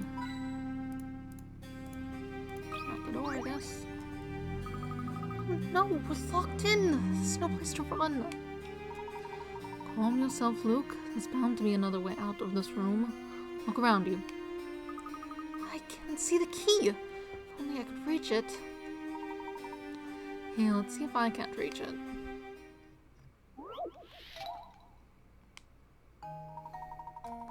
The key to this door is sitting behind a number of blocks. Slide the key out towards the professor's hand so the two can make their escape.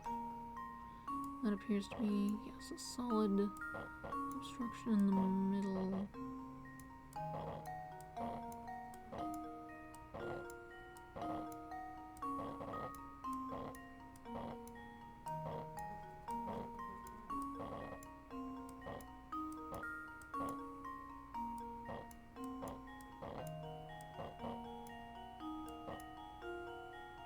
Hmm.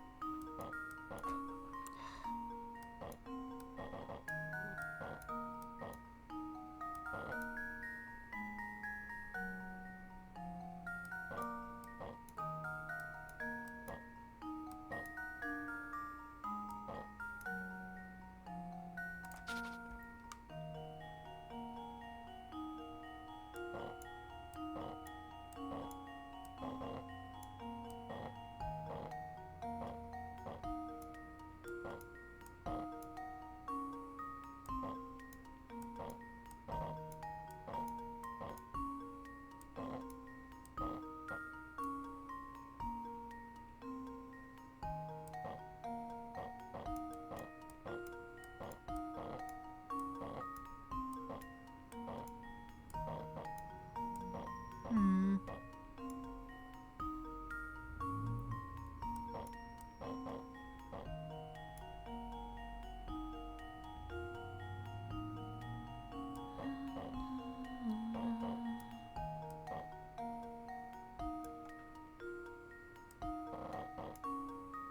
How do I...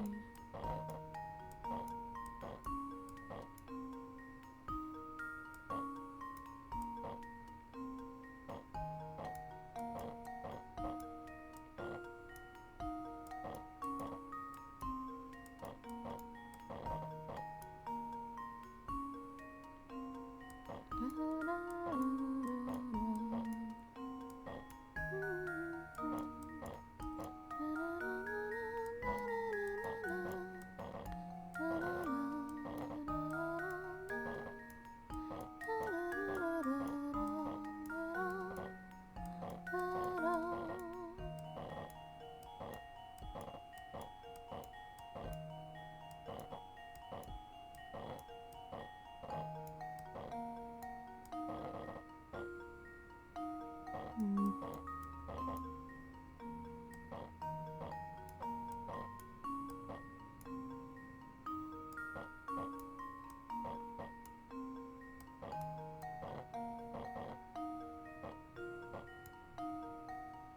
Hmm.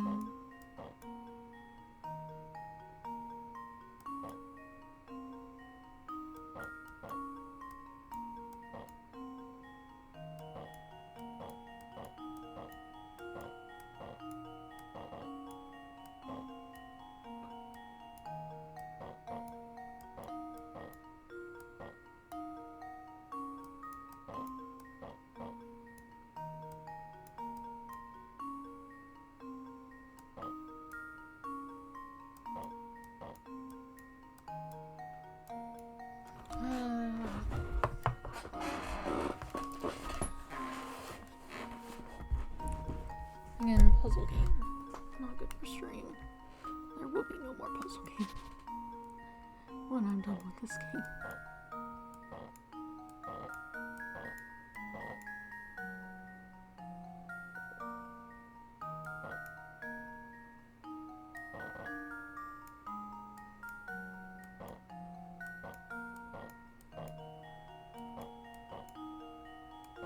Much as I enjoy Professor Layton as a series,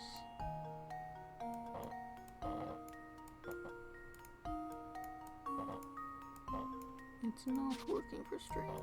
I want that out of the way so I have enough space. I shuffle this out.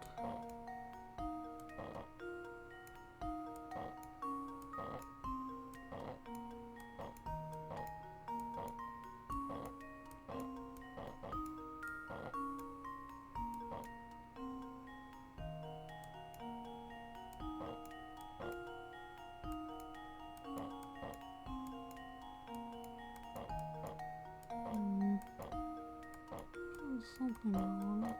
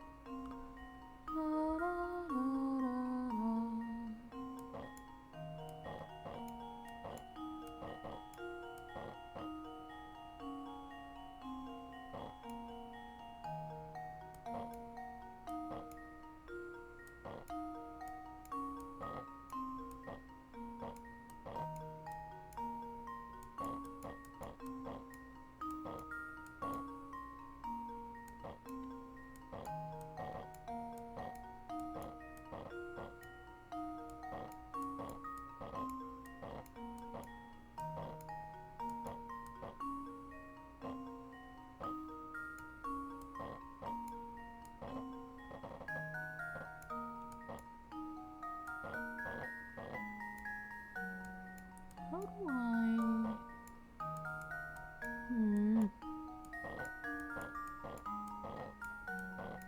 This is surely adjacent to the solution.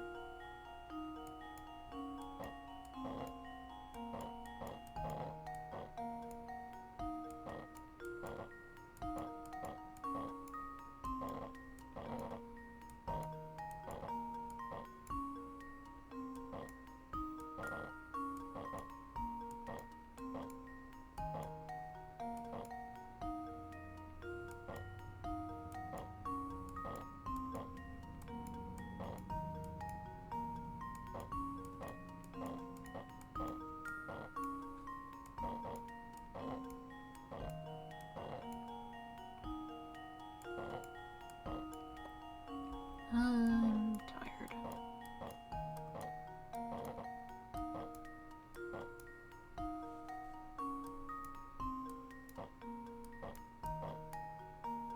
I don't want to be here forever. I just want...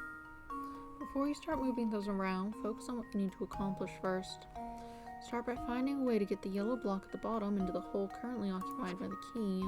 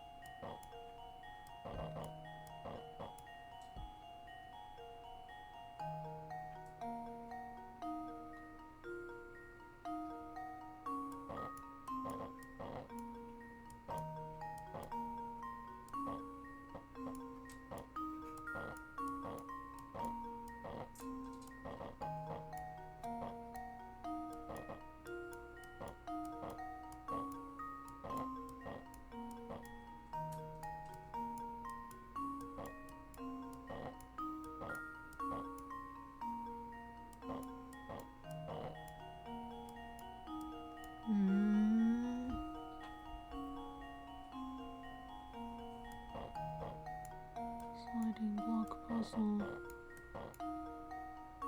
High lowly.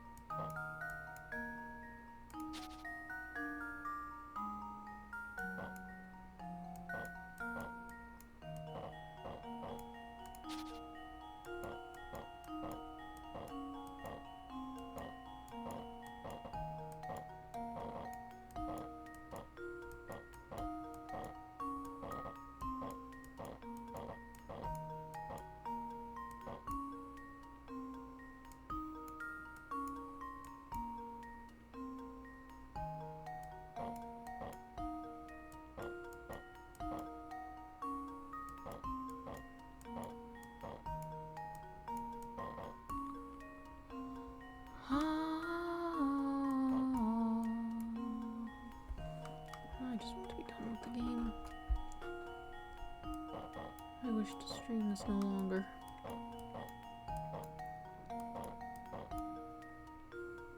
I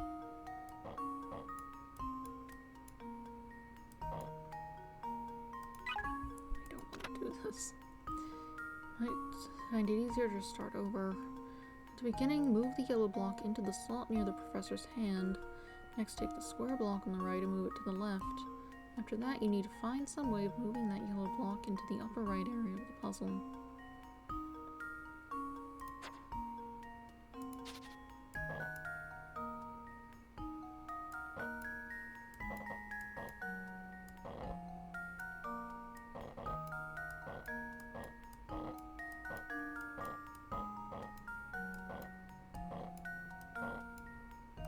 Ah, yes, that does make more sense.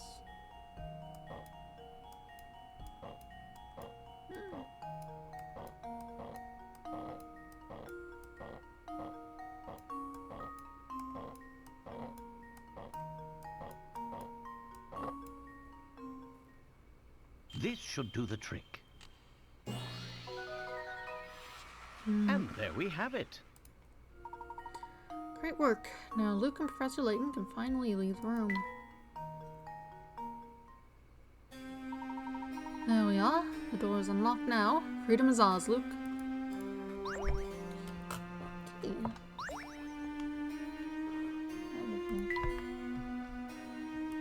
Let's check this out then. Ever since she left, Father and I have been in each other's throats day and night. The mysterious disease plaguing our town continues to drive people to flee their homes for a safer life elsewhere. If only she had stayed with me. I feel like I could have weathered the storm.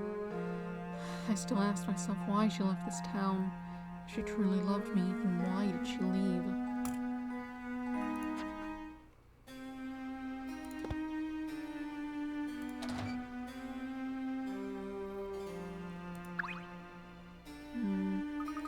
Professor, if we want to get out of here, we should probably head up, don't you think?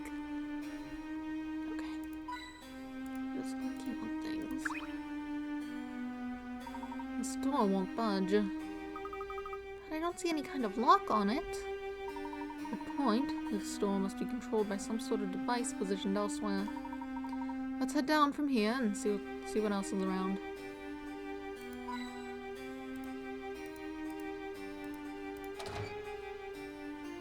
Oops, that's what we just were. Now we're going. I've never seen such an immense boiler before. This must be the castle's main power source. For some reason, though, it's not currently in use. And what do you make of the other machines here? They're all so gigantic. Were I to venture a guess, I'd say this equipment was used to mine gold in the area. It's likely the same equipment they used to create that large hole in the castle's flooring.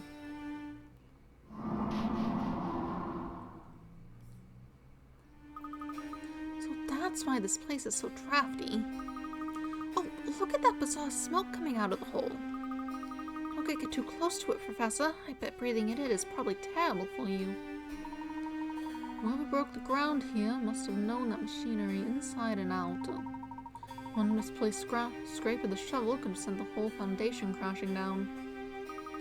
Not to be rude, but I don't think we have time to admire the miner's handiwork. Oh yes, quite right, my boy. I believe we can open the door above us if we get this boiler up and running again.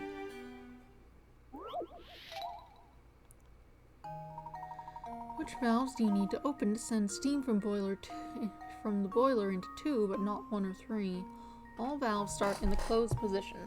Answer using the solution that requires opening the fewest number of valves. Tap a valve to open or close it. Alright.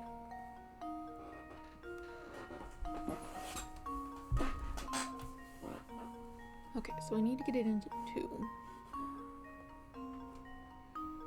We need to keep it out of 1. And 3.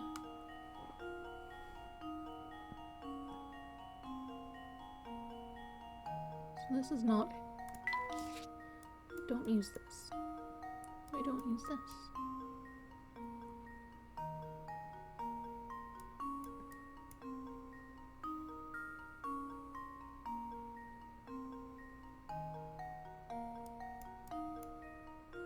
which means the remaining option.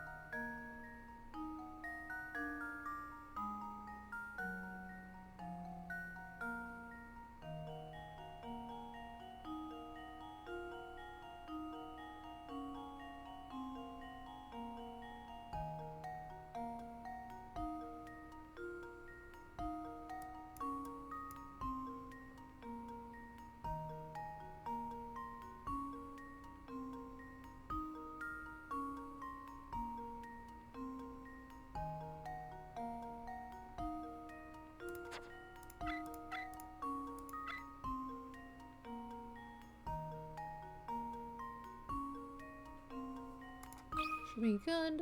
Just leave it to me. That was almost too easy. Way perfect.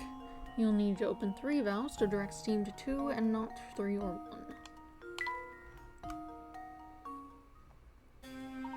Good work, my boy. Now, upward and outward. I don't see any other way out of here. Let's look around a little bit. By the look of it, this boiler has been out of commission for quite some time.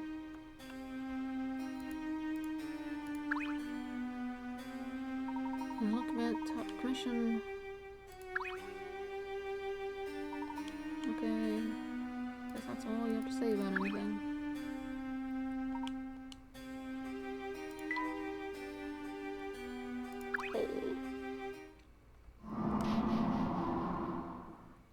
Probably not where you want to go. Guess we can just look.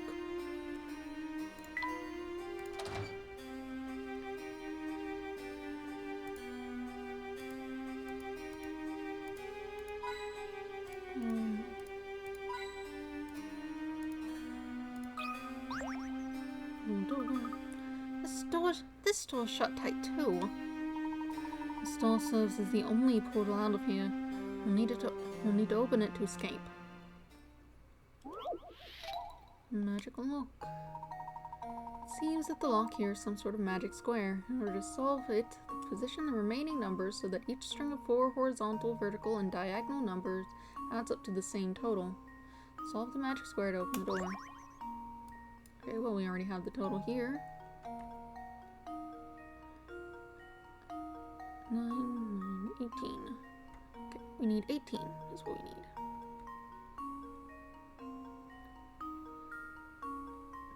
Okay, so 7, 13, 15, 18. 5, 3, 8, 16, 2. 1, 7, 4, 4, 7, 11, 12.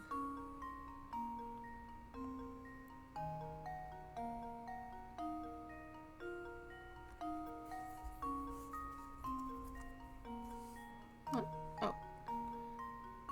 11, 12, 18, 6. 3, 6, 9. 7. Okay, and then our remaining ones. 5 plus 1, 6. 6, so we'd need 12 more. Should we gotten out of 8 plus 4? Not really any of the other numbers. But you need 7, 6, 13. 13, so you need 13, 5, so, right, 8, 9, yes, 5, 8, 9, 5, 4, 4, 18, yes, and these, 7, 4, 7, 4, 18, 5, 5, 8. Yes, yes. All should be good. This should do the trick. Ha! Wonderful. Very nice. Each horizontal, vertical, and diagonal line of 4 tiles adds up to 18 when placed in the correct positions. Now, onward to freedom. Luke, the vent is open now. Follow me.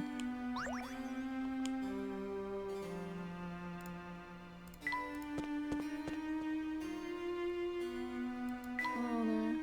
I can't believe there's not a single wrinkle on this tablecloth. That's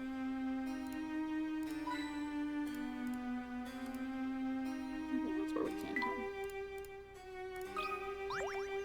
Hi there. Take care that you don't slip, Luke. The floor is polished to an almost blinding shine. Wow, you're right. It's like a mirror. What do you think does all the polishing? That would be me, sir. That's the butler. Yes, I most certainly am. I don't mean to be presumptuous, but what are you doing up at this hour? If you're having trouble falling asleep, I suggest a good strong puzzle to clear and relax the mind. You're not going to try to stop us or anything? Stop you? Young sir, I haven't the foggiest notion of what you're talking about. Oh, where was I? Ah, yes, that puzzle. This hallway has been fitted with a hidden door. Though to my chagrin, I've forgotten where. However, I do recall an old saying servants used in days past to remember the location of the door. I will now relate to you what that's saying, and your task, dear guests, will be to decipher the door's location.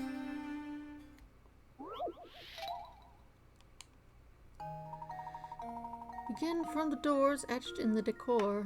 A path will appear strong and quite clear, made of stars that flare, each within its own square. These words are said to point the way to the hidden door. Select that hidden door. Begin from the doors etched in the decor. Strong and clear, stars that flare within its own square.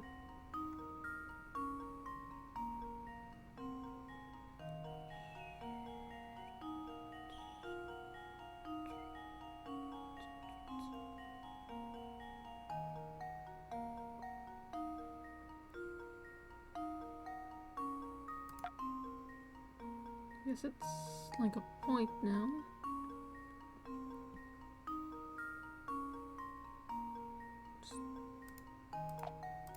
This. This should do the trick. Okay. Ha! I guess it's Wonderful. like a access button or something. Excellent. The squares with stars contained neatly inside them form an arrow that points directly to the hidden door.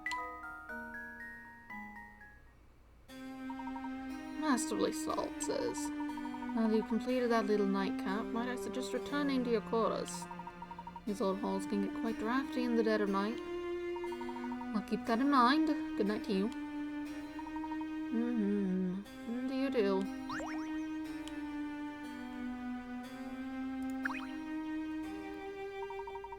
Everything's behind you.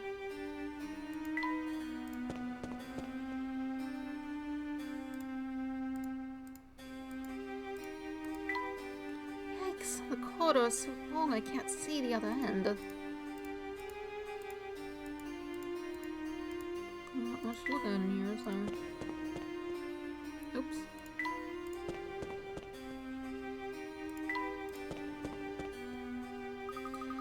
Professor, I think I see a way we can get out of here. Our search led us to the castle, and we're on the verge of revealing what killed Dr. Schrader. We must search this place thoroughly before we make our escape. Let's see what else is here. Gee, Professor, I don't know if that's such a good idea. Luke, listen to me. We can't turn back and run. Not now. We're so close to uncovering the truth about Folsen's and the Elysian box. We must press on. I don't want to press on.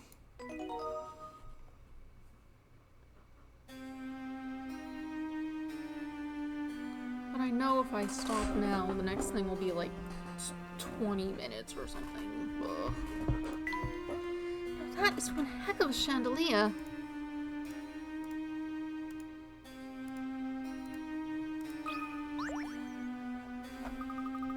Take a look at this picture, Professor. There he is, larger than life, the current master of Persian Castle. You mean the guy who just tried to tie us up and drink our blood? Strange. What's strange, Professor? This picture shows far too much wear to have been made recently. Yet, you saw Anton yourself. The man and his portrait are virtually identical. If he doesn't age, he must really be a vampire. I knew it! We need to get out of here this instant! Perhaps those rumors in the town weren't entirely unfounded. But running about in a panic has never solved anything. Why don't we take a moment to clear our heads with this puzzle about portraits? Are you kidding, Professor? I don't think we really have time for this right now.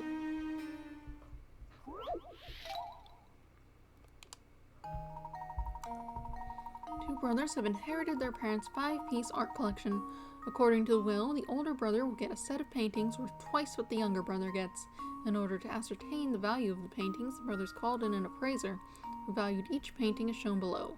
For his services, the appraiser was promised 1 painting left over after the brothers divided the art according to their parents' wishes. Assuming that individual paintings can't get divided, which one does the appraiser get? Alright, so let's see what all's here. Okay, so they're all worth so-and-so thousand, so 20, 60, 80, sure. 80 plus 95, 175, plus 55, 30 plus 45. Okay, so we're working with 275. And from that,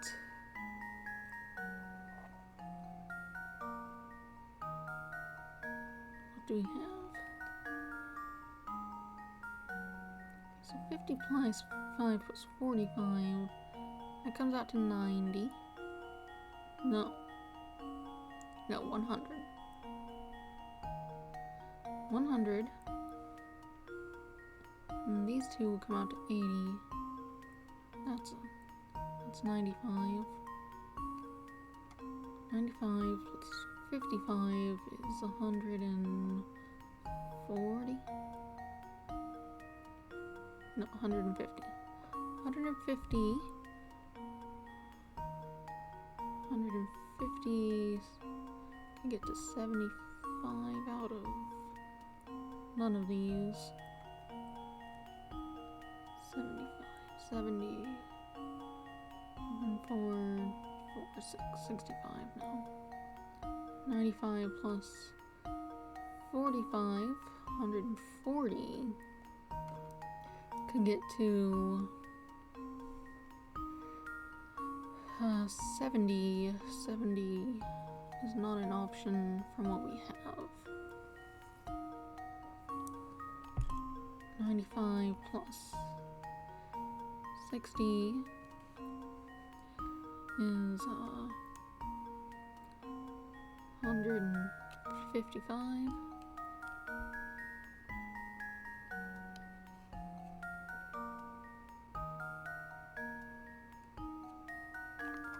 155.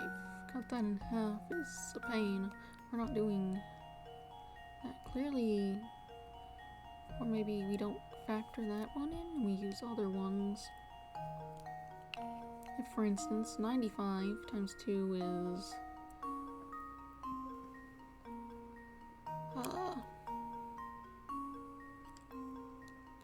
95, 9, 9, 18, 19, 19.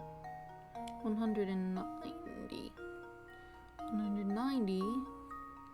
Cut that in half, it's 80. But then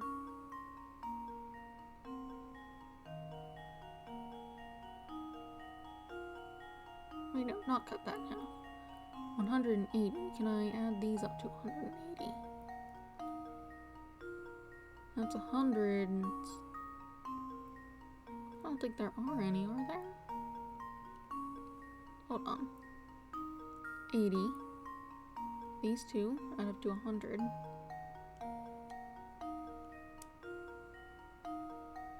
180.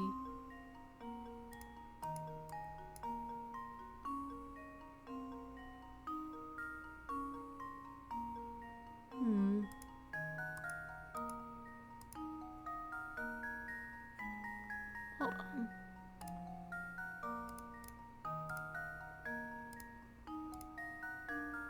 $190.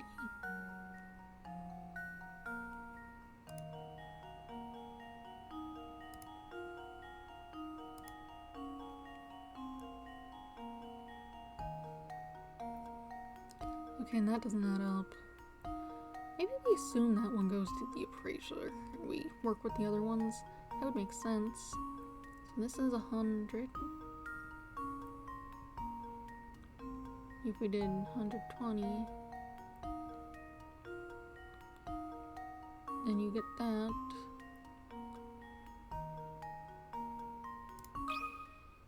Consider this puzzle solved. I kind of assumed that would be like the Ah, joke from the start, wonderful. but that's right. The appraiser receives painting E.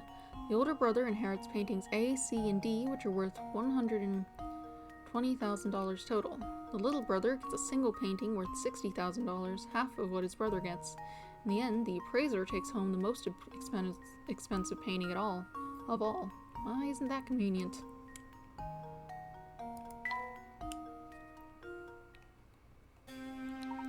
Nicely answered, Luke. Perhaps it didn't seem like the ideal time for a puzzle. I should pull this up. I like the colors. But being able to stand back and think critically in a time of stress is a skill of utmost importance. I appreciate the sentiment, Professor, but right now solving puzzles is the last thing on my mind.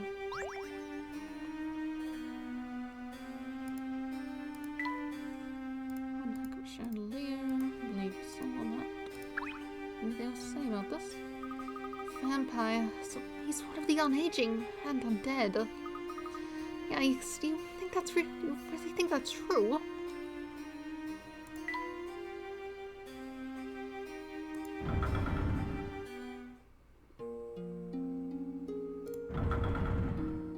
You want us to investigate? Oh, hello. What brings you here? Oh, I do believe that's Katya. Oh, why are you two here? I could ask you the same thing. It's dangerous here. There's a vampire living in this castle, you know? Anton, he's no vampire. He's just... I'm quite puzzled, Katya. What do you know about this man? It's not for me to say. Besides, right now you must focus all your efforts on escaping. If you linger here, the madness will grip you before long. Madness? I'm afraid I don't understand. Please be honest with us. What's happening here? Very well. I'll explain everything, but first, you must get as far from this castle as possible. Quickly. I know the way out. Follow me. How are you related to this entire situation? Are you? There's no time. You've got to get out of here.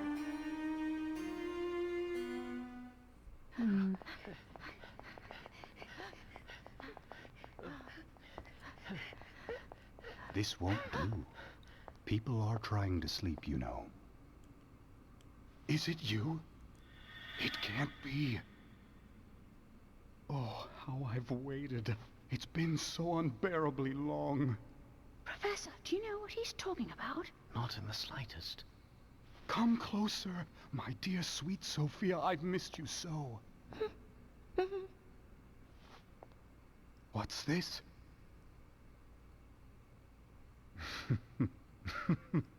Very well, then. Is this how it is? I didn't see this coming, Layton. Not at all. I'm not sure I understand. This is your fault, but you can't have my Sophia. You're going to be very sorry you crossed me. Goodness. There's no lack of swords here. Take whichever one you like. Know this, though. Only one of them is real. A true warrior always keeps his blade in hand.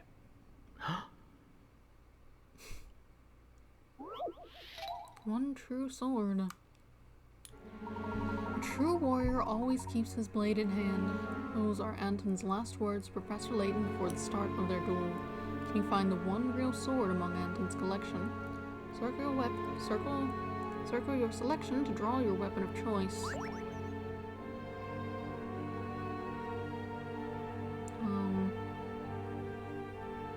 Is there something indicating it? What do you mean?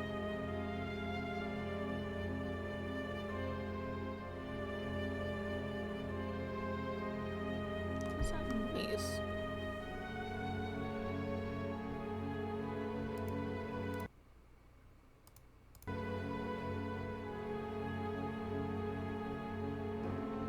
My left headphone speaker just started to make a weird buzzing noise. It stopped when I paused that. It was like enough that I could actually feel it vibrating in my head. That was very odd. It wasn't very loud, but I don't know what that was about.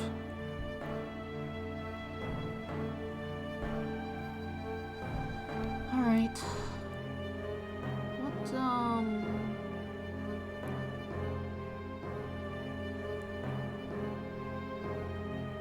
Is there something to tell? Is there a clear thing? Not quite sure I understand.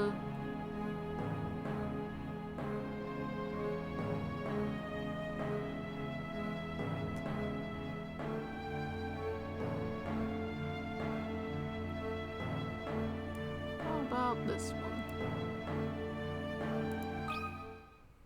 This should do the trick. Ha! Wonderful. Nicely done. A true warrior always keeps his blade in hand. Anton's words were a subtle hint that all the swords on the wall were for show. The only real sword in the bunch is the one sitting in the hand of the suit of armor. Okay. I just figured because it was accessible.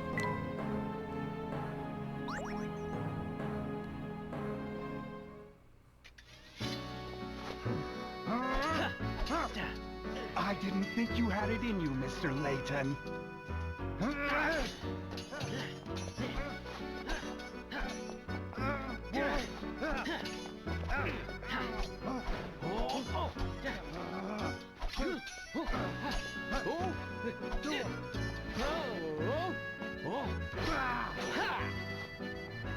The animation's really nice.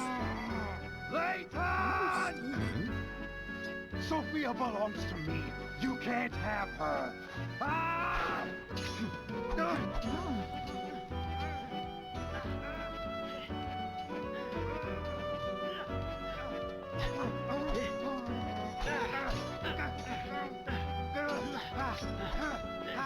Look out!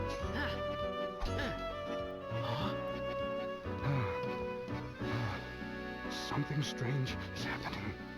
I just need to catch my breath. No more! Please, just stop!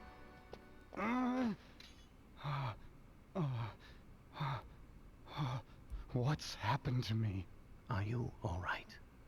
Please just stop, Grandfather. Your body can't take it. What did you say? I don't understand. Sophia, dear. You haven't figured it out, have you? You really don't know.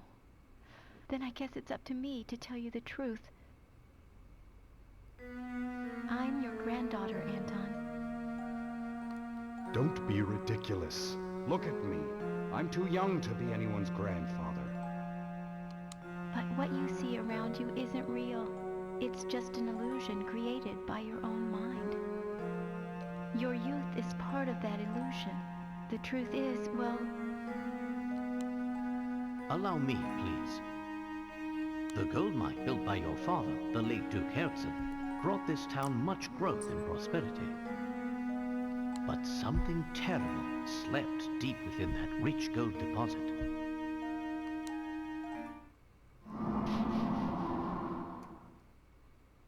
Unbeknownst to the miners, they hit a vein of hallucinogenic gas while digging for gold.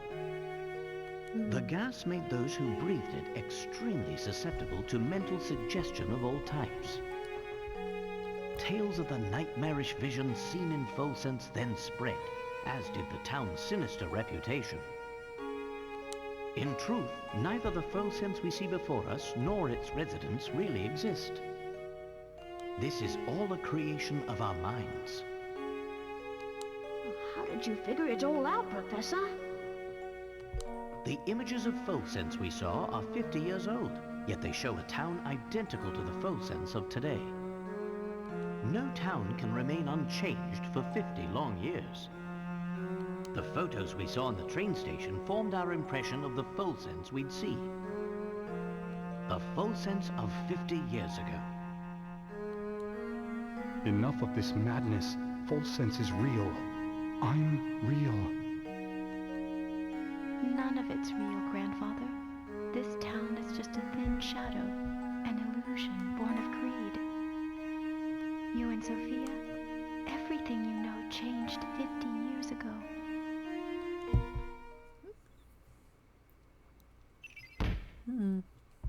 Interesting. Katya is the grandfather of Sophia and Anton. Katya set out for Folsense to make sure that Anton understood Sophia's true feelings and reasons for leaving. Probably because the town was full of poison. The hallucinogenic gas present in Folsense's air caused Layton and the others to imagine the station as it was in the many photographs lining the corridor leading out of the building.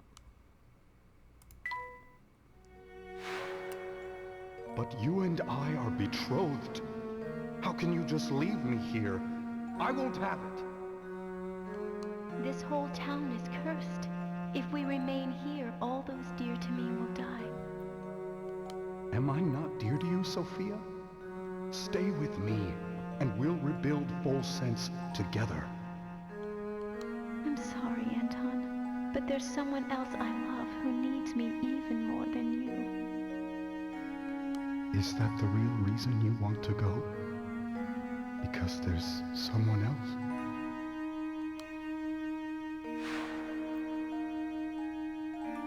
I trusted Sophia, and she left me for another. You've got it all wrong, Grandfather. She never betrayed you. What? The other she was talking about was the little life growing inside her. The life you two created together. No. That can't be. I'm sorry, Anton, but there's someone else I love who needs me even more than you. I never knew. Sophia was... That's right. Grandmother was carrying my mother, and she left Folsense to keep her safe. She kept the baby a secret to avoid causing you more pain. I've been so wrong. Grandmother passed away last year, but she was always talking about you, even toward the end. She never stopped loving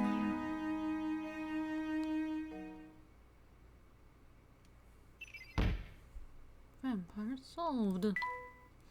Anton invented the whole vampire scheme to scare off those who would try to loot the Herzen fortune.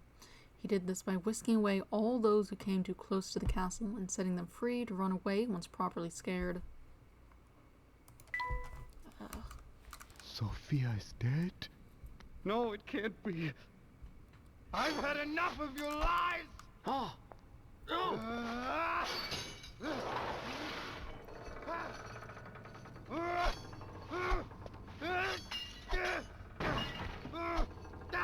Grandfather, no, please!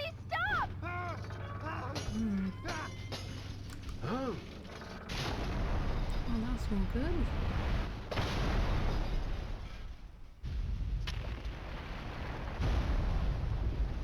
dear. We must leave now. The whole place is starting to crumble. Come with me. What's this? What's happening? Huh? Come on, Grandfather, we have to get out of here. Be careful. Oh,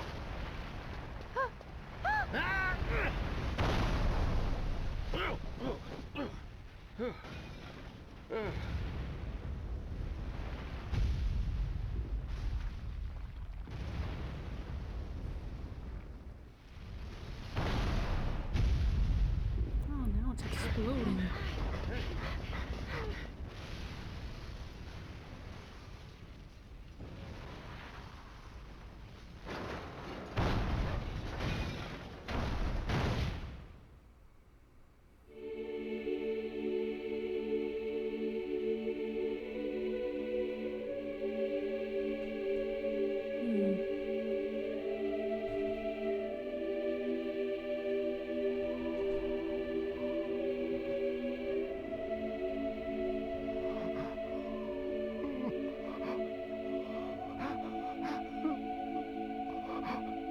That block off the hallucinogenic gas or whatever.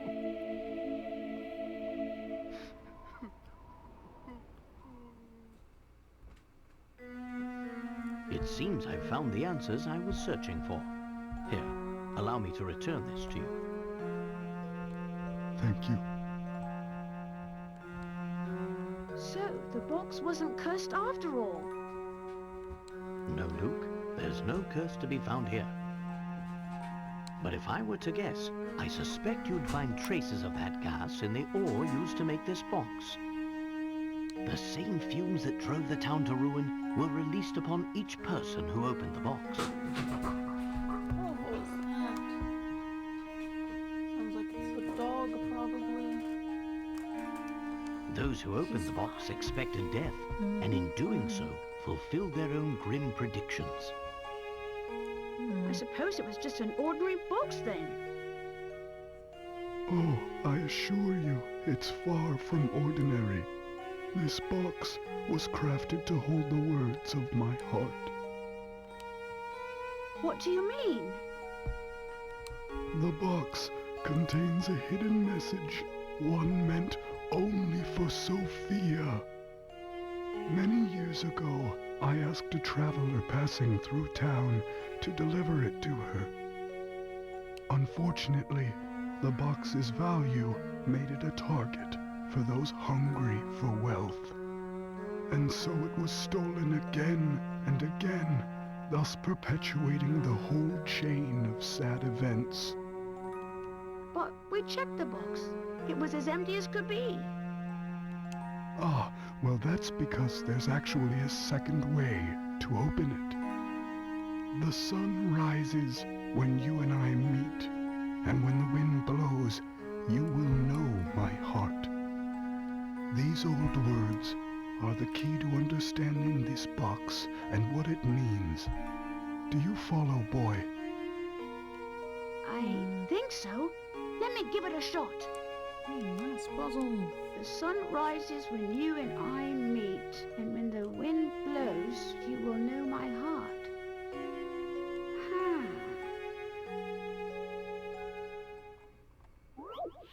The Elysian box. The sun rises when you and I meet, and when the wind blows, you will know my heart. These words are the key to opening the Elysian box. It's up to you to find a way to open the box and solve the final puzzle of our story.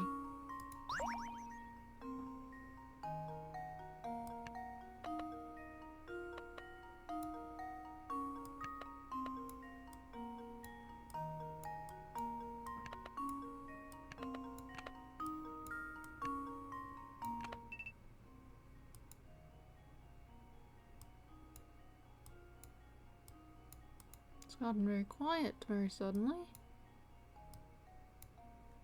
Oh, are you like... Okay. It is responding.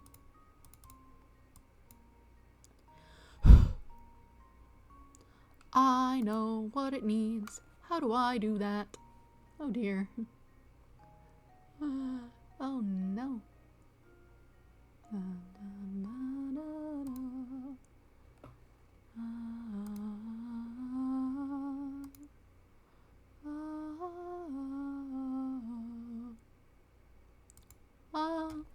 Okay, let me just,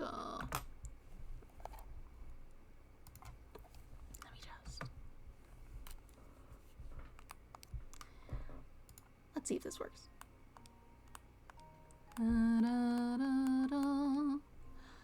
Well, this is a bit anticlimactic. Please tell me I can do that.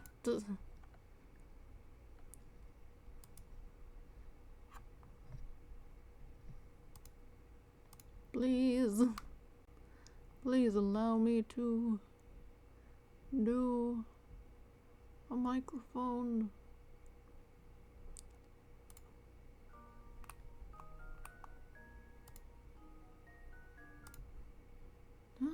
Da-da, da-da.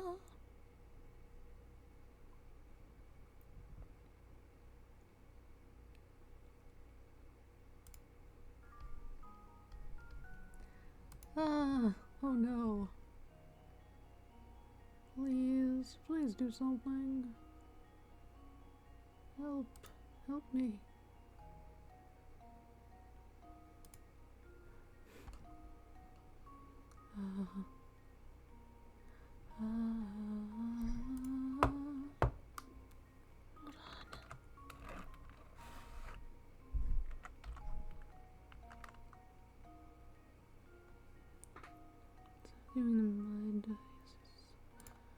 Microphone input, audio settings.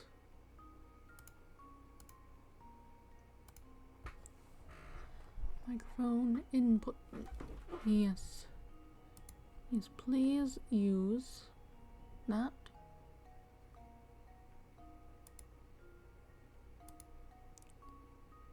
Oh, I see. You're trying to use my headset.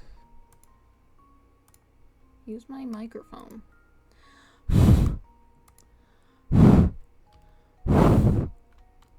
Hello, are you working? Please. I'm suffering. Please. Do you want to use this instead? Will you work better? If I pull this open?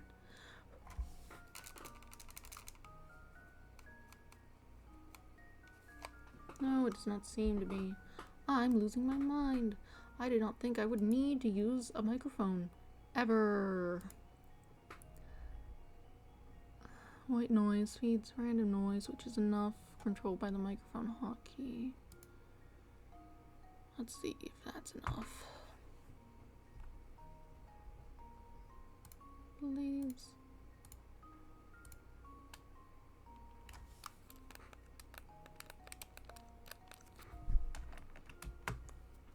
This is the worst.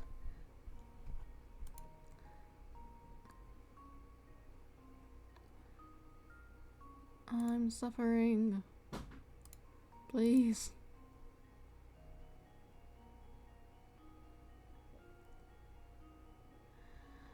Why aren't you working? Why are you not working? Please. Hotkey, playing microphone sample.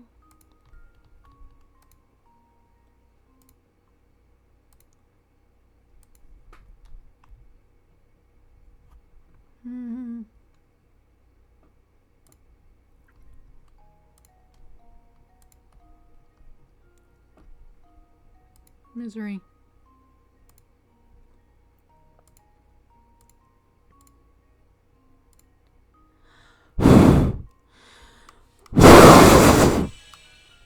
Hopefully that didn't sound too terrible. At least it worked. Just leave it to me. Oh boy. Layton's apprentice strikes again. Wonderful. What was the message that Anton left to his sweetheart all those years ago? The time has come to find out. Let's see what's up then. I did it!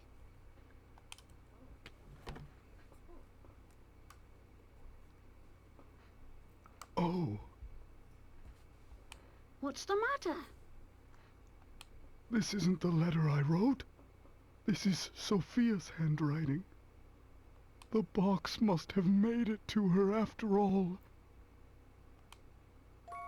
My dear Anton, are you well? I received your letter. Though I'd like nothing more than to see you again, I'm afraid I no longer have the strength to do so. You don't know how many times I've thought about you over the years. I often wonder if you hate me for what I did. Do you? When I decided to leave, I was carrying our child. I couldn't bear exposing that tiny life to such danger. I knew your father's position and understood you didn't have the option to leave with me. Even though I did the only thing I could, I'll always regret leaving you that way. But there's one bright spot in this sad story, and that is our lovely granddaughter, Katya. My departure all those years ago has given you the chance to meet. Katya's mother died shortly after she was born, but Katya grew up strong and sweet just the same. She reminds me of you every time she smiles. With her around, I could never forget about you, even if I wanted to. You've been in my thoughts since the day we parted. And now, though my time here is drawing to a close, I like to think we'll meet again on the other side. The thought of seeing your face warms my heart. Be well and be happy, my dear Anton. Goodbye. But just for now, your Sophia. Oh, Sophia. I finally understand now.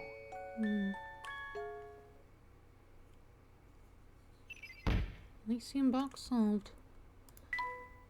It turns out that the Elysian box was crafted 50 years ago to carry a letter from Anton to his love Sophia.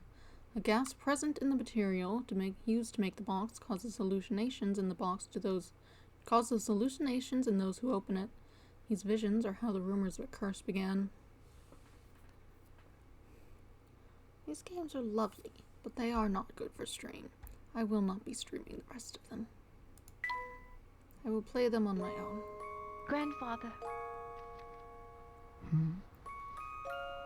Grandfather? Yes, that's right. It has a nice ring to it.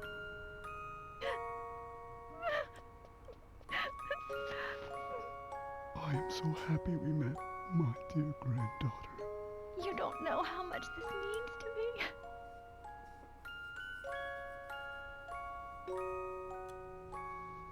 It's been so long, so very long, in fact, that I had forgotten what love even felt like. Instead, my love for Sophia was replaced by anger, and that anger completely blinded me. But now I can see the world clearly again, thanks to you, my granddaughter.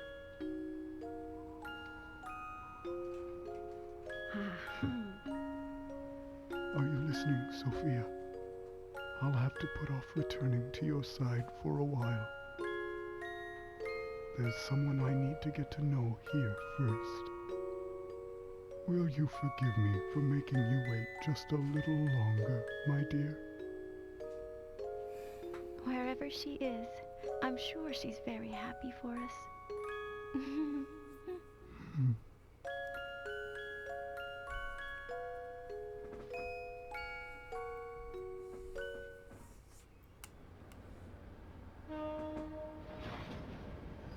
Go on the train.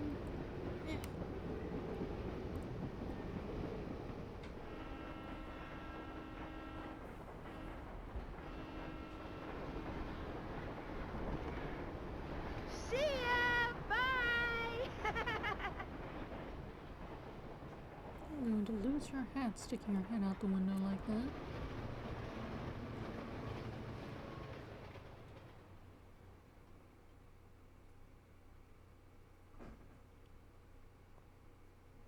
And that was the tale of the Elysian box, a relic feared for the fatal curse it was said to carry.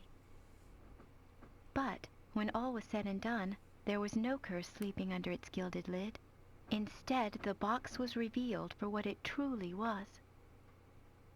A vessel created to carry the love of two kindred spirits through all of time. While terror brought the box its notoriety, in the end, its most powerful message was one of love.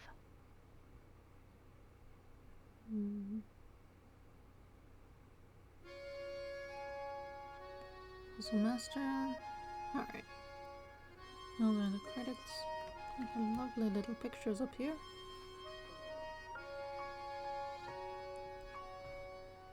Let's see. I suppose that's the end of the game. Like I said, these games are not good for stream. They simply are not. I will play them in my own time, I think. I imagine the Professor Layton and Ace Attorney crossover one probably plays at least close enough to Ace Attorney that it should be worth doing on stream. I imagine there's trials or something. You'll solve puzzles to get your evidence or whatever, probably. I'm not sure. I don't know the gameplay of it. I just know it exists.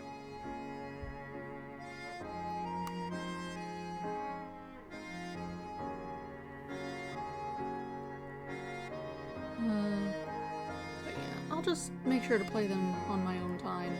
Probably on my 3DS, honestly. Seems like a better place to do it.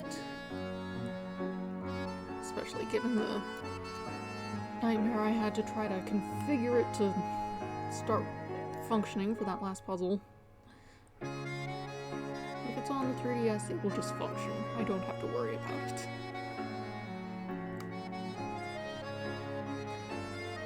And on Friday, I shall return to Ace Attorney Investigations, Miles Edgeworth. We were doing something on a plane. Someone died and we were investigating it. As you do.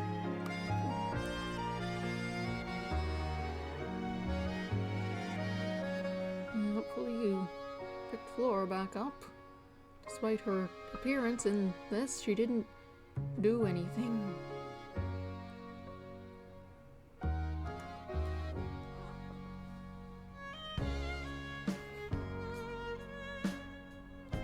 Lovely music in these games. I really should look up the soundtracks for the first two games, I suppose.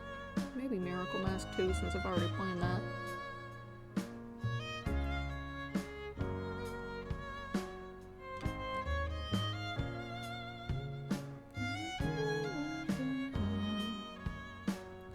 Let's see. Yeah. Professor Layton will stay off stream until that one crossover. I think.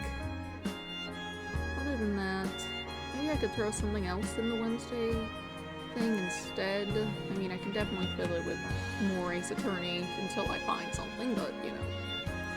I had other options. There were some Detective Conan games. A couple of them have translations. I could do that. Could keep playing that Mario thing I had started up at the end of I did of Apollo Justice because the end trial was significantly shorter than I had expected it to be. Options exist. Mostly it will be Ace Attorney though.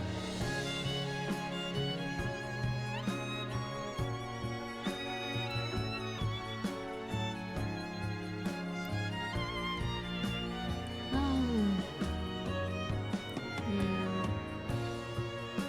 Lovely pictures. Many people have credits. I suppose a small screen is plenty for him to be visible.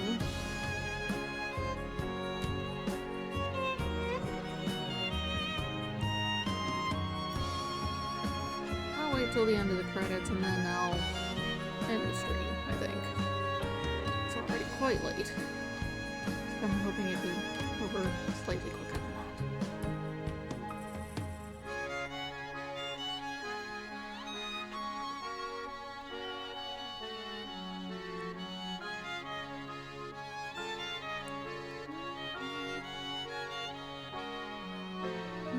Let's see.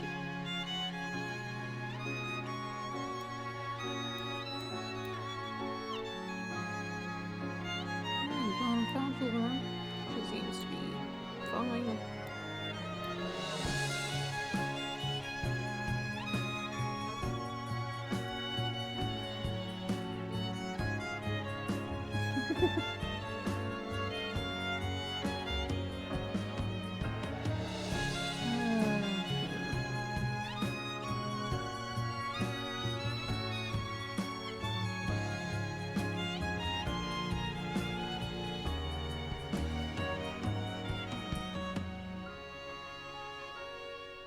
There's the people of the world, huh?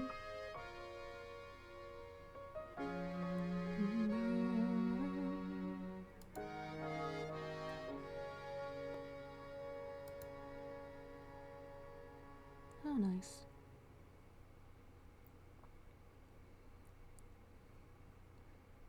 It sucks that these are like only on. Come look at this article, you two. Huh? Miracle Rescue saves beloved academic. So, the doctor's alive after all. We'll visit him as soon as we return. Oh, but that might conflict with the symposium you have scheduled in London tomorrow. Well then, I'll simply have to cancel. Huh? After all, Luke, one must always show gratitude to one's teachers. That's what a gentleman does.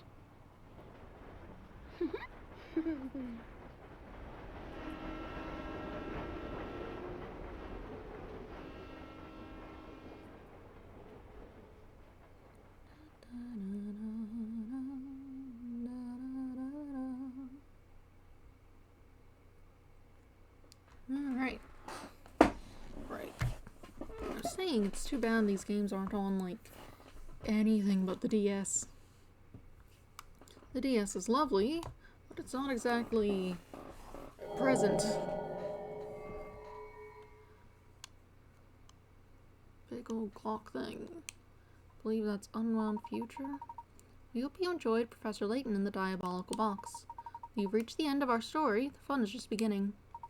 Seems you've solved 95 puzzles before beating the game. Not too shabby.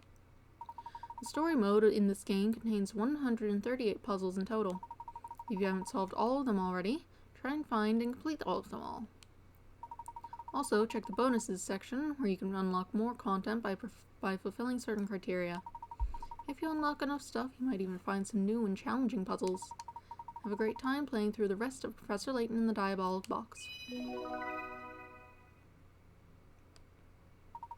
Since you've come to the end of the story, your game will now save.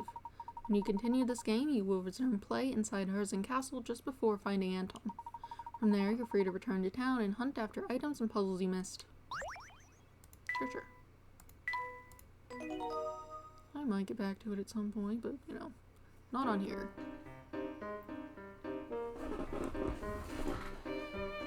Lovely time.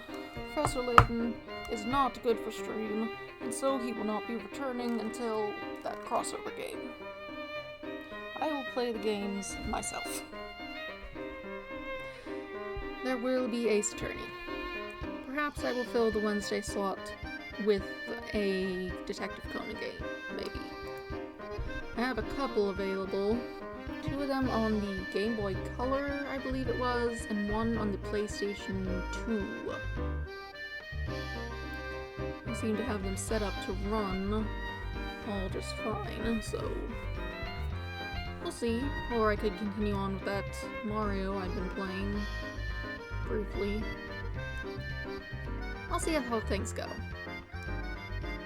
Regardless, that is where we'll stop here. Lovely game, lovely ending. It's just bad for stream. Yes. But that will be all. Friday I shall return to Ace Attorney Investigations Miles Edgeworth. But for now, that's all. Have a nice day. Goodbye.